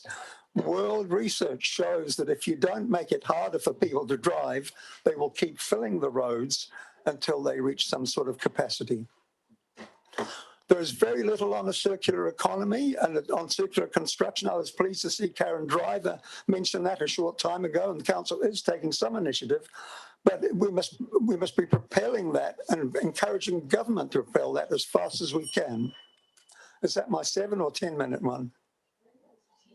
10, okay. In that case, I'll finish by saying that the picture there is of a guy called Lee Beattie, who's the acting head of planning at Auckland University. He would have some great things to offer in terms of making our central city area citizen-friendly. Thank you very much for that. Kia kaha for the climate. Thank you, Lindsay. my deep apologies that the words business as usual managed to get into that plan. I was up for hours and hours trying to read through everything and I just missed that one. It's a phrase that I really should have got out of there, so my apologies. We'll take some quick questions. We're out there 10 minutes, but if there's a quick question for Lindsay, we'll do those now. Councillor Fulton first. Thanks, Lindsay. A slightly damning submission. I'm feeling slightly deflated. I'm just curious, a couple of questions follow up with regards to the library site. Did you read that there was an attachment showing all of our sea level rise modelling for RCP 8.5 models? So when we talk about worst case scenario, we're looking at the RCP 8.5. Did you look at that data? You're quite right. There is the modelling there for, I think, is up to 2140 or something like that, 2140. And you're right, Councillor Fulton. My concern is that we don't have an adaptation strategy for the lower city area. And so I'm at a loss how we can propose a $50 million investment there of a key structure, when in fact it's in an area which we know, with all respect, it might have adjustable floor levels and all the rest of it, but we've also got roads servicing it and we've got other buildings around and so on. And unless there is a strategy to deal with the whole of this, as cities do in other parts of the world, I'm familiar with Hamburg. But you're aware we've begun that work. Sorry, beg your pardon? That work has been begun. There has been flood modelling of the questions, Councillor. No, I'm not talking of flood modelling. I'm talking of an adaptation plan. Yeah, okay. And my second question around sort of you talked about the conflict of the economy and growth versus decarbonising the economy, and we had a section on that in the regeneration of our economy on Project Kokiri, where we are looking at how we look at prosperity without the economic growth models. Did you pick that up in the? I really respect what's going on with Project Kokiri, Councillor Fulton. I think the point is that the growth in itself, apart from all sorts of other things, it compounds the decarbonisation trajectory. If we add 1% growth, we have to decarbonise that much faster. Quite aside from the fact that we have to ensure our growth is actually zero carbon growth. And I don't think we've done either. Population growth or GDP growth, sorry. I'm sorry, population growth. You're talking about population growth, not, That's right. okay, all right, thank you, that's really helpful. Thank you. Clear perhaps on the word. Lindsay, we're well over time, so I'm going to break now because we've got 3 days of, Okay. 2 more days to go. Thank you for your this time. evening. Thank you, Lindsay. Good luck with the rest of it. Yes, thank you. So I did not take that. Can you?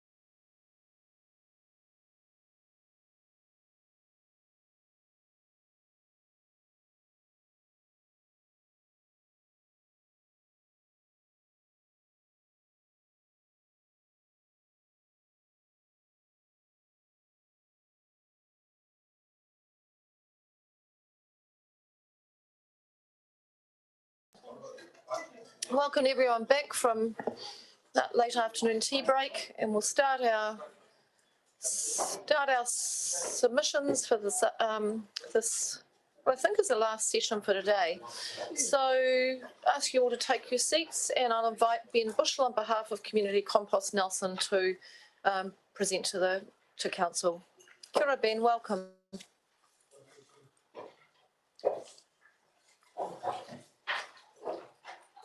Just when you're ready, you just press the microphone on and the red light will show, and then we're ready to go. Thank you. Kia ora koutou, Madam Mayor. Hello, everyone. Thank you for squeezing me in. I realise it's been a bit of a squeeze, so I appreciate you hearing what I have to say today. I hope you're all having a great day. There's a letter there that I've written, which I won't repeat because I know time is of the essence. I have a quick story and then I can answer some questions. 4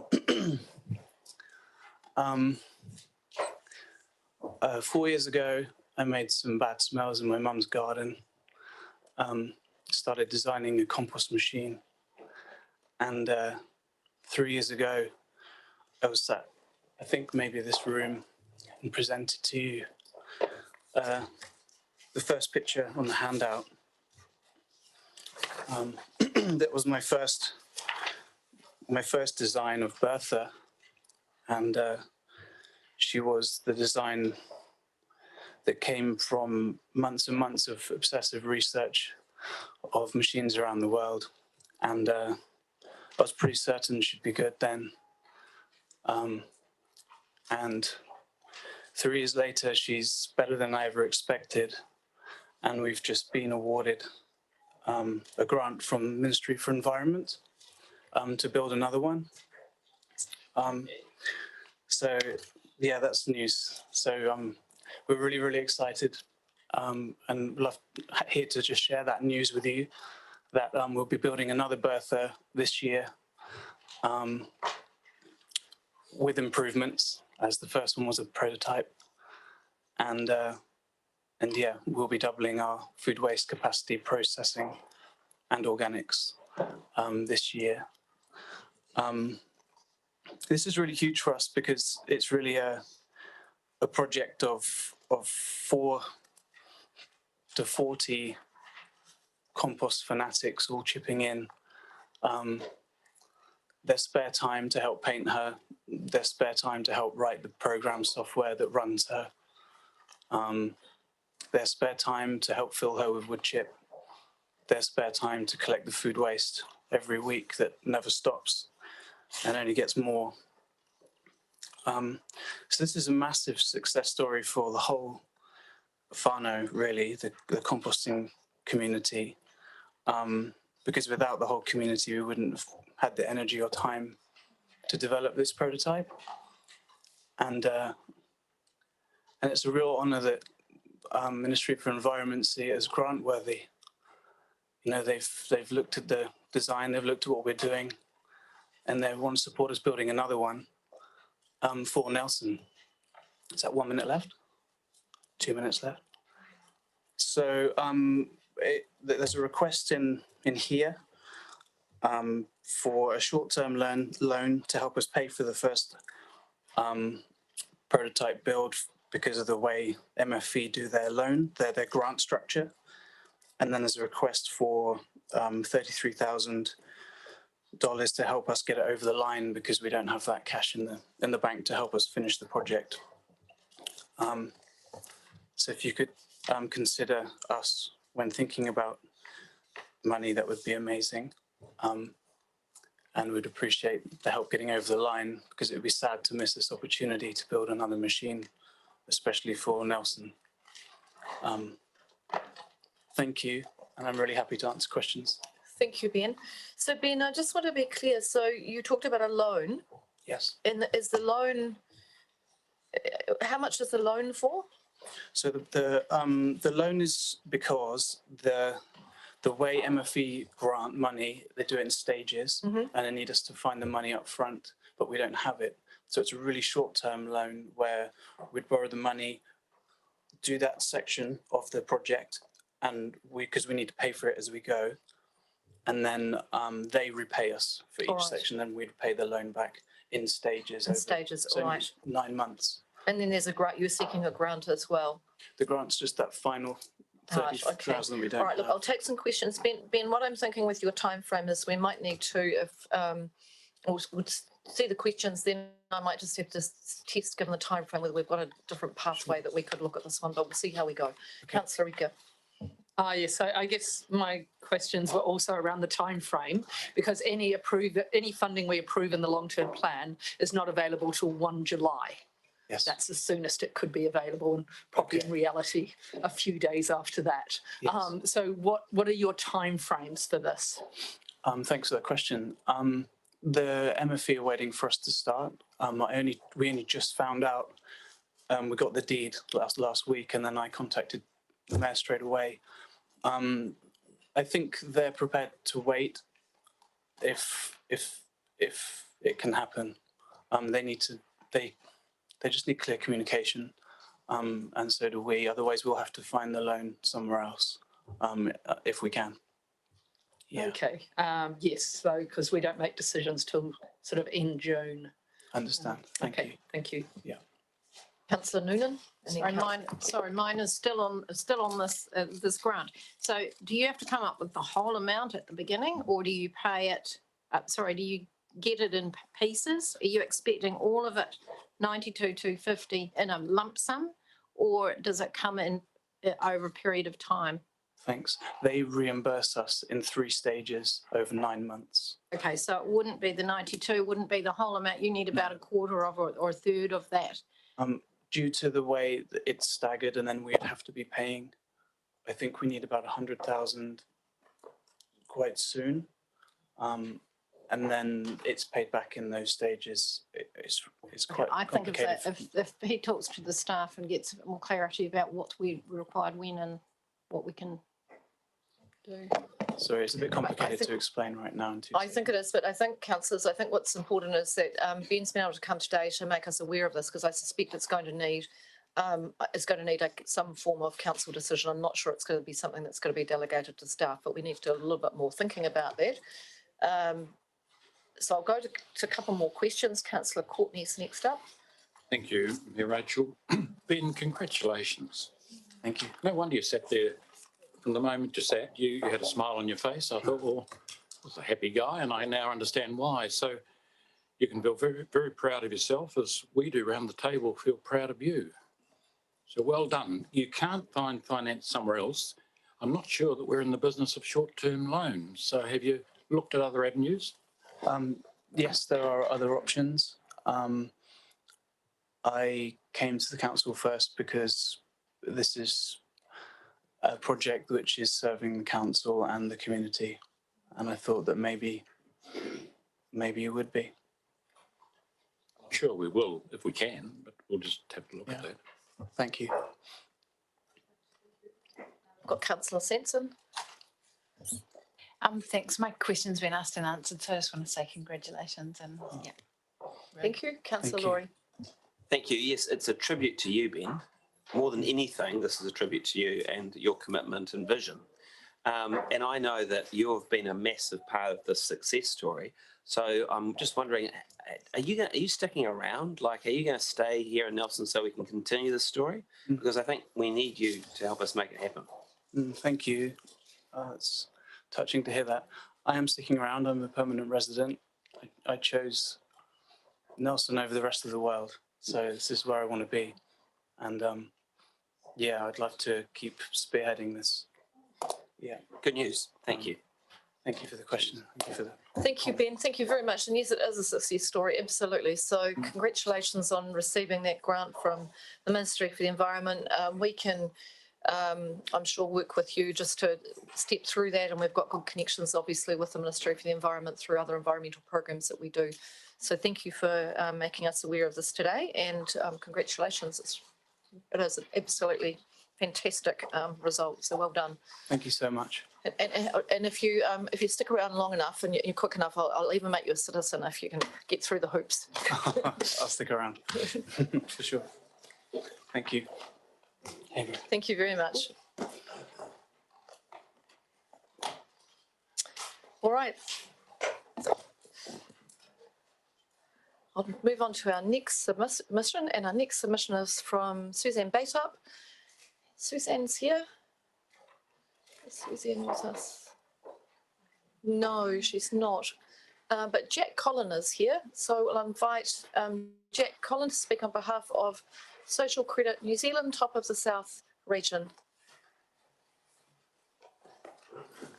Kia ora, Jack. Welcome to the meeting. Thank you. Just like to thank the Mayor and councillors for looking at our submission. Most of you had a copy of it, so I won't branch into any of that. Myself, I am chairman of the Top of the South region for Social Credit, and I'm here today speaking on behalf of Social Credit members within the Nelson City area. The long-term plan, I've had a good look through it, and I must congratulate the council staff on such a good presentation. It was easy to follow, and you can see the reasoning behind it. Right, going on through adding to the submission that we've put in, it's a worry of how a number of ratepayers can afford a 5% rate increase. This year, and then in subsequent years, a 5.7 increase each year. The compounding effect of those on fixed income will make living in Nelson unaffordable. So it would be good if some of the rate increase could be decreased. The essential infrastructure needs to be carried out, but I question the provision for depreciation being charged against rates. Has depreciation been included every year? So has the funds gone into a separate bank account, collected for depreciation, been put into the update and repair of water reticulation and other infrastructure? If not, what is the purpose of depreciation? Take it out of the rates calculation. The amount of borrowing which is signalled in the long-term plan results in there never being a chance to reduce rates, as the amount of interest and debt repayment will continue to grow. Government legislation, regulations and standards regarding the Three Waters reforms will result in 4 entities to administer the water systems, telling the council what to do. Bigger is not better. Look at Auckland Water Care, still cannot get it right. When Nelson City Council gets the instructions from the entity, it will need to request funding from the Reserve Bank via government at 0 interest. It can be done. A massive amount of money was sourced from the Reserve Bank for COVID action, and listening to the radio today, there's still money in that fund which they haven't used, and now it sounds like Mr. Robinson's going to use it for other activities. And that presents all my presentation. Any questions? Thank you, Jack. Any questions for Jack? It's a very clear submission. Don't think a lack of questions is a lack of interest, Jack. It's just a very clear submission and a very clear presentation. Yeah. So thank you very much for coming in to see us. Jack, Jack, I don't know how it is, but you look younger every time I see you, and obviously things are going well for you. So it's really nice to see you. Yeah.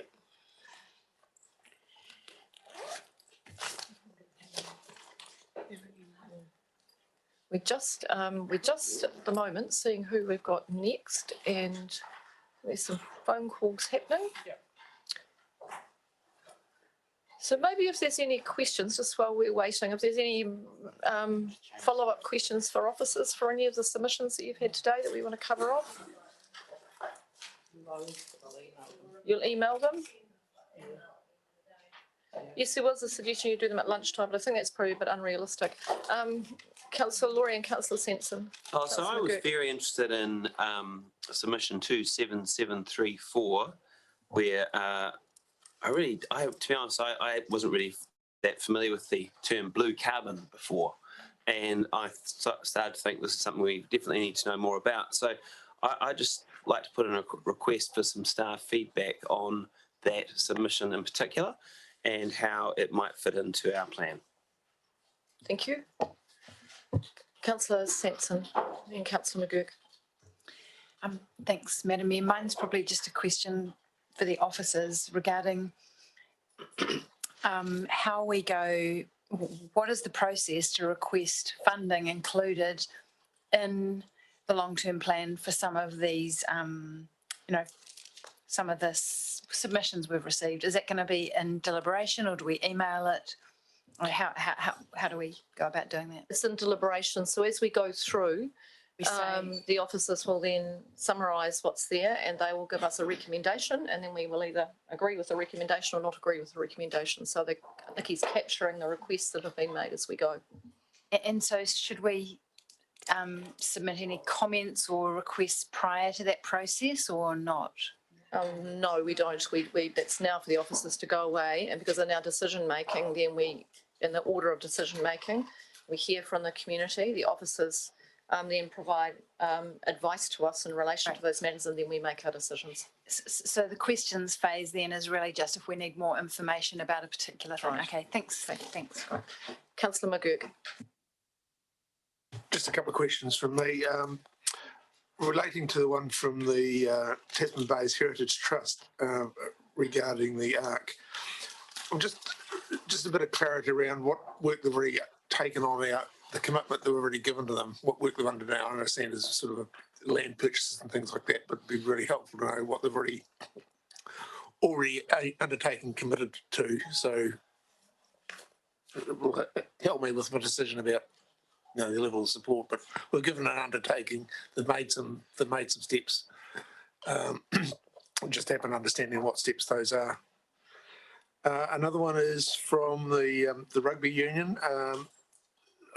Didn't want to ask the question in public, but I'd like to have a bit more explanation from the rugby union about what their financial, voluntary and sponsorship contribution might be to whatever they're proposing.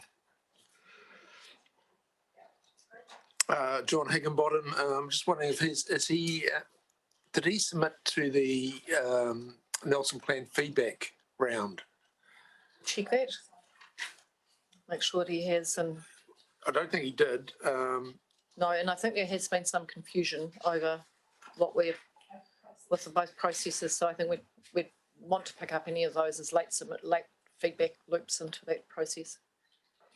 Yeah, I'll leave that for the time being. Might have some more later Lovely, thank you. Councillor Rainey. In regards to the Sea Sport Alliance and the gym sport collective, I think when we are being presented with projects which are multi-million-dollar projects potentially, that advice from staff should be that as council we need to be dealing with a registered entity, whether it be a charitable trust, a company, or a incorporated society. And if it's going to be a charitable trust, and I understand that becoming a charitable trust is relatively hard to do these days, or an incorporated society, I think it's really important that as councillors we get to see at the very least the aims and objectives of the incorporated society or the charitable trust, because these large amounts of money and we need to give it due consideration. And I'm a little bit taken aback that they would think that they would be able to get, to use a terribly used term, traction, if they just well, is loose collective the right word to use? I don't think it is. I think we need a little bit more rigour around that process.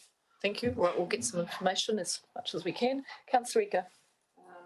No, Sorry, I'll just email all mine through. Okay, that's fine. Councillor Noonan. I've just got I've got a few, but I'll email the balance, which are odds and sods, I'd call them.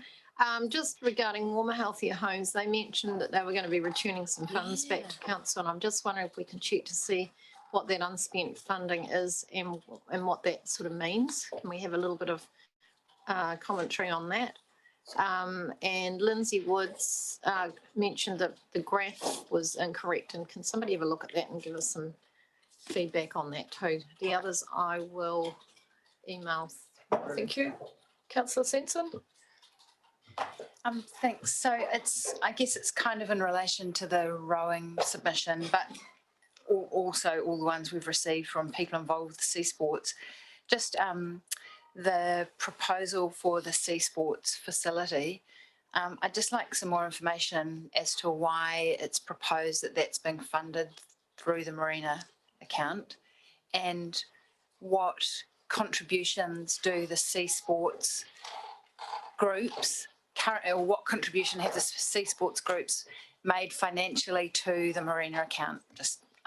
It was a question that came up for me during the submissions process. Thank you. Right, I think it's Councillor Fulton, and then I've got someone here who's ready to speak, so I'll break after. I'll take Councillor Fulton, and then I'll go to speakers. Nelson Marlborough Health submission, I just want to follow up on where we're at with the smoke-free policy development and their good food cities, whether we can develop a food procurement policy internally for council. With regards to Lindsay Wood's submission, particularly his words around decarbonisation of the economy and a plan each year for that. I just want to find out where we're at with our emissions reduction plan, Nikki, and I know that work started, so how far away that is, and whether Lindsay can perhaps incorporate some of that thinking into that, whether we can have a conversation with him about that. And then Ben's submission, the community compost submission, I just want to find out in terms of our climate emergency fund, what's left in that as some of the emissions reduction plan work. I don't think went out for, there might be more left in that than we realise. Right, so we'll break now to, and I think Sky Davies is here. Sky, how are you?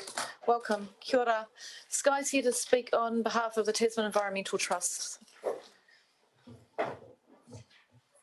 So when you're ready, Sky, and just press the microphone to the red buttons on. Lovely. Kia ora, thank you very much for inviting us along to speak. Gillian had another meeting to be at this afternoon, so I'm speaking on behalf of the Trust. I understand that Fiona Eade spoke, she's also from Tasman Environmental Trust, about a blue carbon proposal. I'm speaking more generally about the Trust, the role that we play as a supporting community conservation hub, and how we help to support and scale up community conservation efforts in the region. So my name's Sky Davies, I'm the General Manager of the Trust. I've been on board for about 3.5 years.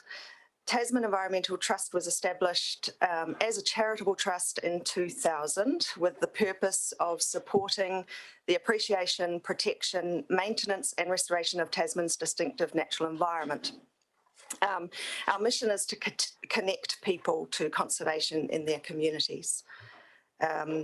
Our focus, the focus of the Trust had been just the Tasman region, but last year, following discussions with Nelson City Council, we changed our Trust deed to include the Nelson City Council region as well, boundaries as well.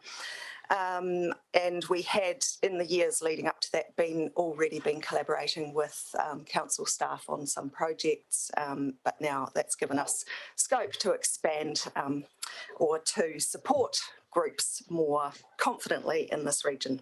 too. Over the last 5 years, so TET had operated at a fairly local scale, supporting specific projects. And over the last 5 years, we've looked at how we can better support the scaling up of conservation efforts in lowland ecosystems, in particular outside of the public conservation land. TET's proposition has been that by supporting community groups and by facilitating collaborations and partnership, we can lift our collective ambitions for community conservation. We can achieve biodiversity outcomes at a much larger scale, linked with regional priorities and carried out to a high standard. With Tasman Environmental Trust shouldering some of the administrative burden, communities can get on with the work on the ground that they're really motivated and there to do, not bogged down by the treasurer roles and the reporting and all of that type of thing. And then we'll also, by looking at opportunities with key partners, including communities, but also with agencies, we can really look at a much bigger scale than if you're working alone. So how the roles that we play to achieve this are through back office support roles such as planning, financial management, fundraising, volunteer recruitment, doing the health and safety plans and requirements, and reporting. We also have a real focus on coordination, so that's aligning with strategic priorities. I've been involved with the development of the Kotahi Tangamota Taio Alliance strategy, and currently with TDC on their biostrategy development as well. Also building collaborations and leveraging funding, so looking at how we can make what the contributions locally go further by attracting other funds to co-fund projects. Also interested in linking projects, joining the dots, increasing the scale. We have another focus on evaluation and monitoring so that we can demonstrate the outcomes and successes or otherwise of our projects, incorporating science, ensuring best practice is followed, and quality assurance.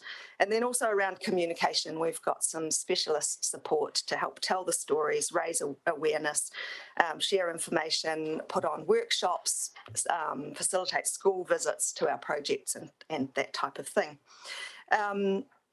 We have a core team of 8 individuals, but we all work part-time, super efficient, multitasking and dedicated part-timers that make up a total of approximately three FTEs. So that's myself. We have an operations manager who oversees all the projects and makes sure they're running on track. We have an admin and systems and board support role, financial management, comms support specialist, a regional predator control coordinator, and a coordinator for Golden Bay under the Project Mohua banner, and a monitoring and evaluation role, which is beginning this month. We think this model has proven to be very successful. Over the past 18 months, we've grown from managing grants worth less than $300,000 to approximately $7 million right now, with some feasibility studies about to begin that could increase that again. We are a lean, efficient and nimble team. We focus on building good relationships with communities, landowners and key partners, and we're on track at the moment to over-deliver on the major $1 million plus projects that we have underway, which I'm really proud of. We've got excellent governance in place and a focus on accountability with strong systems to support that. Our projects are predominantly Tasman-based, but we have had some exciting progress in Nelson this year as well. There was a group of landowners in the Waka Puaka catchment who approached us last year, a few days before grants to Ministry for the Environment were due, wanting to put in an application to restore habitat and the health of the waterways there. And that they saw the benefit of submitting that application under our umbrella with the charitable trust infrastructure and support in place for that. So we've been successful in securing $1.3 million for that project and have employed a project manager, and that work is now underway, which is really exciting. We've also collaborated with Nelson City Council staff on restoration around the Waimeha Inlet with a 1 Billion Trees grant that we currently hold. Also supporting a small restoration project, Kokorua Sandspit. The blue carbon proposal obviously includes the Nelson area as well. And we also provide support services to the Nelson Tasman Climate Forum. I understand they're submitting separately, and I just want to also reiterate the appreciation for the support that Nelson City Council has given to the forum, and we would definitely support continued dedicated support to the forum. So why do we need council support? Getting funding for projects is relatively easy. Securing that sustained funding for those core support services that I've described is harder. We are asking for $40,000 a year from Nelson City Council, and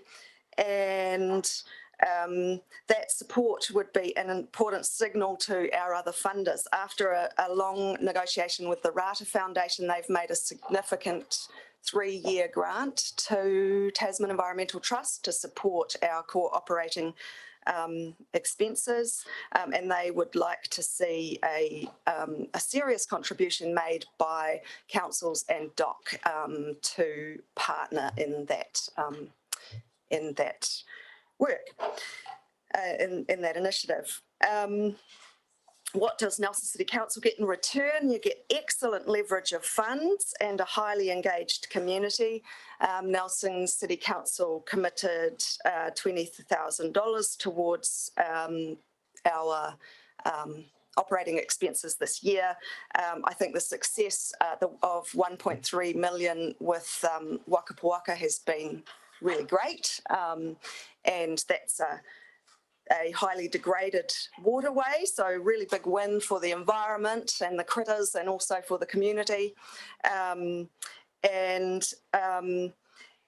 as well as that, we're supporting other smaller initiatives and workshops and networking events. And then on top of just the money, there's also the goodwill and highly engaged community that we're building for our region around environmental issues. So there's thousands of hours of volunteer effort going in. That's all I have to say. Thank you. Thank you very much. It's a huge amount of work. So congratulations on the success in securing that funding for Waka Puaka. I just opened any questions. I just had one, and I'm sorry, I probably missed it on the submission.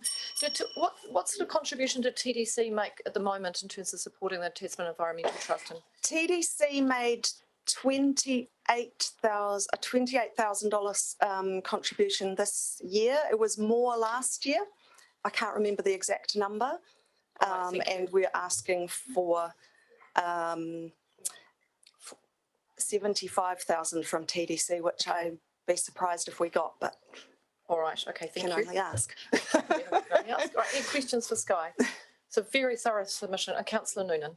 So just, sorry, we had Dr. Eade come in earlier and she wanted 50 and you want 40. Yes, I guess just to clarify that, as I said, funding for projects, we treat quite separately to funding for our core hub support services. So the 40 would be to support our core operating expenses. The 50 would be towards that specific blue carbon project. Okay, thank you. Thanks.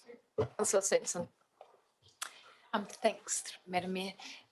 Kia ora, thanks very much. So great to hear everything that Tasman Environmental Trust is up to and leverages for the community.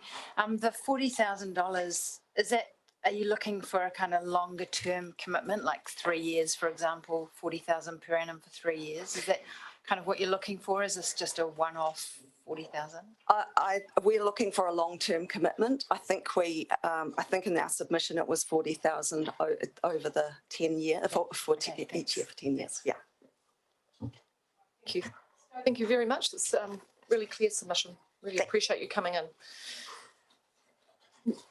Now, the next submission is going to be Mr. Barry Thompson. I'll invite Barry to join the meeting. Welcome, Barry. Well, I've only got you down for 5 minutes, Barry.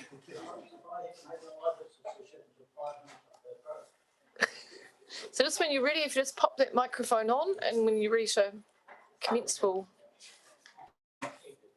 just press that button. It should red lights on. That's us. We're all good to go. Welcome. Can I start? Right, I've actually prepared something in typing, and you're getting a copy of it. 5 minutes is miles too short for this. But anyway, and this is a point I picked up in the Australian Sky News the other night. I thought it was marvellous. All local and national politicians love spending ratepayers' money on capital projects, but no ownership of projects. They never do have. But in the future, they never have any ownership of projects that in the future are unprofitable or a problem. I use the case of the State Community Centre. I've got a rather gruff and blunt way of approaching things because that's why I've succeeded in business. But anyway, I'll just go here. The mayor in newspapers some years ago, and I didn't have time to check that, said Burger King use of the site across the road was no good for the area. I think that was a bit of a snobbish comment, really. BT led the way in Nelson City Council buying their present site.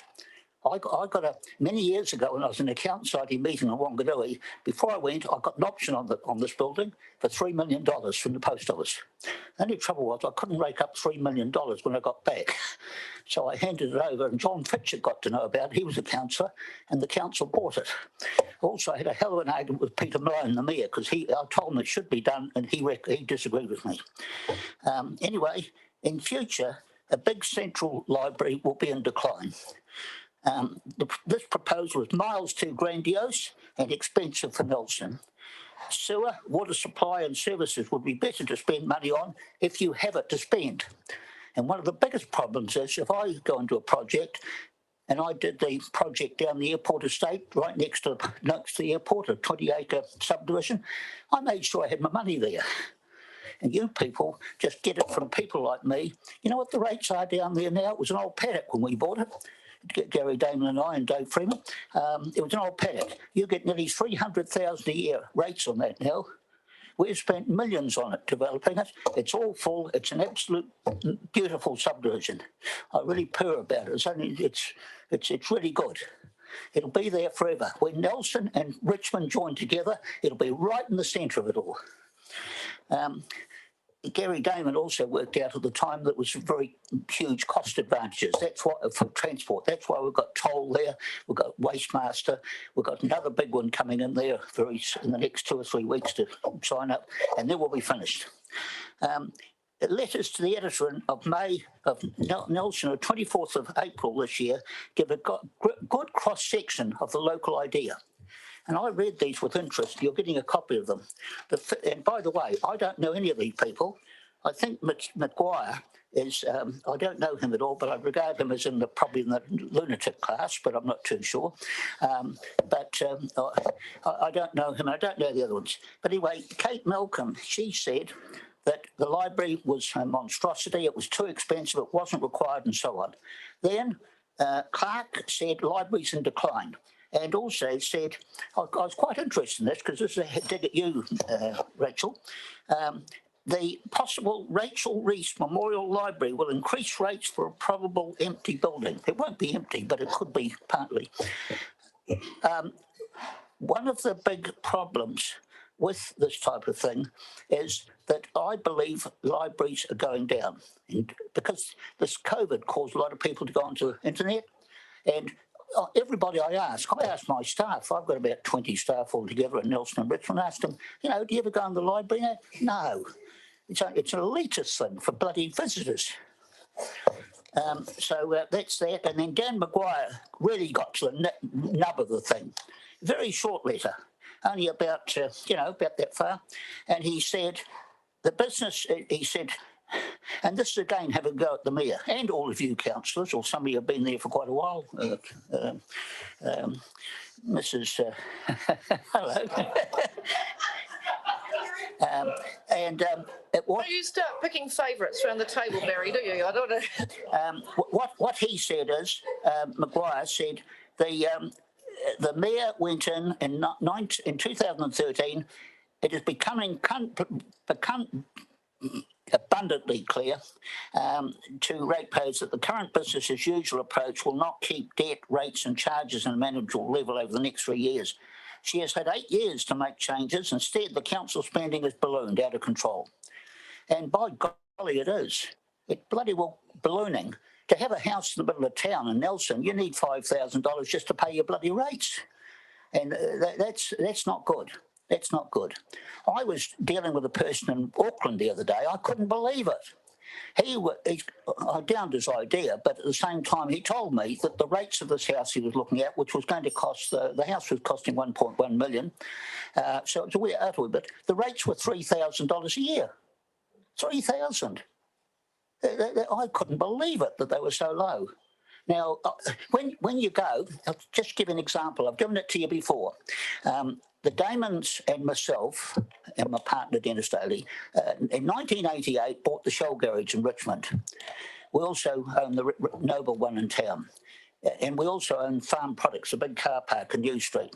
Now, the rates in New Street for 120 cars and a few offices there, not much, 4,000 square metres altogether. The rates are just under 50,000 a year, just under 50,000. The Shell Garage, and by the way, the government valuation is about 7 million. The Shell Garage in Richmond, which is a new government valuation because we just put a new building up there on the back, it has a government valuation of about 7 million. And you know what its rates are? Under 20,000. Under 20,000. Now, that's because they're on capital valuation. But Nelson rates are exorbitantly high. They're bloody terrible. Do you know what a car park costs for rates? About $8 a week in most parts of the town. $8 a week for a car park. So anyway, I'll just voice that. And by the way, if you put the library up, I'd hate to tell you what the rates will be in the future. I'd hate to. Right. Anyway, that's that. Thank you, Barry. The Link Road.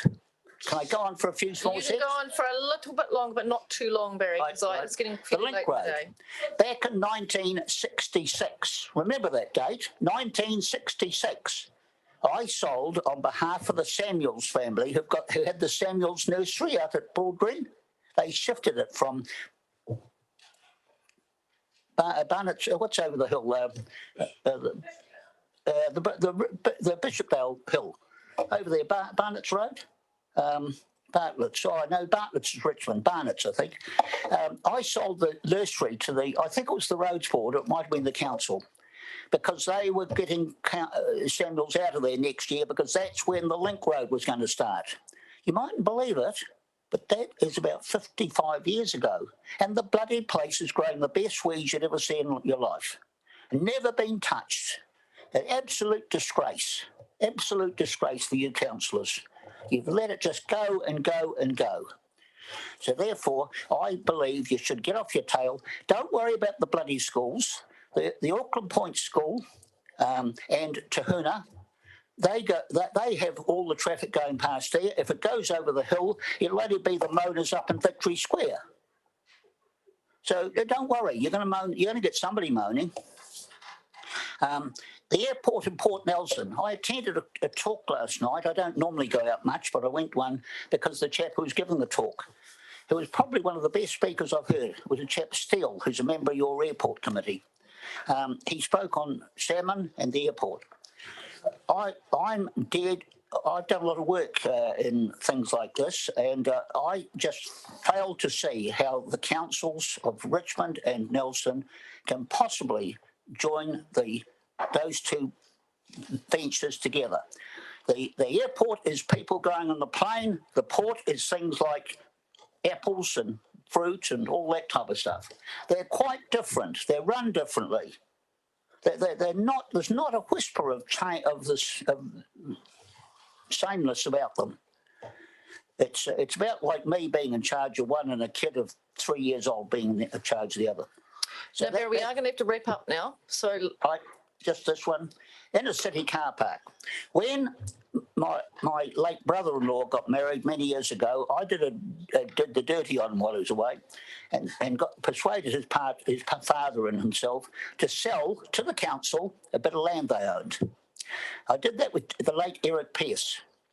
And we did a handshake at the meeting. The land that was sold was next to the dry cleaners in Collingwood Street. It gave the entrance into the Buxton car park.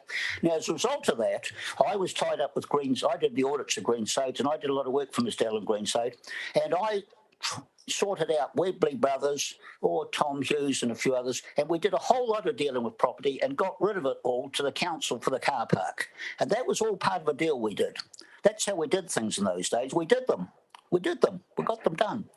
Anyway, at that stage, Eric and I agreed, and this is where that rule came in, where you were able to do a development in the middle of town with buildings and provide no car parks, because the council were going to put a car park up on Buxton Square.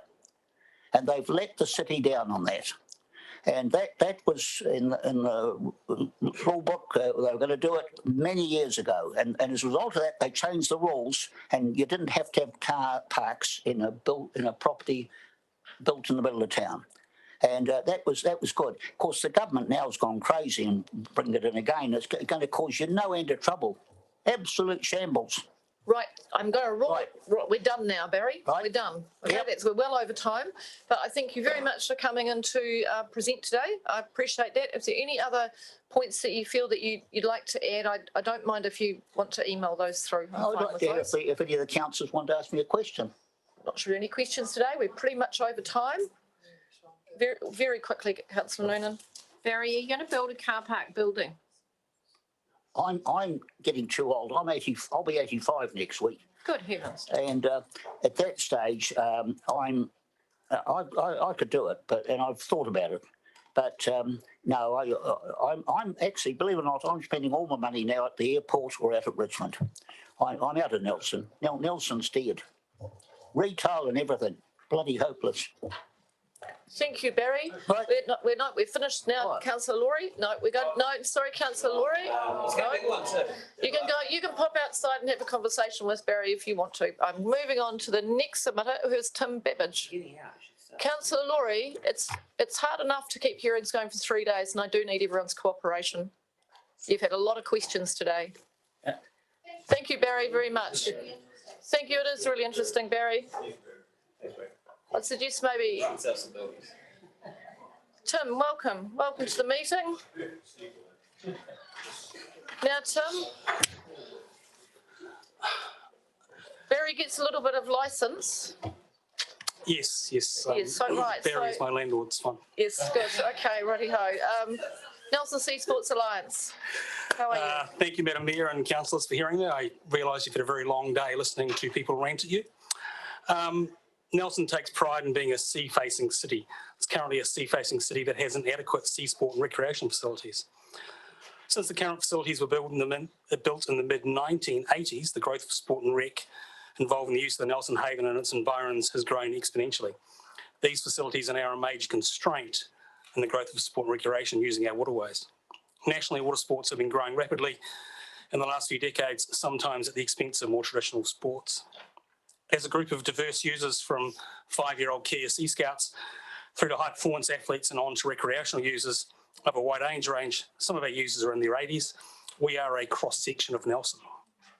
We don't view ourselves as any different to the council facilities around the city that cater to sport and recreation, be it Saxon Field, Trafalgar Park, or any of the other myriad of facilities that the council supports. Our difference is we use no playing field. Our field is Nelson's aquatic playground.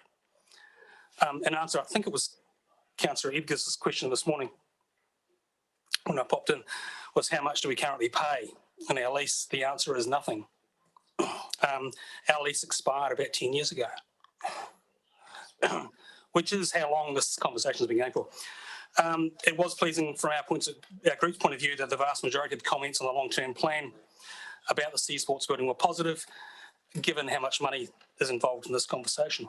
I would like to acknowledge at times that council staff can get a bad rap, but I would like to extend publicly our thanks to the professionalism of the council staff, in particular Andrew Petheram and Jane Lofton, in working through this project with us. In terms of timing, the need for our facility is now, not in a decade. To finish, as a group, we favour option 3, which is a new facility fit for purpose based in Port Nelson with an 80-20 funding split.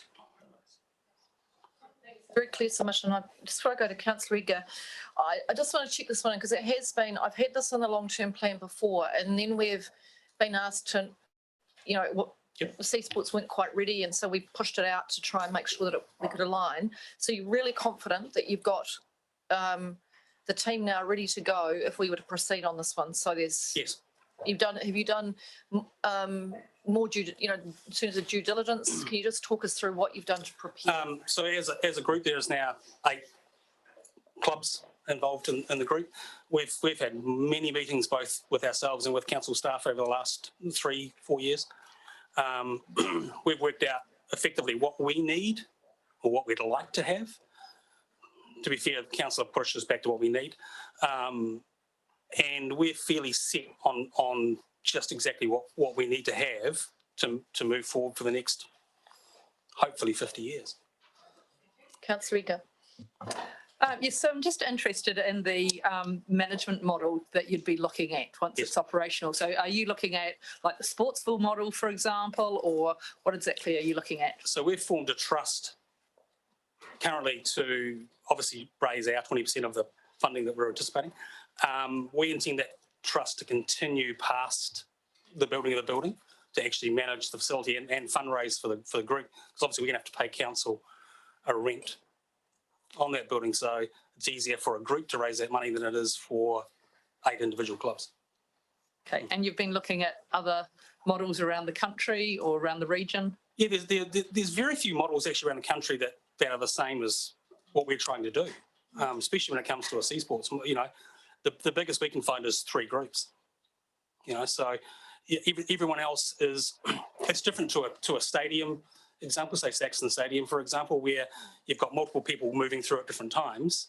The way that our facility would have to work is each facility is almost a facility under a roof.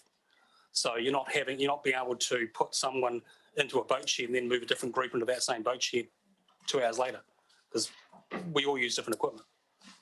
Thank you. Thank you. Now, Councillor Rainey, you had a question earlier on. Did you want to ask that now? Well, I just wanted to know whether this alliance feels that it has the capacity to service, in terms of paying a rental on the facilities, the 184,000 that's predicted to be the interest costs on the line. Thanks for the question, Councillor Rainey. No.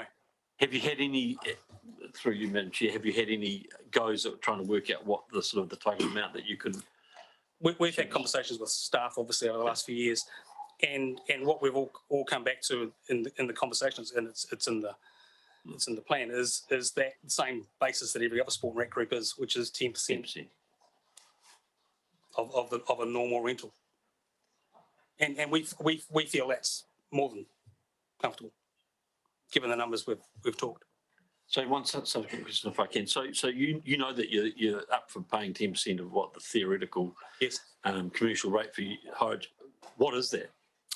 Haven't got it in front of me. Sorry, Peter. You don't want to ballpark? I think it's around $26,000 for the whole lot. Yeah. Okay. Thank you. Councillor Sensen. Thanks, Madam Mayor. Thanks very much for your presentation. It was also been really interesting to read how much support there is through the submissions for it, which is great to hear. I'm just interested, not having been here for the 10 years of the conversation, I'm curious as to, you know, if the Sea Sports Group is successful in getting the funding, are they ready to go? Like the process will, unfold within the next, starting in the new financial year or, yep. Definitely. Look, we we've obviously talked to funders because we'd be irresponsible not to be here having had that conversation with funders. But what we need to go back to them is A, commitment from council, and B, an actual idea of what we're building. Which we have a rough idea of what we're building, but we need to go to them with a pretty picture and say, this is what we're building. Can we have the money you've said you'll give us? Thanks, Tim. All right, I think it's really clear. Appreciate the submission, Tim, and thank you for coming back in to present this afternoon. Thank you. Appreciate that.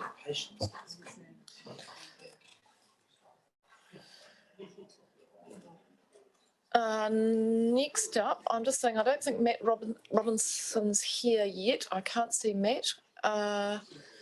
So that was coming with Hannah O'Malley's. Hannah's not here yet either, is she? Oh, here we go. Look at that. You are here. Hello, how are you? Kia ora, how are you? Welcome. So here's Hannah and Matt are presenting on the Good Food Group. Kia ora, welcome. Thanks for having us. So my name is Matt Robinson. I'm a teacher at Naval College.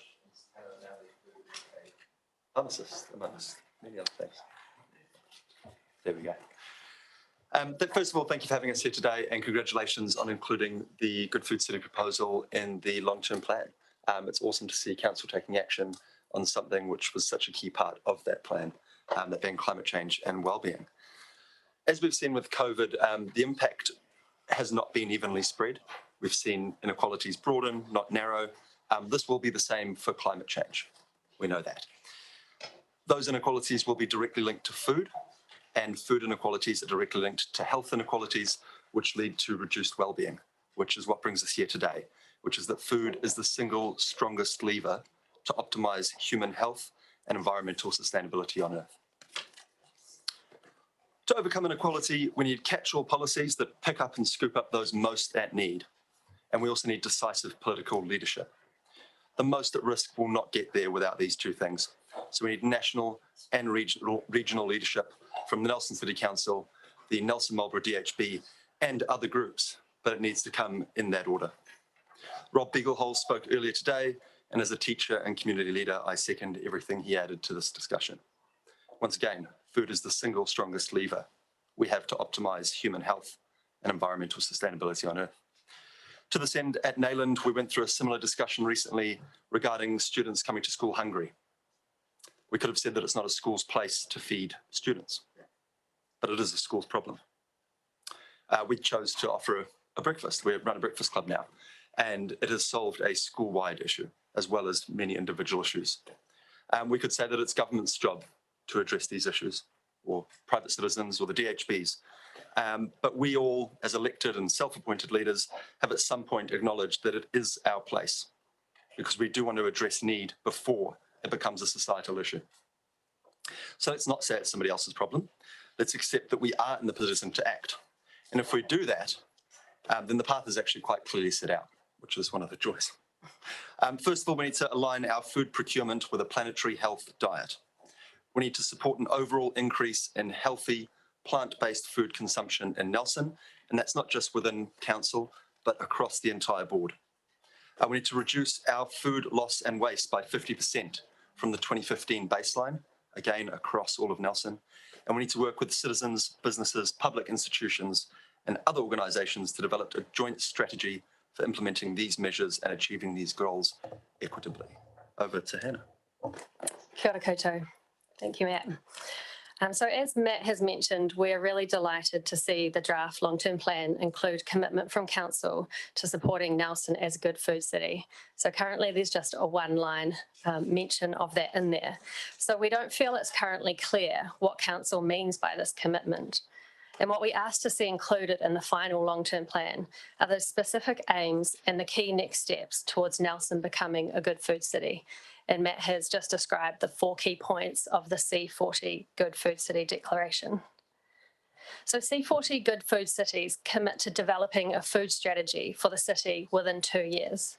So what will the role of council be in developing this strategy if council is to support Nelson to become a good food city? What actions will council take that help to achieve these outcomes for our community? One example of a meaningful action that could be included in a strategy would be for council to implement a ban on advertising of unhealthy food and drinks on council-owned buses and other council-owned property. And we encourage council to instead promote healthy, environmentally friendly food and support people to access and prepare this sort of food.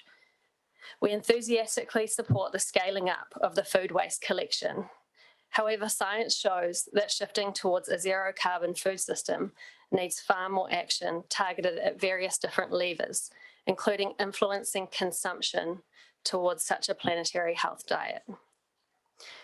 Declaring Nelson's intention to become a good food city is a tangible opportunity for council to show leadership in climate action, while also experiencing significant health and economic co-benefits.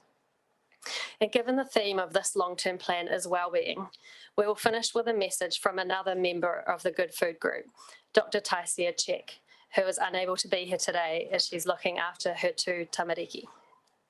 So this is from Taisia. As a general practitioner, I see a wave of chronic ill health upon us. I have seen the evidence that strongly supports healthy, sustainable food being the biggest influencer on most people's wellness. I have come to realise that healthy choices are much broader than just at an individual level. The environment that people live in is an extremely important influencer on my patients' health. I feel this is where the opportunity lies with the Nelson City Council to make a strong impact on the wellness of the community it serves. By acknowledging and enabling healthy food systems and reducing climate impact, we can support our community to thrive. So thank you for your time today, and to all the council staff and community members for their contribution to this long-term plan. We welcome any questions. Thank you, Hannah and Matt. I was open for questions. Councillor Eager. Thank you for that. Just following up on the ban of advertising of unhealthy food, can you tell me what unhealthy food is? So we had an example earlier in the day with McDonald's on the back of a bus, but I know, for example, a lot of restaurants which are considered good restaurants sell burgers, sell deep fried food, sell chips, things that I would not necessarily call healthy food. So where is the line drawn as to what is healthy and what premises are healthy and which aren't? That's quite a complex question to answer. However, in a strategy for Nelson to become a good food city, we could create a policy as to what healthy and sustainable food means to our city. So that would be based on things like the New Zealand Dietary Guidelines, which encourage whole foods, and then also things like the Eat Lancet Commission, which describes a sustainable eating pattern. And then if, say, a restaurant which serves burgers committed to aligning their menu with such a citywide policy, then that could be one way that a line could be drawn as to whether council would promote their food. Okay, thank you. Councillor Sensen. Actually, I'll just pass my question on to Councillor Laurie. Thanks. All right. Yeah, fine. Cheers. So I totally appreciate what you're saying, and I support all the intentions of what you're doing. But I also have a lot of contact with the public, and I can hear some of them right now saying this reeks of governmental overreach, and that for a small city to be actually trying to tell people what they can and can't eat, what they should and they shouldn't eat, in this sort of more overt way, is inappropriate. It's not our job. It's, like I said, overreach, and that's how a lot of people will feel. What's your response to that?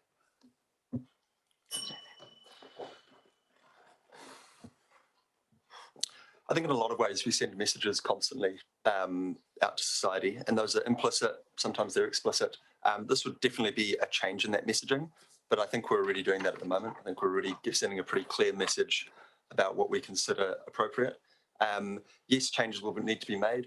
Yes, we do need to encourage people to make those changes, You might accuse me, as my role as a teacher, of politicising my classroom by saying, hey, we all need to be eating less meat. But I can ask a group of year 9 boys, and I say, who thinks we're going to be eating more meat in the future? And none of them put their hands up. I go, that's why I'm teaching you how to make veggie burgers. So yes, there is going to be, there is going to be a change in the future. And yeah, we do need to start making that change. And we'll look back and go, oh, we maybe should have started that earlier, or maybe a bit more political decisiveness would have been useful. Thank you.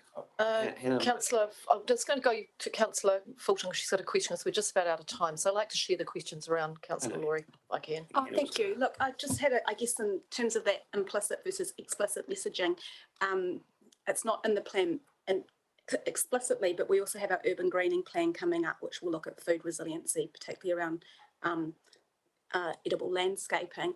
Do you think that that plays an important part in sending out that message to the community that they can grow more of their own food and develop food resiliency in an affordable way? So you're working with students in terms of teaching them about that, Matt? Is that? I am, and it is valuable learnings. But again, that's one small slice of what needs to be a very big collective action.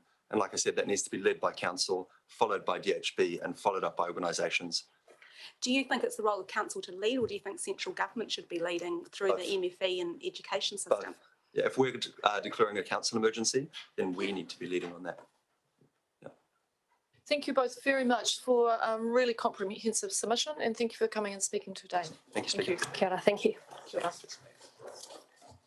Next up, we have submission from Zero Carbon Nelson, and Dr. Aaron Stallard's here to present that submission.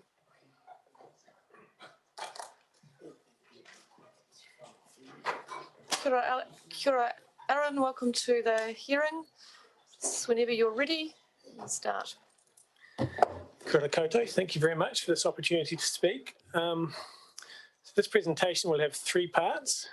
First, I'll show the scientific basis for the need for council to move urgently to reduce greenhouse gas emissions in the region. Then I'll speak to 4 of this recommendations in our submission. And finally, hopefully there'll be some time for questions. So sorry to start with a graph at 5 p.m. on a Tuesday. This is one of the most important graphs in climate change science. It shows atmospheric CO2 levels for the past 800,000 years. So it's a long time, the data from drill cores. And you'll see there's quite a cyclic pattern there of highs and lows in the data. Now the graph just shows CO2, but temperature and sea levels move in the same way as CO2. So high points in the graph are higher temperature, higher CO2, higher sea levels, and vice versa.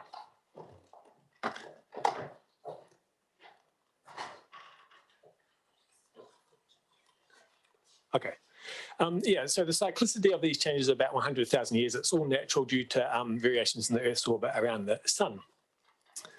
Now, the high points in the graph are relatively warm periods. We know what they're like because we're living in one right now and we have been for about 10,000 years. The colder periods, the low points in the graph, mean global temperatures about 6 degrees lower. So a lot of water is taken up in ice sheets over, for example, North America. New York's under a kilometre of ice. Because all that water's in the ice, sea level is about 130 metres lower, which is about the depth of the Cook Strait. So these changes in CO2 and other factors lead to quite different worlds. Now let's look at the human effect on this trend. Now we're going to show the data of the past 100 years or so. So there we are today, that spike, and if that trend continues, there we are in 2040 and there we are in 2060. So it's happening very rapidly in geological timescales in the blink of an eye, basically.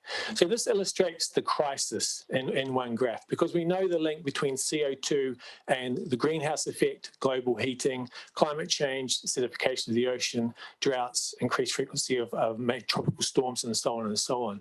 So to address this problem, we need to stop that curve going up. That means we need to stop basically CO2 emissions worldwide, because it's a long-time cumulative gas. We just simply need to stop emitting. So that's the first problem. And the second is that the curve needs to go down, and we won't have the energy or the resources to bring that down by carbon capture and storage. So we'll rely on nature to do that, and it's a very slow process. Nature does it this way. These are microscope images of some marine organisms that build shells out of calcium carbonate. So they take carbon from the water that did come from the atmosphere originally, put the carbon into the shells, that the organism dies and other shellfish and so on. The shell goes to the bottom of the ocean, is buried by other shells and sediment, sand and silt. And that turns into rock and long-term storage. And that's how nature takes the carbon out of the atmosphere ultimately. It's a very slow process. The rocks it forms, we can see them all around the world. These are the cliffs of Dover. These cliffs are made up almost entirely of those really small creatures we saw on the previous page. So the rate at which nature will lower CO2 levels is literally as slow as sitting down and watching rock form. So every time we have a pulse of CO2, if you drove here today in your car, about 10% of that CO2 will still be in the atmosphere, still heating the planet 10,000 years from now. That's why it's so important we stop quickly, and that's why we describe it as an intergenerational problem. It's such a problem that a few weeks ago when Joe Biden had his virtual climate leaders summit, 100 Nobel winners from all fields and all countries and all backgrounds released an open letter pleading with Joe Biden for fast action, and to basically, the key message was to leave fossil fuels in the ground. Here are 8 of those Nobel winners. So what are the implications for Nelson and for us here in this room and long-term plan? The implications is that all of our actions and decisions should be directed towards rapid reduction in greenhouse gases. So I'd like to speak now to 4 of our points from our submission. First, we would ask for an online emissions dashboard on the council's website. This would be a key tool in transparency, education and public engagement. The dashboard could provide emissions by sector, by gas, past trends, the current situation, our goals, and whether we're achieving those goals. It would be used for classrooms, student education, and so on. We may not have these data yet, but it's a priority that we get them and present them front and centre.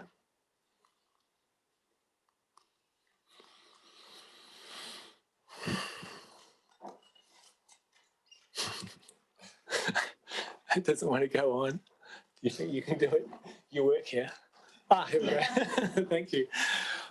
We also ask council to actively work to assist industry to move away from fossil fuels. This is a photo of the Stockton Plateau near Westport, where there's active open cast coal mining. Coal is by far the worst of the fossil fuels. We don't have great coal use in the Nelson region, so we could, with a little effort, cease coal use, and that would be a big win for the region and something that council could rightfully be proud of.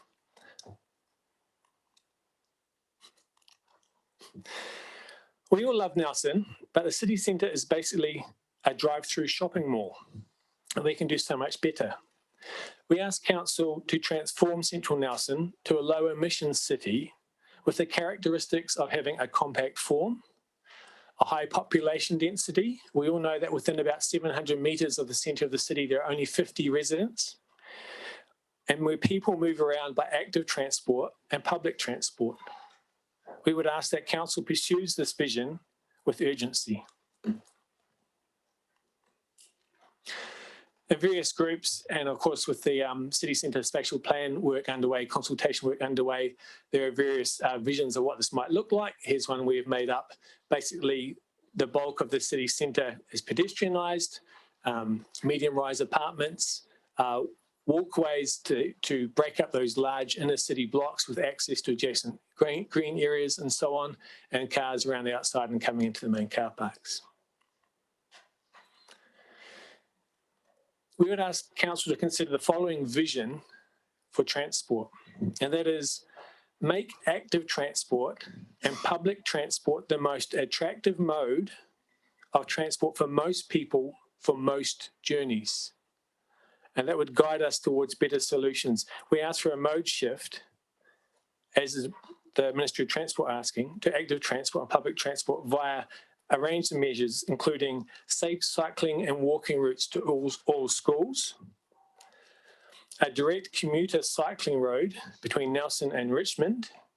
And when I say a cycling road, it looks something like in this picture here from London, where it's vehicle separate, it's safe, and there's ample space for cyclists, and there's also space for people walking. With such infrastructure, on an e-bike, it would be easy for anyone to make a trip between Nelson and Richmond in about 27 or 28 minutes. We don't have this yet. Also, to prioritise active transport over vehicular transport and planning infrastructure and funding, free public transport for students and pensioners, and no new roads. Thanks for your time. Happy to answer any questions. Thank you, Aaron. Aaron, I'll open for questions. Any questions for Aaron? Councillor Edgar. Hi, thanks for that. You mentioned we didn't have a lot of coal use in the region. So other than the hospital, do you know of any other key industries that do use coal? Within Nelson City Council's area, possibly Stoke Brewery, or is it McCashin's Brewery? And I'm not sure if there's retail sales.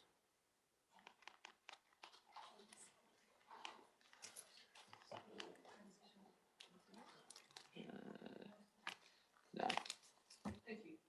Any other questions? Very clear submission. Councillor Courtney.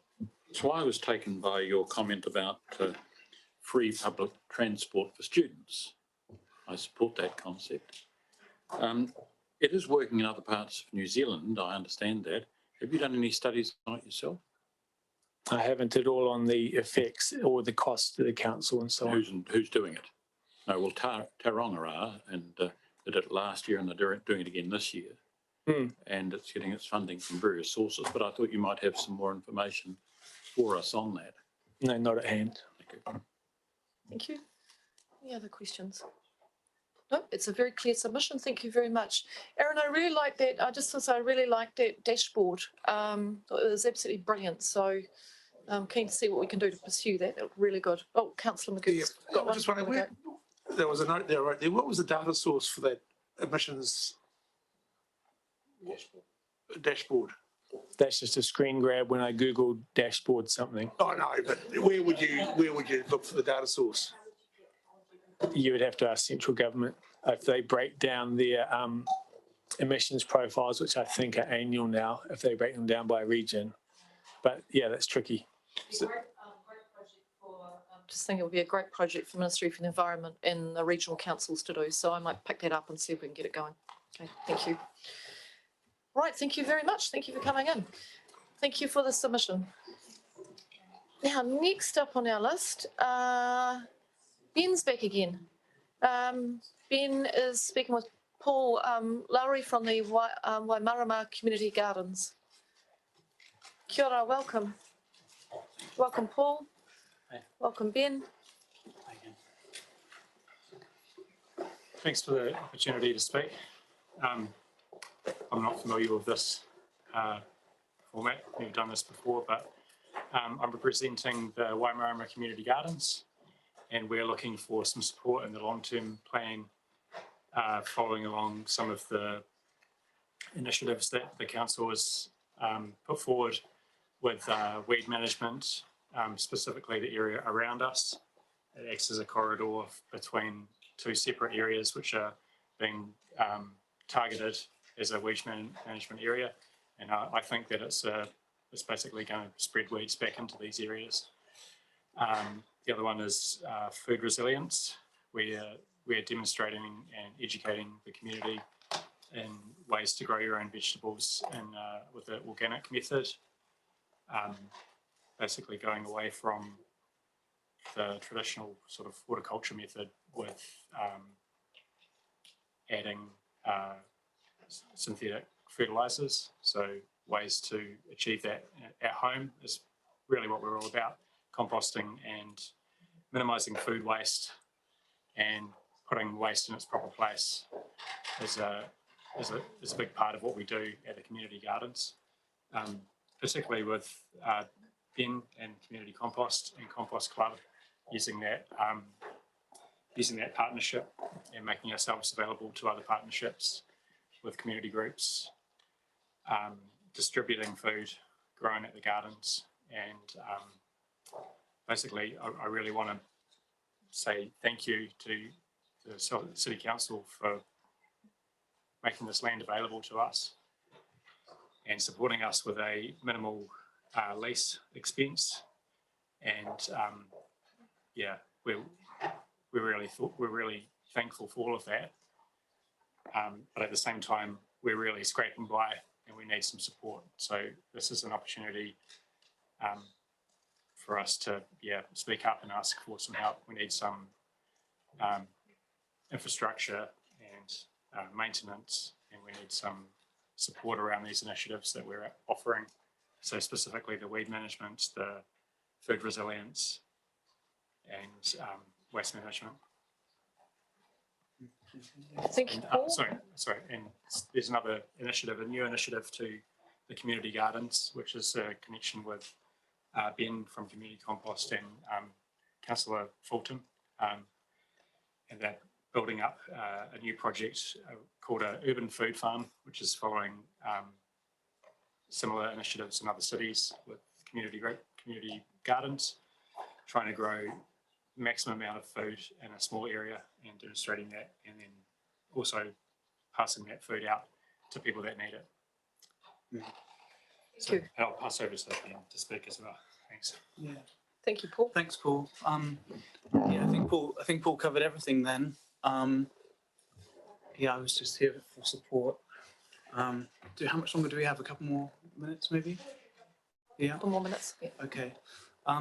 So Compost Club is a charity supported by Community Compost, and we've been working really closely with the gardens for maybe 4 years now.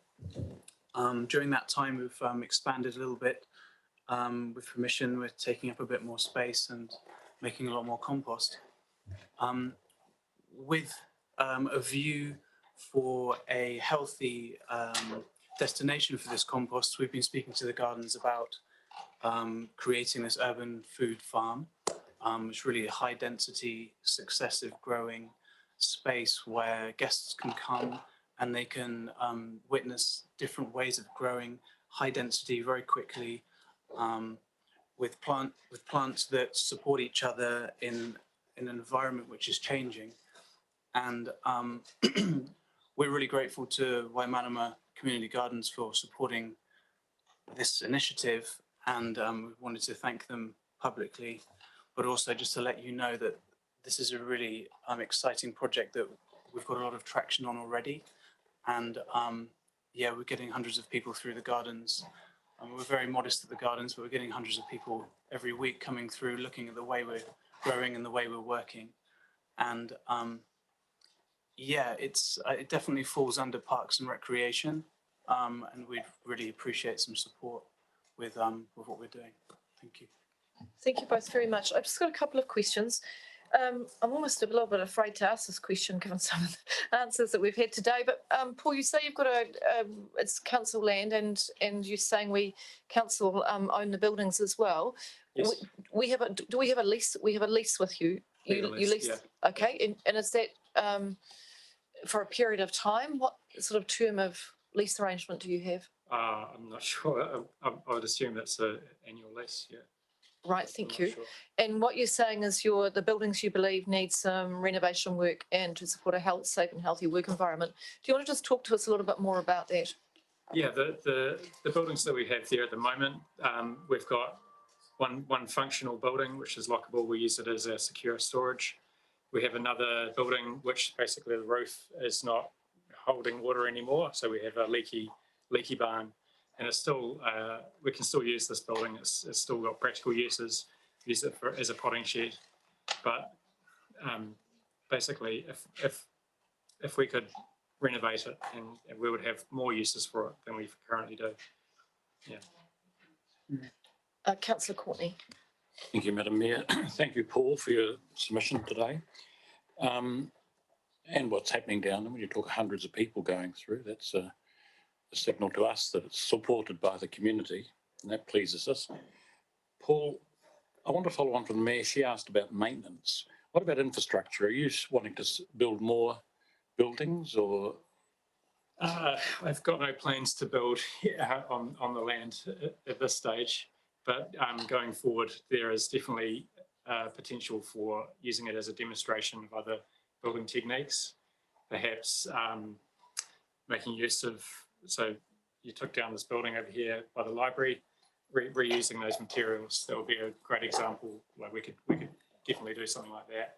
using using a workshop to demonstrate eco building techniques would be something that would fit with our purpose. We have no current plans for any of that. Basically, at the moment, my concern is that the buildings that we have, as they are, we can't continue to use them in the current state. And you know, give it a couple of years and they won't be fit to use at all. So just basically asking for help before they fall over and keep them up. Thank you for that. Just to follow up, underground infrastructure, nothing there, your drainage and so forth? Yeah, the land that we're on, I think it could benefit from some better infrastructure in regards to drainage. There's a river that runs past us, and whenever there's a lot of rain, it comes off the hill by the mountain bike hub is next door to us. There's a lot of forestry which has been cleared out, and it's a real risk of slips and flooding basically coming down and washing us out. So yeah, better drainage and maintaining the drainage in sumps that are already there, and our driveway really needs a coat of gravel to make it safe to drive and walk on. Thank you. Thank you. Councillor Sanson. Thanks, Madam Mayor. Kia ora, thanks for your presentation. Have you put together a kind of, I guess, a wish list or a, plan of what is needed and what the, resourcing might be for that? Basically just some submissions as far as I've got with that. Yeah. But Okay. I have a very helpful committee, and we're looking for funding at the moment. We're reaching out to other funders, and we're looking for ways to go forward with it. But yeah, at this stage we don't have a lot. We just have the ideas. Okay, and just a follow-up question, like Nelson City Council is embracing the Good Food City initiative, and I can see that education and supporting people in Nelson to learn how to grow food fits really well with that. Is there any consideration of actually trying to maybe expand the idea of an urban farm into the heart of the city somewhere so that it's got greater visibility? Yeah, sure. I mean, I basically live in the Brook, so for me it is like it's the centre of my world. It's right there, and there's a lot of people that live there, and I think it's only a small portion of them that are actually aware of what we're doing. So I'd definitely be down for more community gardens springing up all over the city, but I think if we had some support to build up what we're doing and show it, and there's a long history with the community gardens in many forms has been there for more than 20 years. So I think basically keeping it going and showing it off is more important to me than starting another one. Like this is my hobby, my day off kind of stuff. So yeah, I'm not drawing a wage from this. I'm just passionate about it. I could jump in there though. Thank you, Paul. We're definitely looking to produce as much food as we can in one small space with everything we're learning. Our long-term, medium-term vision really is to start supporting single mums with fresh vegetables because they're not getting any from the food bank. They're just getting packets. So there's a lot of surplus to be had while we're learning, and we'd really like some support for that. Thank you. Thank you very much for coming in to present today. Appreciate all the work that you're doing and taking the time to put in a submission. Thank you. Thank you. Thank you very much. Thank you. Now I'm just checking to see if Susan Drew is here. I haven't got her marked as having arrived. Oh, yes, I have. It's green. Is Susan Drew here? Oh, she's outside. Thank you.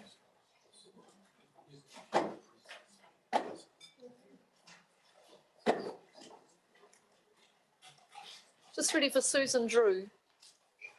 Thank you, Gareth.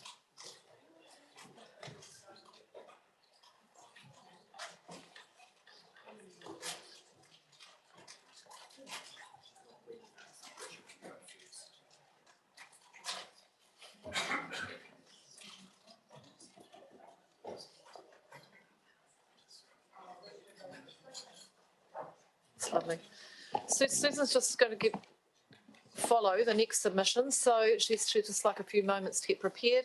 So I will invite the presentation from Wick, and Richard Brudvik Linda is here to present the submission.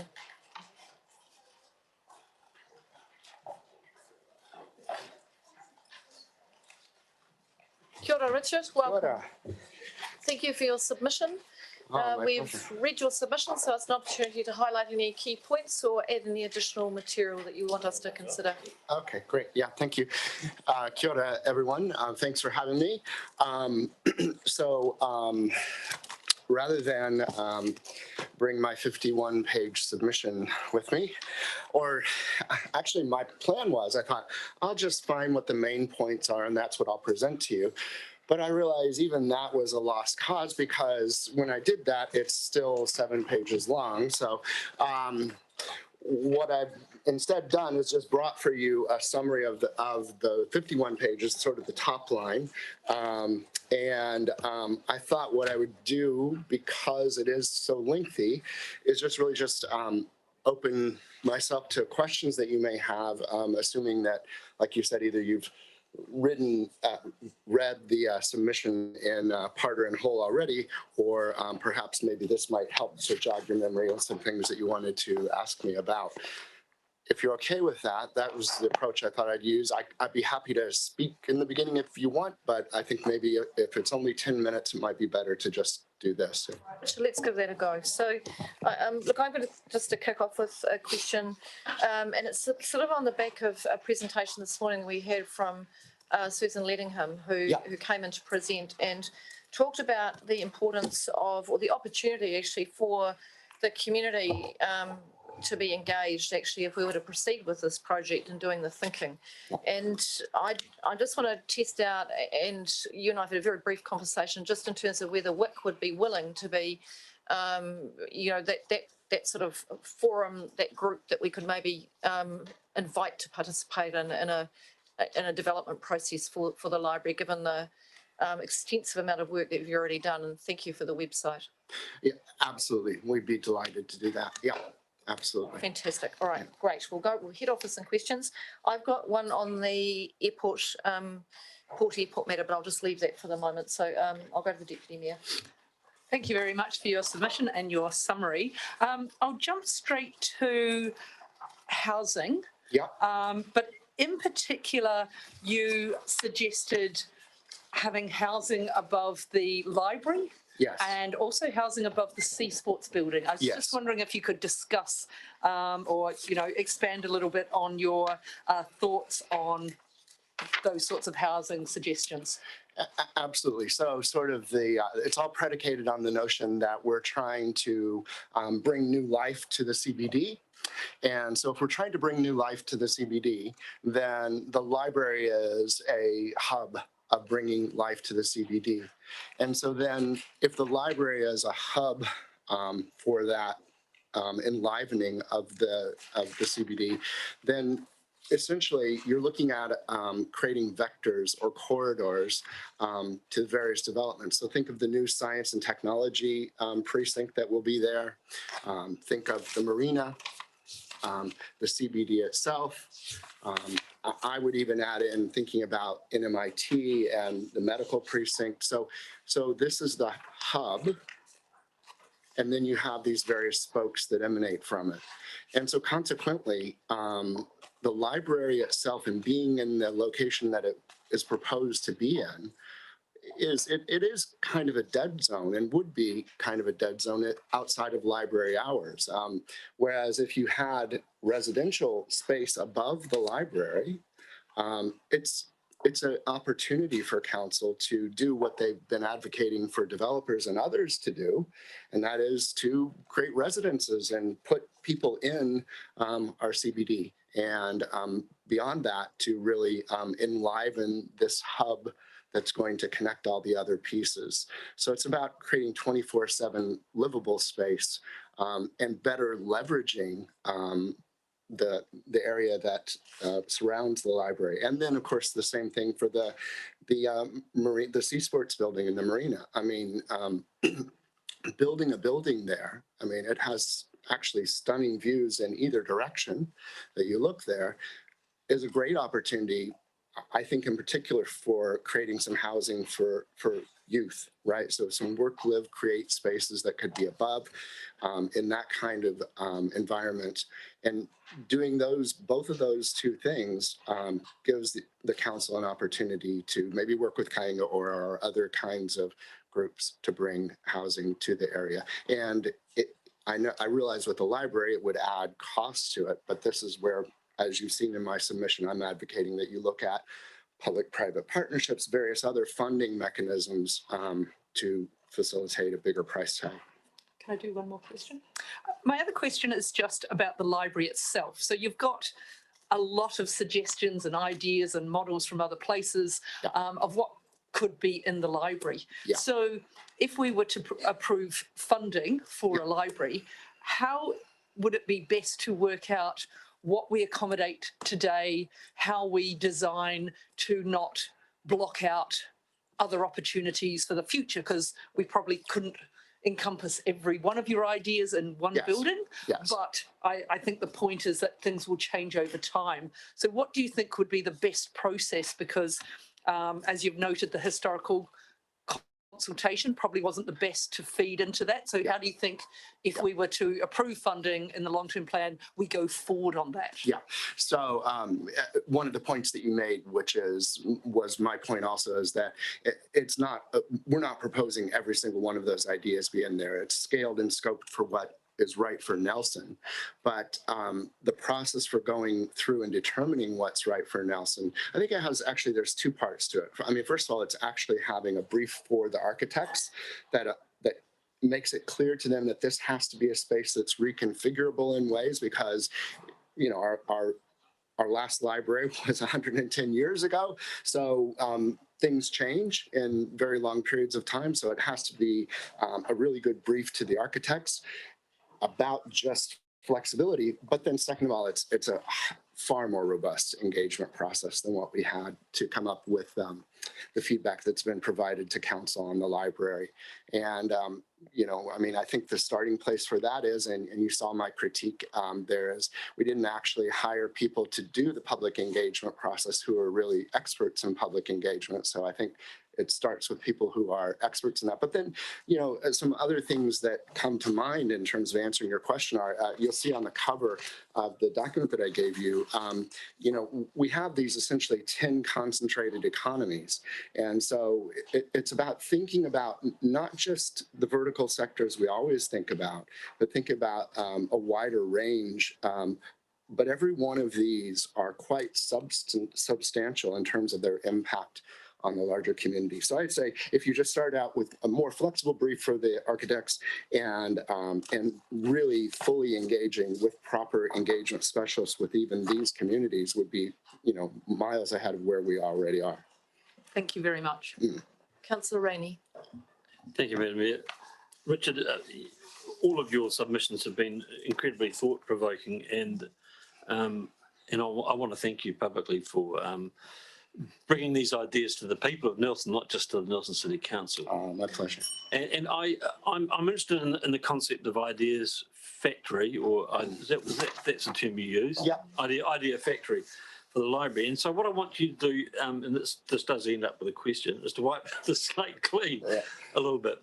Right. So I'm going to say to you, right, well, we've got a lump of money from the sale of the housing reserve that is available to use for collaborative partnership housing projects. We've got a lump of money that we're going to develop a city spatial plan. We're going to green the city. In the 10-year plan, there's millions of dollars for that. We've got a lump of money for a playground. And here's 50 million that we could use to turn the CBD of Nelson into an ideas factory. Yeah. I didn't mention the library. Yes, I noticed you said that. So I'm wiping the slate clean, and I'm saying to you, right. Theoretically, I'm talking about 60, 70, 80 million dollars to turn Nelson City into an idea factory. Would that excite you, and would you do it? Yeah, it would. It would. But I think, so there are two aspects of that. There's the money part and just discussing the money and what does that portend and how do you get to even be able to fund it at that level. But in terms of the concept that you're putting out front, I think yes, but I think you have to have some focal point. So even, let's say you did exactly what you just said, within the CBD, there would need to be something that's the focal point, that's the fulcrum, that's the catalyst, because it's not just, yeah. So programmatically, I agree with you. How you create the focal point for that, I guess, is the question. Can I just ask one subject question? We've had a lot of people, city planners, not city planners, experts in planning who've come and given us advice in Nelson, who said Nelsonians don't realise, a lot of Nelsonians don't realise what an absolute jewel of a CBD we've got. It's compact, it's easy to walk around. Yeah. Well, to a certain point, it's easy to walk around. Yeah. I would be really interested to know whether your ideas could be transformed into using that CBD as the hub, as the focal point, as opposed to one building. Yeah. Well, yes, absolutely. But then programmatically, how would you put that together? So where you still do need to have a focal point. You need to think about funneling and connecting. Yep. And so, yes, but then the devil's in the details, isn't it? Thank you. All right, thank you.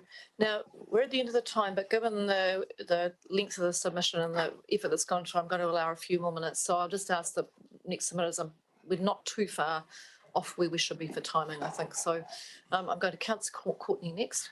Thank you, Madam Mayor. Richard, thanks for your submission and in-depth submission, I would say, and the ideas that you produced for us to consider. Very much appreciated. Thank you. And I can't wait to ask you this one because, and I want the right answer too. So I might give a bit of a lead in. This morning we had a submission, an excellent submission, the first submission of the day from the Nelson Youth Council. Oh, yes. And I looked through there for gems, Yeah. And there was one there that, well, there was many, but there was one particular one that said to us to consider that we should look at putting housing above our inner city car parks, build up, have the cars below, leave them there, and then up above them have inner city living. And when you started talking about having living above the library, I thought he was going to go there, but you didn't quite. So what do you think of that idea? Again, I think the implementation is determinative of whether that idea, how well that idea works. I can't remember what the guy is that Alan Gray brought in, who was the parking expert, the guy in Australia who came in and one of the things he talked about, what was his name? Stephen Burgess, yeah, right. And one of the things, he talked about was how we under leverage our existing parking facilities. They're not, again, it's not programmed properly. So again, with the right kind of programming and really strategic thinking about how we use these assets, potentially. But just as viable, I would say, if you were to do a parking garage like that, is a park on the top level, right? Depending on how you structure it. So, yeah. Thank you. Thank you. Councillor Neil Stevens.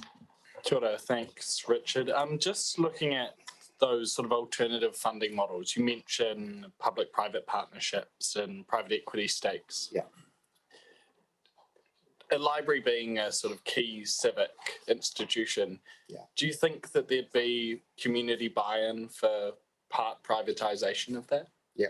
So again, what I'm advocating is a mixed use building that would have a traditional library and many other functionalities, along with housing and along with potentially retail on the bottom floor and along with potentially office space. So when you're adding those other functionalities, right, office space, residences, and retail, I don't see that people would object to that. I mean, that's a modern way of thinking. And in fact, in my presentation there in the Netherlands, they have that very model already exists. I mean, I guess that's a lot of my point to you guys is this stuff sounds like it's maybe out of the box, unusual thinking, but many of these things have been pioneered in other places.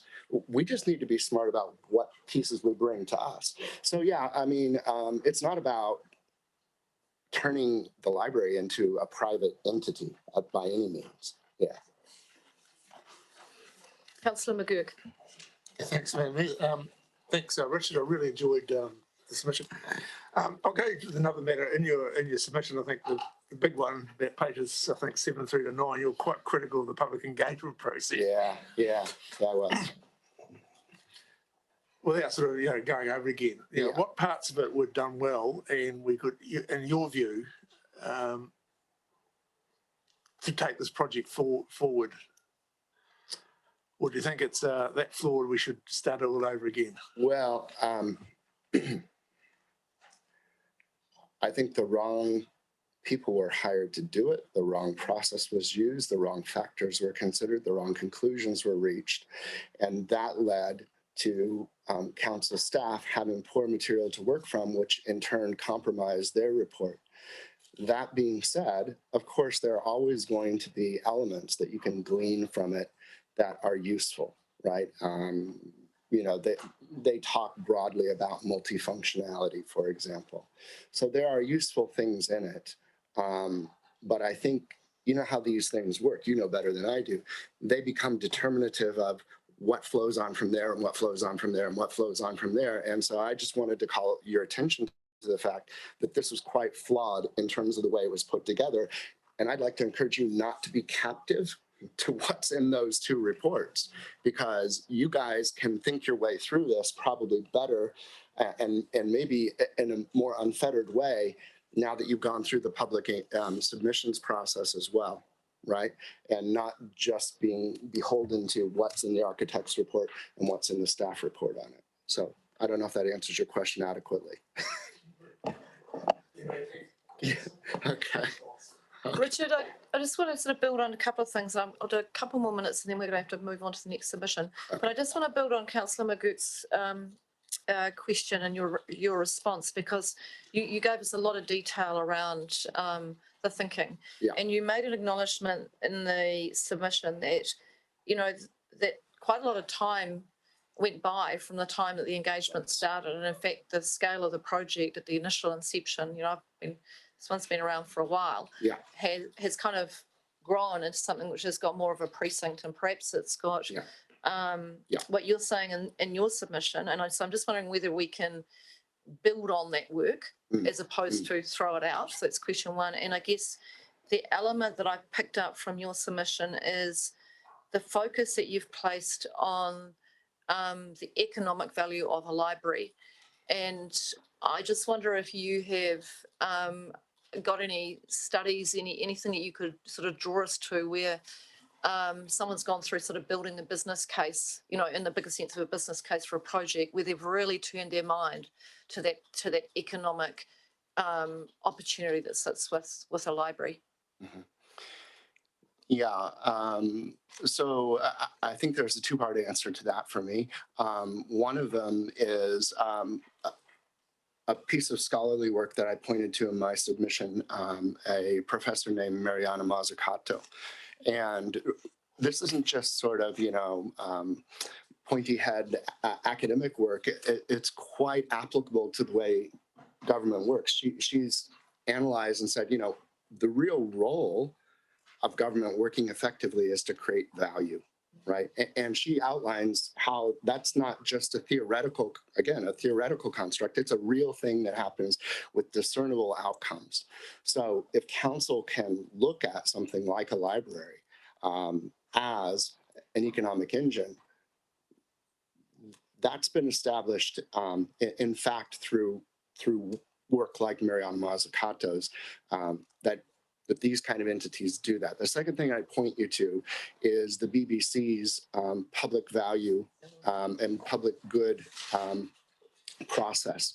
And so it's a mechanism. So the BBC, as you know, occasionally has become so powerful that it's on the verge and sometimes of overcoming commercial enterprises in terms of its attractiveness to the population. And so the way they have created something of such value is by being very attuned to creating public value through the BBC. So, I mean, I think the models are there, broadly speaking, but the library as an economic engine, I guess the other way to answer it is all the libraries that I showed you in my report, every one of those have played a role in revitalizing their cities and bringing more life and productivity to their people. So it's not a huge leap in my mind. Thank you, Richard. I'll go to Councillor Sanson and then Councillor Laurie, if we can do quick questions on those ones, and we'll close off. Thanks, Madam Mayor. Kia ora, Richard. I also just want to say thanks for your thought leadership and passion. Like, it's, you know, pretty amazing how much you've dedicated to this project, and yeah, really appreciate it. I think the thing that I'm really curious about, coming back to Councillor Rainey's kind of, you know, clean slate, and the idea of, you know, if you had all of that funding, and what about creating the CBD as an, you know, as an ideas factory?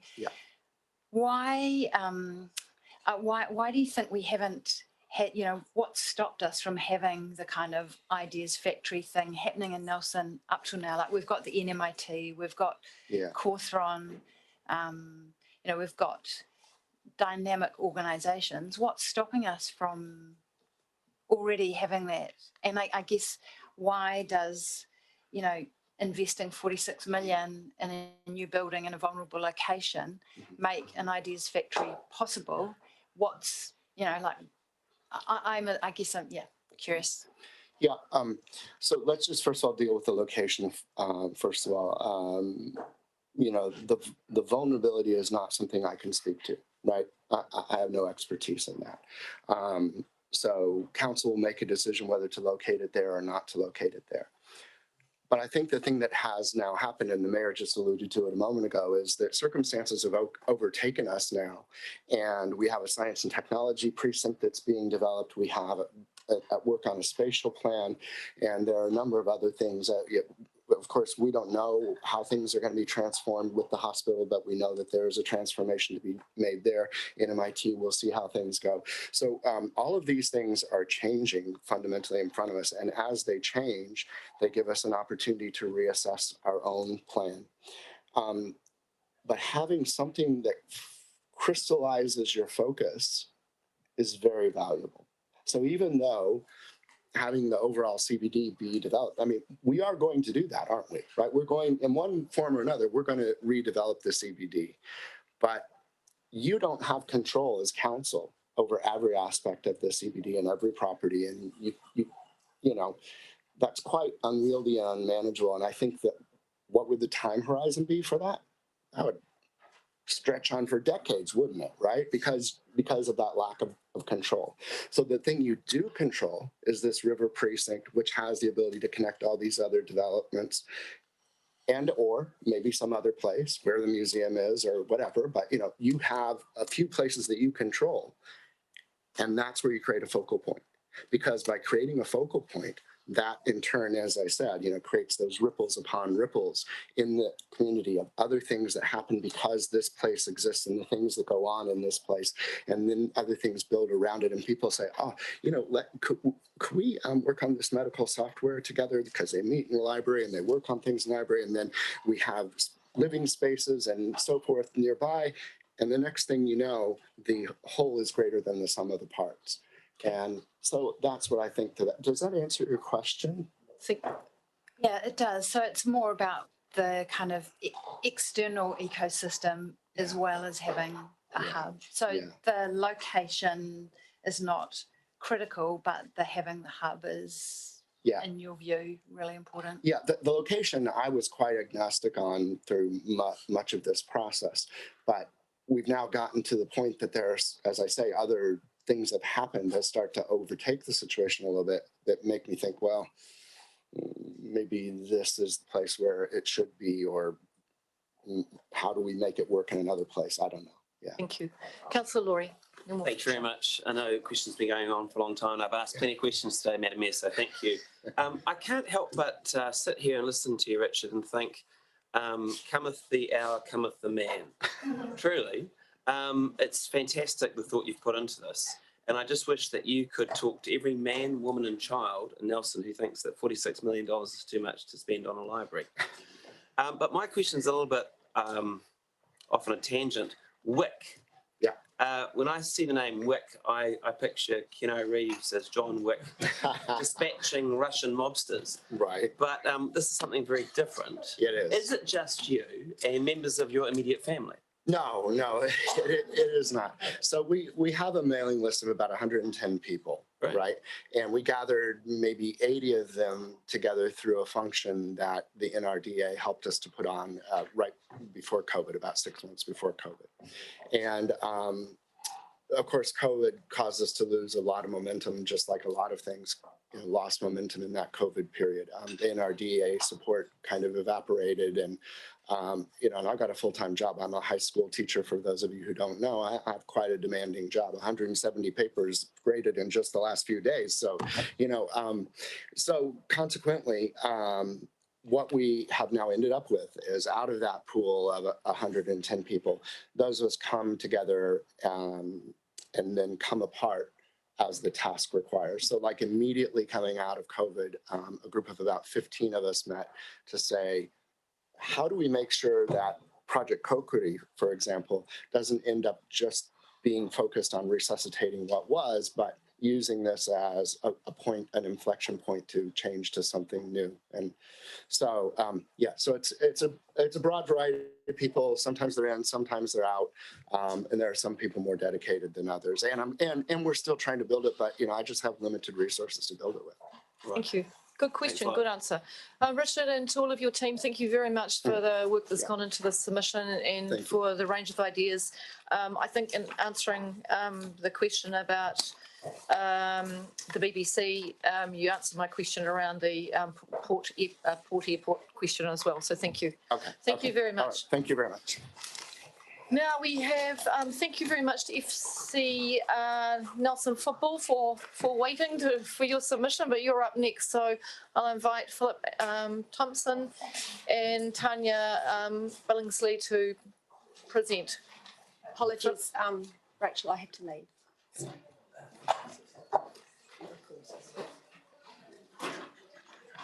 Kia ora, welcome. Kia ora.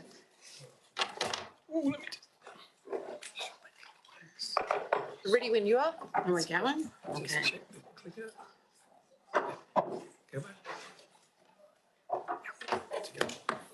Okay.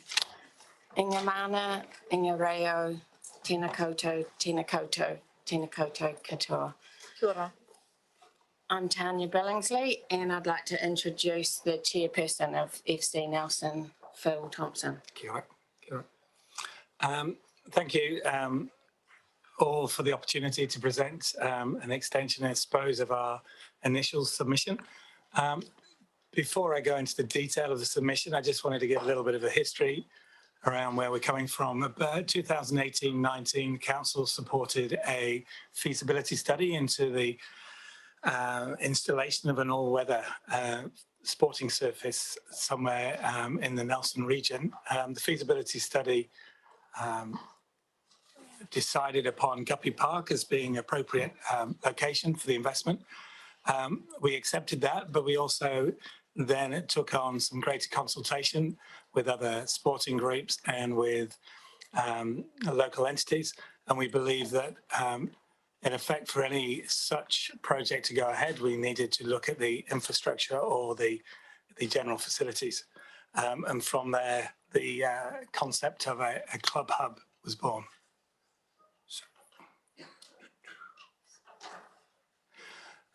Very simply, the image just show the Guppy changing rooms. They're very, very basic, very difficult to maintain. It's a building that was built in 1991.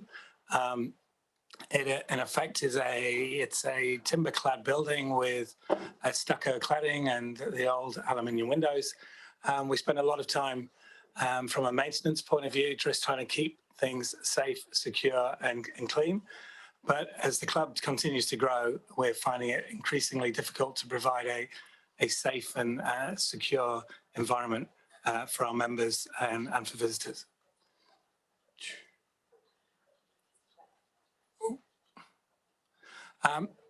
So taking it from there, we took it upon ourselves to invest some of the funds from the club into developing some concept drawings.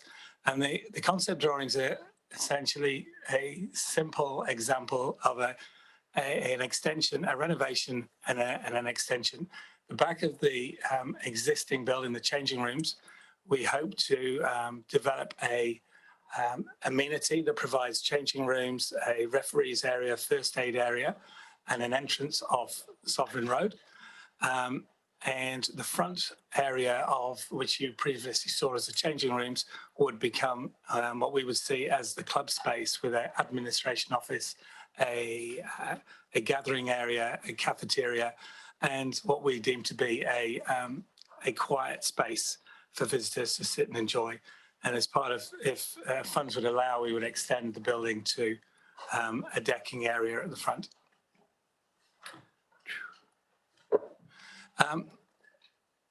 We basically looked at what presently exists in the Guppy area and the Neil Park area. And we essentially identified that it is highly used. And I don't know, those of you who may use the walkway or the cycleway would know that you can connect through Sovereign Street and Lower Collingwood Street, very close to the Guppy Park space.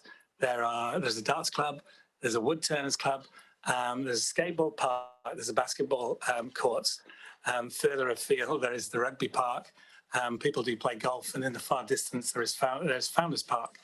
We could see this hub being instrumental in being a stopping point, a staging point, a watering hole for those walking, the local community, the Wecker Street community, the North Road community, being able to come together and enjoy that space. It is utilised. It's a council space that's being utilised, but not together as a community. As you probably all know, there's quite a high level of NZ housing, New Zealand housing, properties around the area, and low decile communities. So we often feel as though they're not allowed into that space. And the idea being from our concept is that the club room would not only be used by the football club during the day, during the evenings and the weekends, during the day, it could be utilised by the local community. The cost of such an investment, the benefits, going back to, if I can go back to that previous slide, the cost of this building, we've employed an independent quantity surveyor and worked along with Scott Construction and a local architect to develop this idea. And the cost essentially came in the region of $350,000. Our submission or our request to the council will be to support that to the quantity of 40% of that value. We would see the rest of those funds being generated by us as a club through community trusts, our own fundraising. I'm just going to quietly pass on to Tanya, just an explanation of how we think the existing lease would work. Thanks. We've formulated and submitted a draft ground lease that would involve us taking over the asset that's there, refurbishing it, maintaining it, and paying all the OPEX, all the operating expenses over the coming years. Because it's only a portion of a title, legally you're only allowed to sign a ground lease for 35 years. So at the end of that 35 years, if the council was agreeable, we could extend, or the ownership of the asset goes back to you. So they're quite common ground leases within your structure. And I suppose finally, what we've not really expanded upon as a club, we are now pushing over 1,000 members. We've been lucky to draw up an agreement, memorandum of understanding with both Nelson Girls and with Nelson College, both with an edict to provide opportunity from a physical aspect, using basically ball-related sports to help develop youth and children in a safe environment. And we're lucky enough and actually pleased to see we've got some of the Carini community here. The Carini football team and many others of the, let's call it the refugee community and around the Victory space, and now becoming part of our club. So this hub is not simply about football. This hub is going to huge role in engaging, connecting, bringing communities together, not focusing on all about the elite, but about the 95, 98% of the community who want to be involved in sport.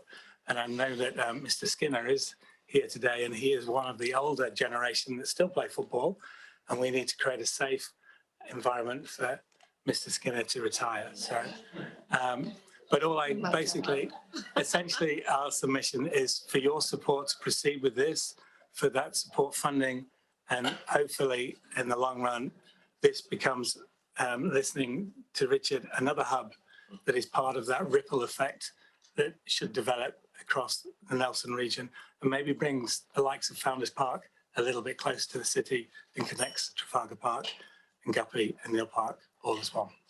Thank you. Right. Fine, Tanya, I'll just open for questions. So I'm going to go to Councillor Eka because she's got to depart in a moment, I think. Yes, I do, sorry. Just in relation to the costings, so you mentioned the 350, but of course it doesn't, you know, if you look to the next page, there's a very long list of everything it doesn't include. Yeah. So have you got any further costings? Because I'm sure you'd want heating or ventilation, gas work for probably you want warm showers occasionally, et cetera, you know, design, engineering work. There's quite a long list. So have you looked at what those other costs are? Yes, indeed. You'll see in the notes that I have provided. We've created, in effect, a team, a supply team, that are looking at all of those parts. We, in kind, would expect some significant contribution from large organisations. And at this moment, I was a little bit reticent to provide the names today. But from that angle, we're also very focused in this being a sustainable building. It's reusing an existing building, but many of the practices will be as cutting edge as we possibly can be from a sustainable point of view. Thank you very much, and my apologies that I need to leave. Thank you. Councillor Rainey. Thanks, Phil. Thank you very much. It looks like it was a pretty comprehensive submission. And I just have one question. There's not a lot of commentary that I can see straight off regarding the bar aspect of the of the development, and I need to know because this is being smack in the middle of some intense housing. And what are your ambitions as far as the usage of the bar would be concerned? Indeed, a great question, Mr. Rainey. But what I do, we don't identify this as a drinking hole. Yeah. We see this, and I keep going back to it, as a community hub. And in touching on many of the members, we talk about the Karenni community, Nepalese community, and so on. The drinking culture does no longer exist in this space, and it's certainly not something we encourage. So at this moment in time, it's not something we would identify as being important. And if there was any socialising of that type, it would probably be in hosteleries further away from the space. Okay, thank you. Thank you. Councillor Sanson. Thanks, Madam Mayor. So just to clarify Pete's question, does that mean the bar would be kind of off the plans? The cafeteria would exist. Yeah. The bar, it would, whether it provides alcohol, would be The aim would be to ensure that it had a commercial kitchen, and then if any point either the club or a tenant, as in a leaseholder who was temporarily providing food, they would have to go through standard alcohol licensing procedures. So that's great. Thanks. It wasn't really the question, but I just wanted to clarify. What I'm interested in is how you envisage it would work for the wider community to be able to use. Because I honestly, I think this is kind of a project that makes sense. The facilities down there are really lacking. Yeah. It's we as the main leaseholder would hope that the agreement would be in place that using a time from, let's say, later in the day and during the weekends would be generally used by us as the main leasee. However, during the day we would, and it would need to be other areas which we would develop from I suppose a self-funding perspective if we had a cafeteria or the ability to serve coffee, whether that would be financially viable. But certainly the space would be made available to the community. And I'm thinking it might be small meeting groups, it might be social networking. nothing too extravagant, and the investment wouldn't allow us to do that, but just a space that's safe and clean and independent. Thanks, because I can imagine that it could be quite a popular meeting group for, community groups and that kind of thing. It's in a really good location where there isn't really much of that, I guess, as Founders, but. It's quite a long way to walk to Founders from there, so it's a good staging point. Not too far. That's how we fund. I'm going to go very operating quickly to costs. Councillor McGurk because we're well over time. So just very quickly, then we'll. You're going to be hungry for it.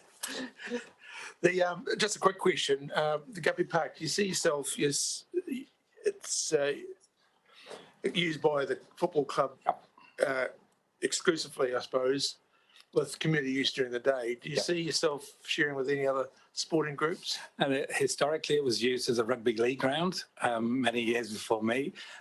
If the further development should take place, the all-weather surface, then I don't know if you recall, that would be used by not only football, but it'd be many sports and marching bands and so on. It would be basically a community asset that would be used by all. And football would use, but not in the majority, but not entirely. But you see yourself as the primary user? We would be at the present time the primary user, yeah. Thank you.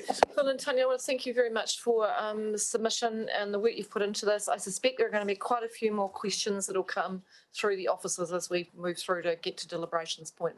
But thank you very much. Thank you to everyone who's come in. Thank you for your time. Thank you. Thank you. Now, Susan Drew, apologies, Susan, I was going to come to you next and I jumped ahead. So we'll invite Susan now to join the meeting. And then Debs Martin is, I think, our final submission for today.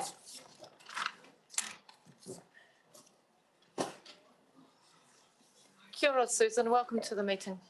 Kia ora.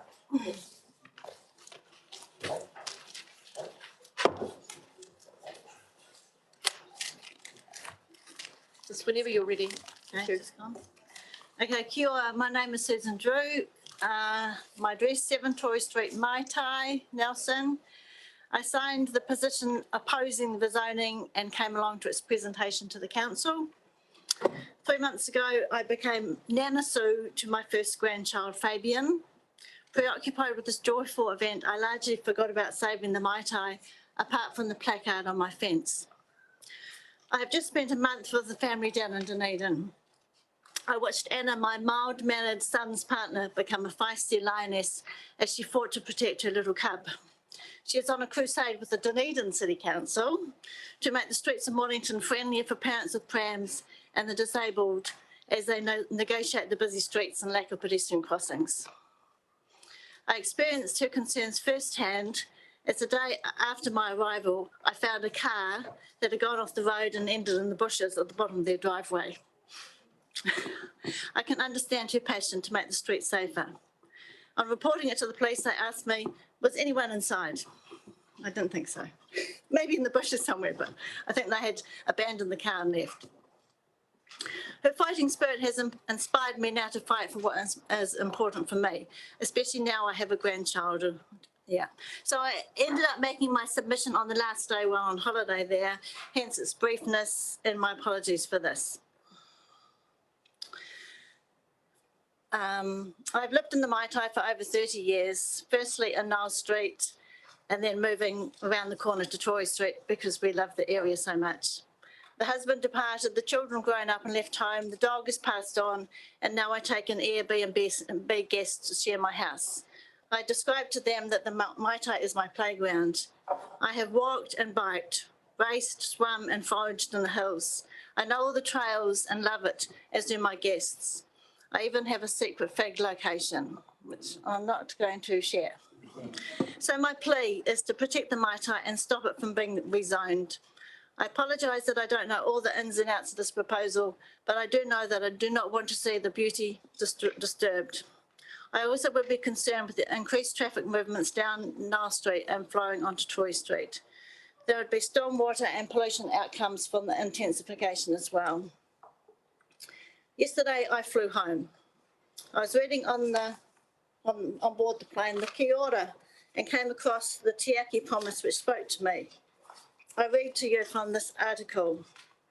Te Ake, care for New Zealand. Te Ake means to care for people and place.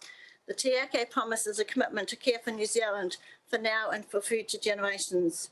New Zealand is precious, and everyone who lives and travels here has a responsibility to look after it. By following the Te Ake promise, you're making a commitment to New Zealand to act as a guardian, protecting and preserving our home.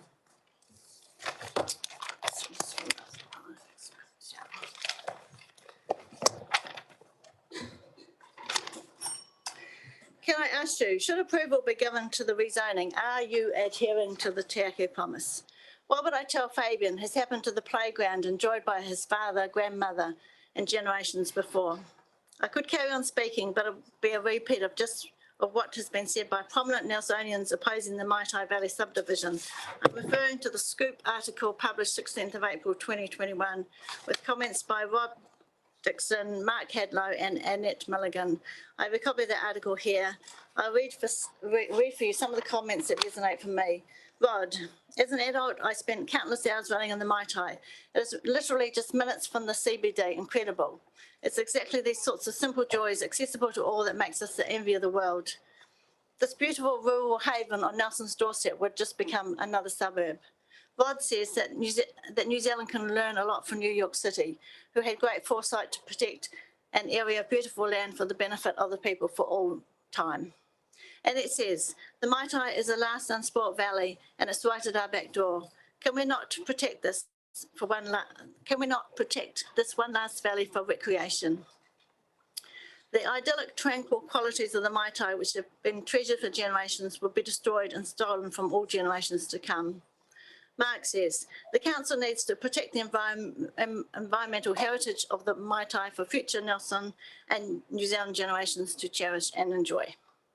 So in conclusion, please do the right thing and say no to rezoning and protect the significant natural landscape and not squander it for short-term gain.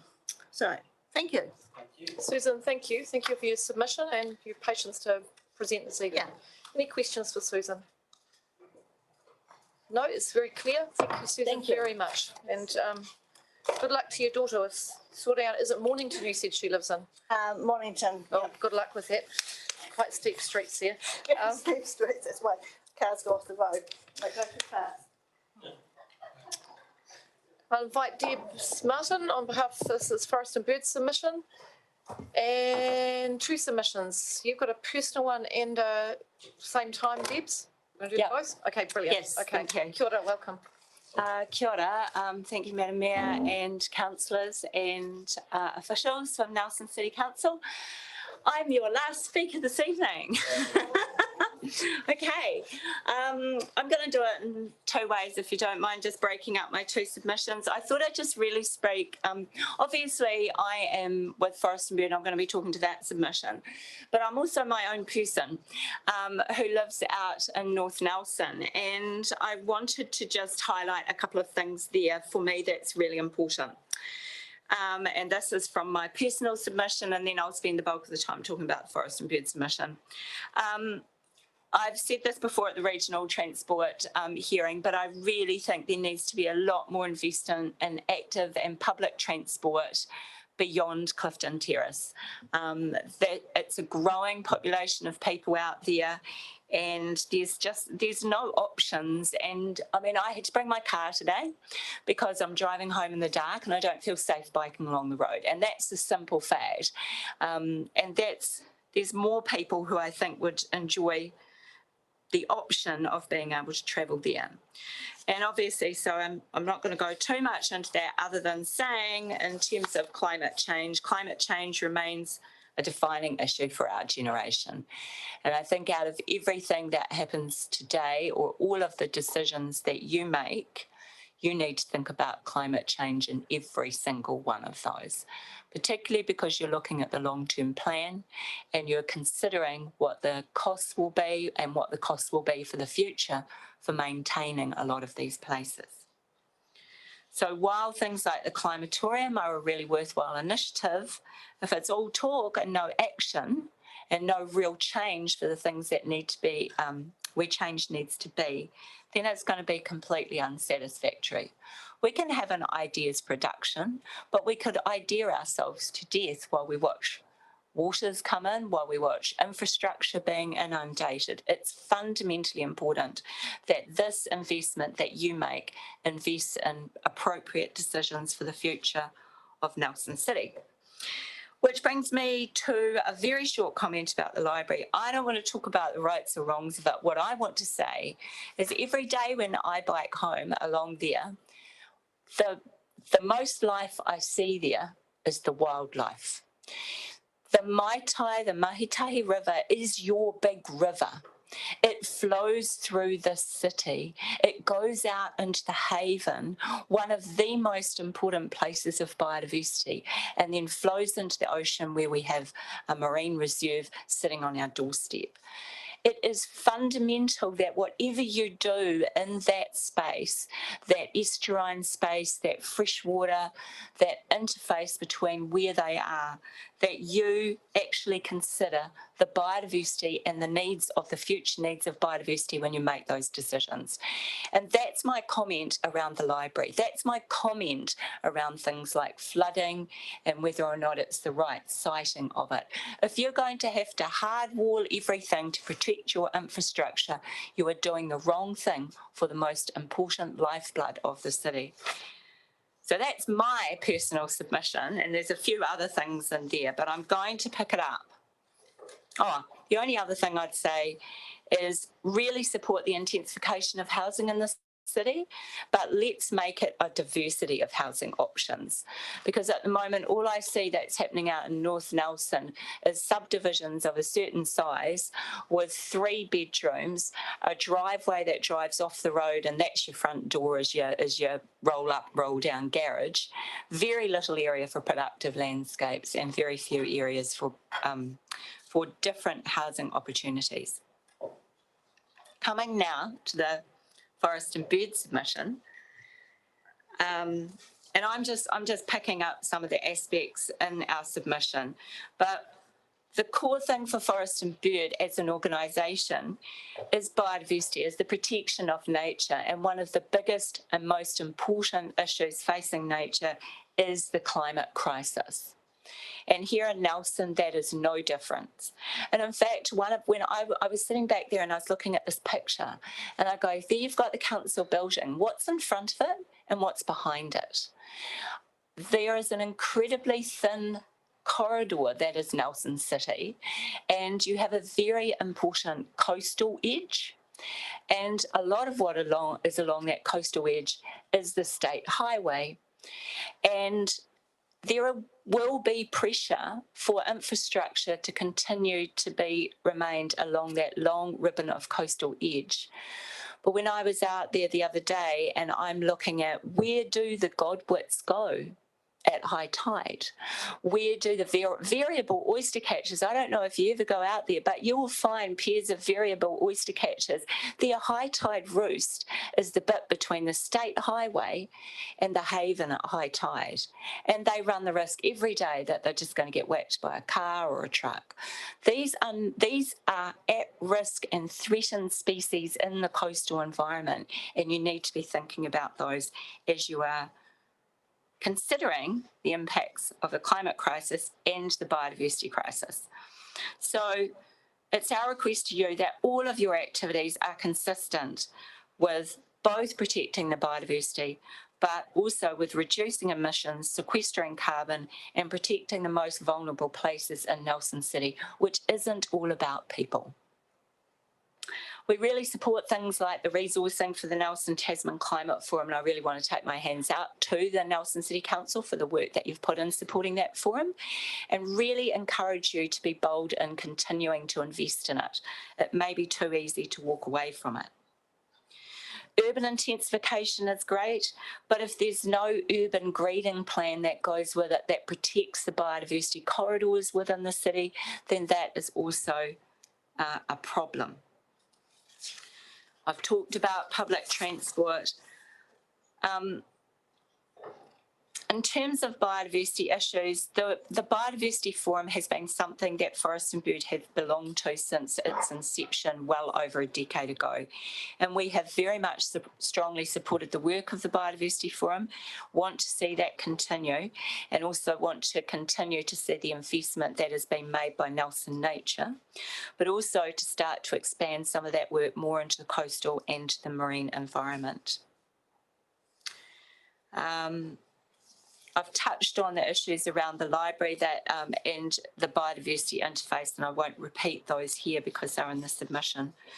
The other thing is, I remember another LTP when you put up for funding for Nelson Nature, and Forest and Bird was slightly worried that there was going to be lots of submissions saying, please don't invest in nature.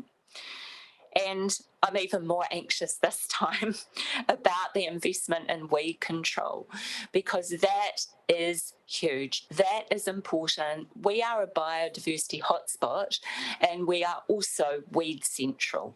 Weeds love to grow in Nelson, and there's no more obvious places than in the backdrop of Nelson, the areas surrounding the riparian margins, and also the areas surrounding the coastal areas. So we strongly, strongly support your investment in that weed control and hope to see it expanding into other visible areas like our road and corridor. The final thing I just want to talk about is the notion, if I can really briefly, of waste. We think about wastewater and the idea that, I remember Councillor McGurk saying that there'll be an assumption that we're always going to treat our waste north of Nelson. But do we actually have to keep pouring good water, good potable water down our toilet systems? And isn't now the time to be thinking about investment in alternatives for the way that we actually manage our water? And thinking about that in terms of longer term issues around how we might manage things like wastewater, black water and grey water, and the treatment of those without assuming that we're always going to flush our toilet. So I'll leave it there, and you might have time for a couple of questions. Thank you, Debs. That's a really, both really comprehensive submissions. I will just say to you, because like you, I was very anxious when we brought in the Nelson Nature, thought we'd be, and we got actually overwhelming support for that. My pick of the submission so far is that the investment in pest plants is also very strongly supported. So we're seeing very strong support. So actually does quite Weeds nice. are sexy now. Yeah, there you go. All right, we'll go to questions. Councillor McGurk. Yeah, thanks. Thanks. Good to see you, Debs. Just a quick question. Probably as a Nelson North resident, you would have seen in the program about the Atify Rising Rain about strategic direction is that we'll be treating wastewater somewhere north of the city for the foreseeable future. Do you have a view about how we might treat it land-based rather than discharge out to the coastal environment? Well, I think that's why I've raised the question, because I think it is a very difficult situation. Where do you apply it in, going into that North Nelson area? The flat productive land is used for production in most of those places. The steeper lands are erodible, and also you've got significant biodiversity issues in that area, which is why I came in, and when I was discussing with our Forest and Bird branch as well, we thought we need to start rethinking how we view this notion of waste in our systems. And so I don't have an easy answer to that, but I know, for example, that the discharge of waste to the ocean environment is offensive, at least to iwi. And depending on the level of treatment, we're treating good water in a lot of it, and that's, it's an issue as well. But I see it as being a conundrum that actually is going to need a lot of work and a lot of unpacking. Thank you. Any other questions for Debs? It's both really thorough submissions. Debs, I just have one. In terms of that state highway interface, because I've exactly sort of seen the roosting, what's the answer? Do you have any options for us in terms of how we address that? Well,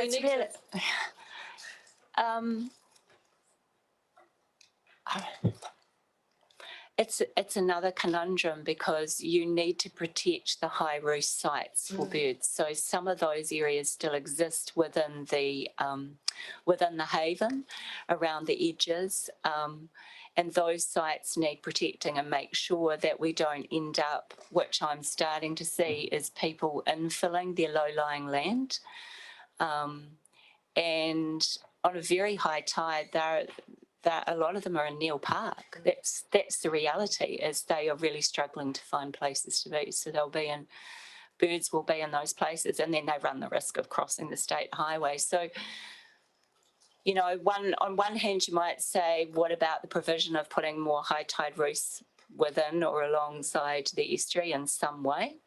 But then you're talking about the estuary as being a very productive area. And so there are issues with that. And I can see that conundrum. So I think the thing is we have got at the head of the estuary, Nelson Council owns a lot of land. Just the other day, I was talking to someone where they saw a banded rail there, you know, there's fernbird. I mean, these are species that are really important threatened species. And so being able to protect that land as wilderness space for some of our roosting sites might be where that answer lies. Okay, thank you. I don't think you're going to stop the variable oyster catchers grabbing that little bit of strip between the road and the haven. No, thank you. I thank you very much. Look, thank you very much for your submission. And that concludes our hearing this evening. We will adjourn the meeting and we will be back again tomorrow to work our way through this. Councillors, we won't recap on questions this evening because it's quite late, but just maybe encourage you, if you've got a list of things that come to mind, just to get them through to Nikki if you've got further follow-up questions. So thank you all for being here. No, we're standing adjourned, so we'll do karakia right at the end.